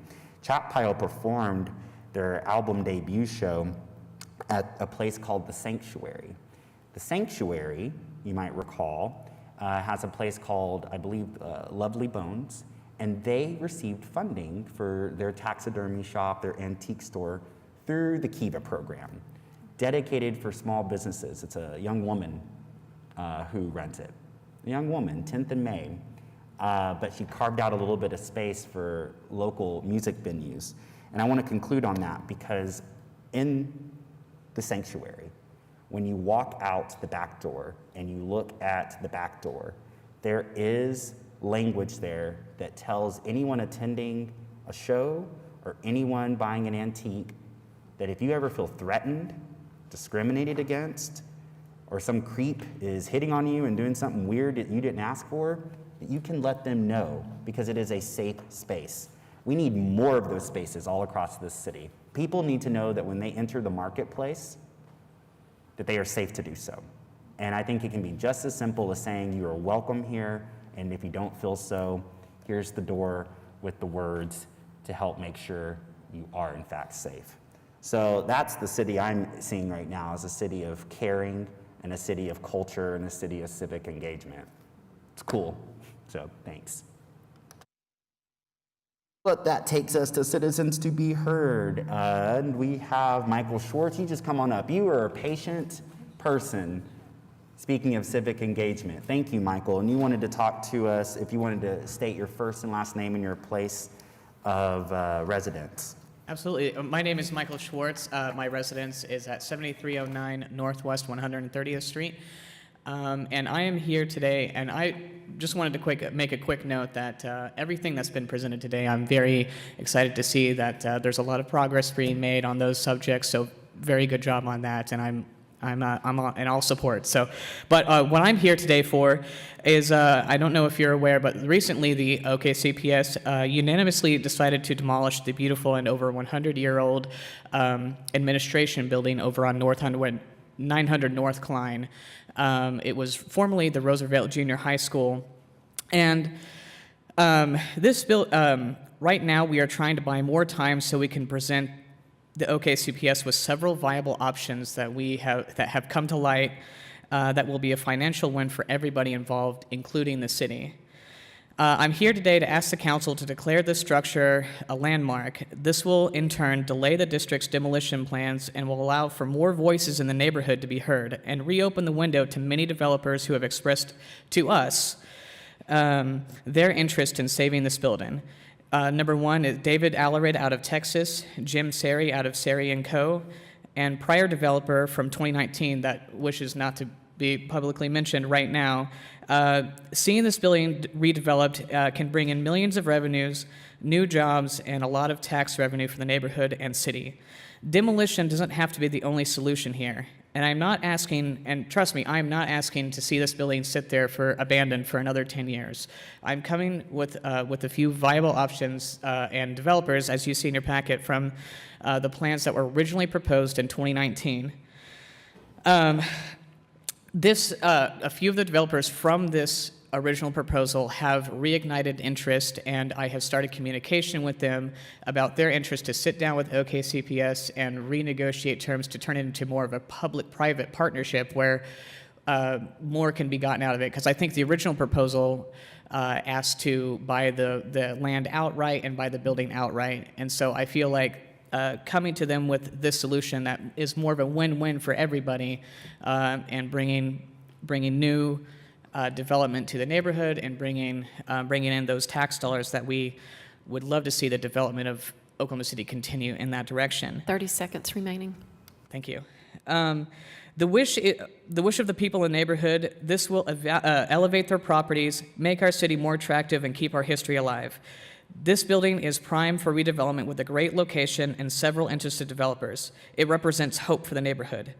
Council members, please help us find a way.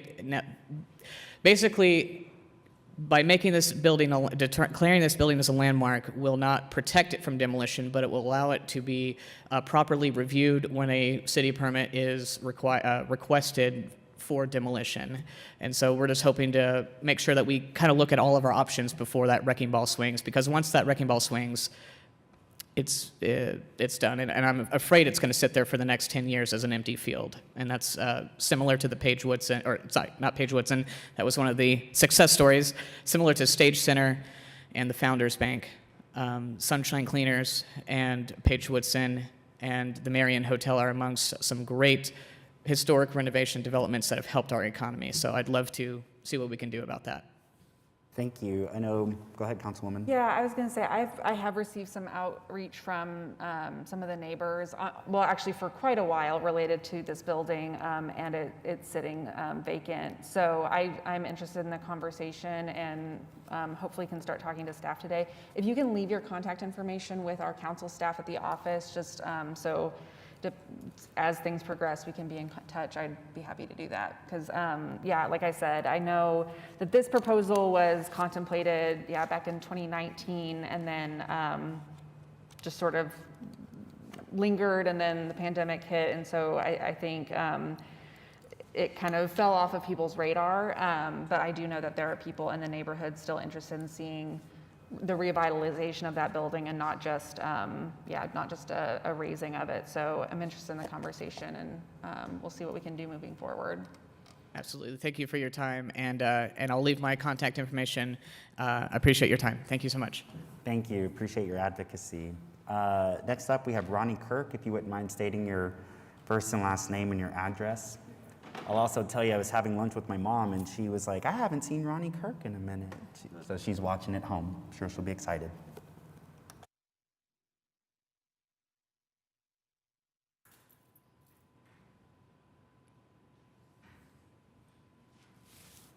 My name is Ronnie Kirk, 2328 North Missouri, Ward 7.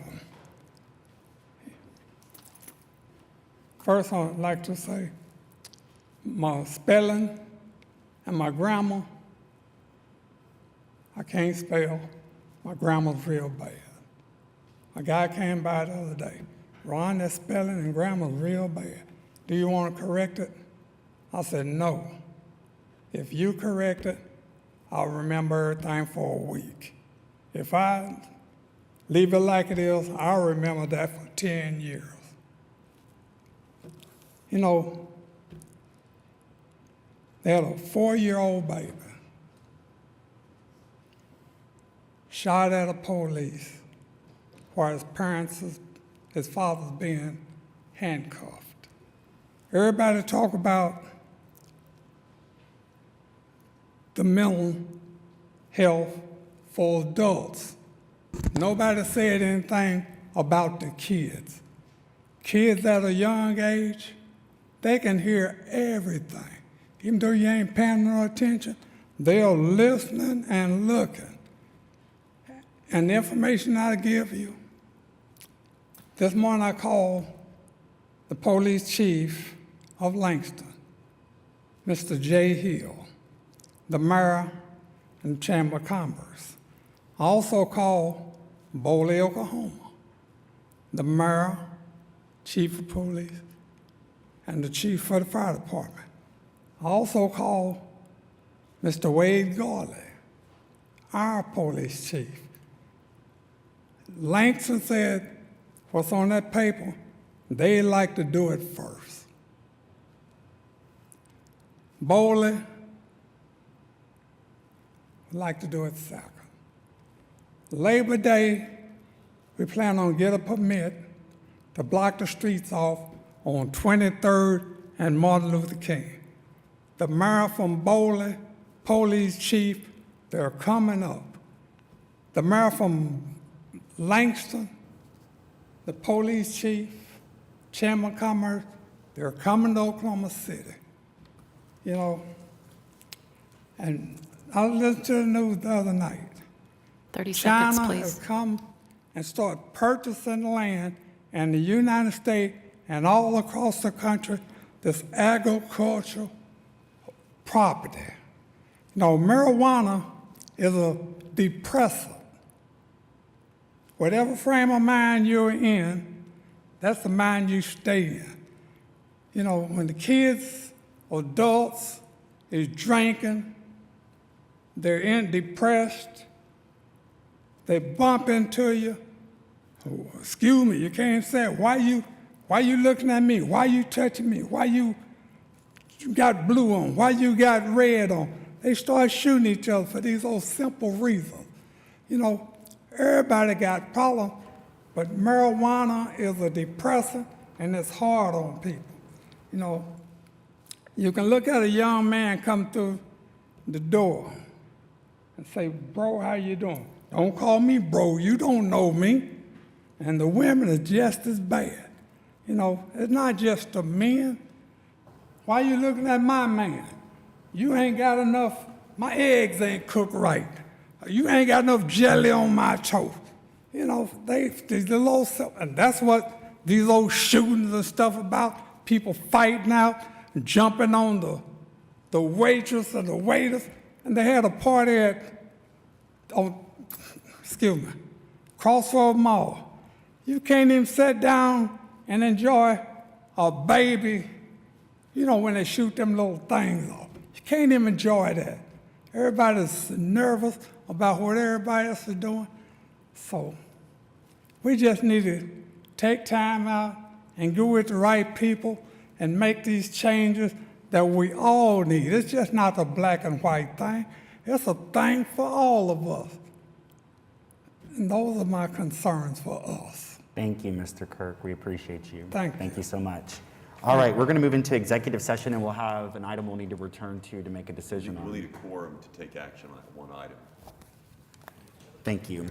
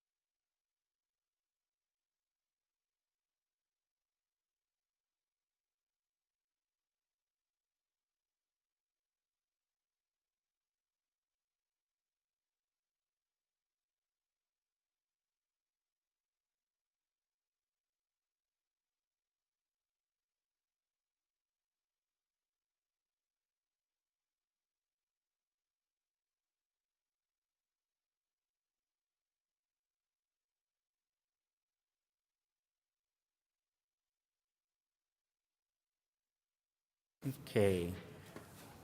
So we are now looking at the resolution at item AB2, is that right? And we're looking for a motion and a second on that. And then cast your votes, council, and I'll vote yay.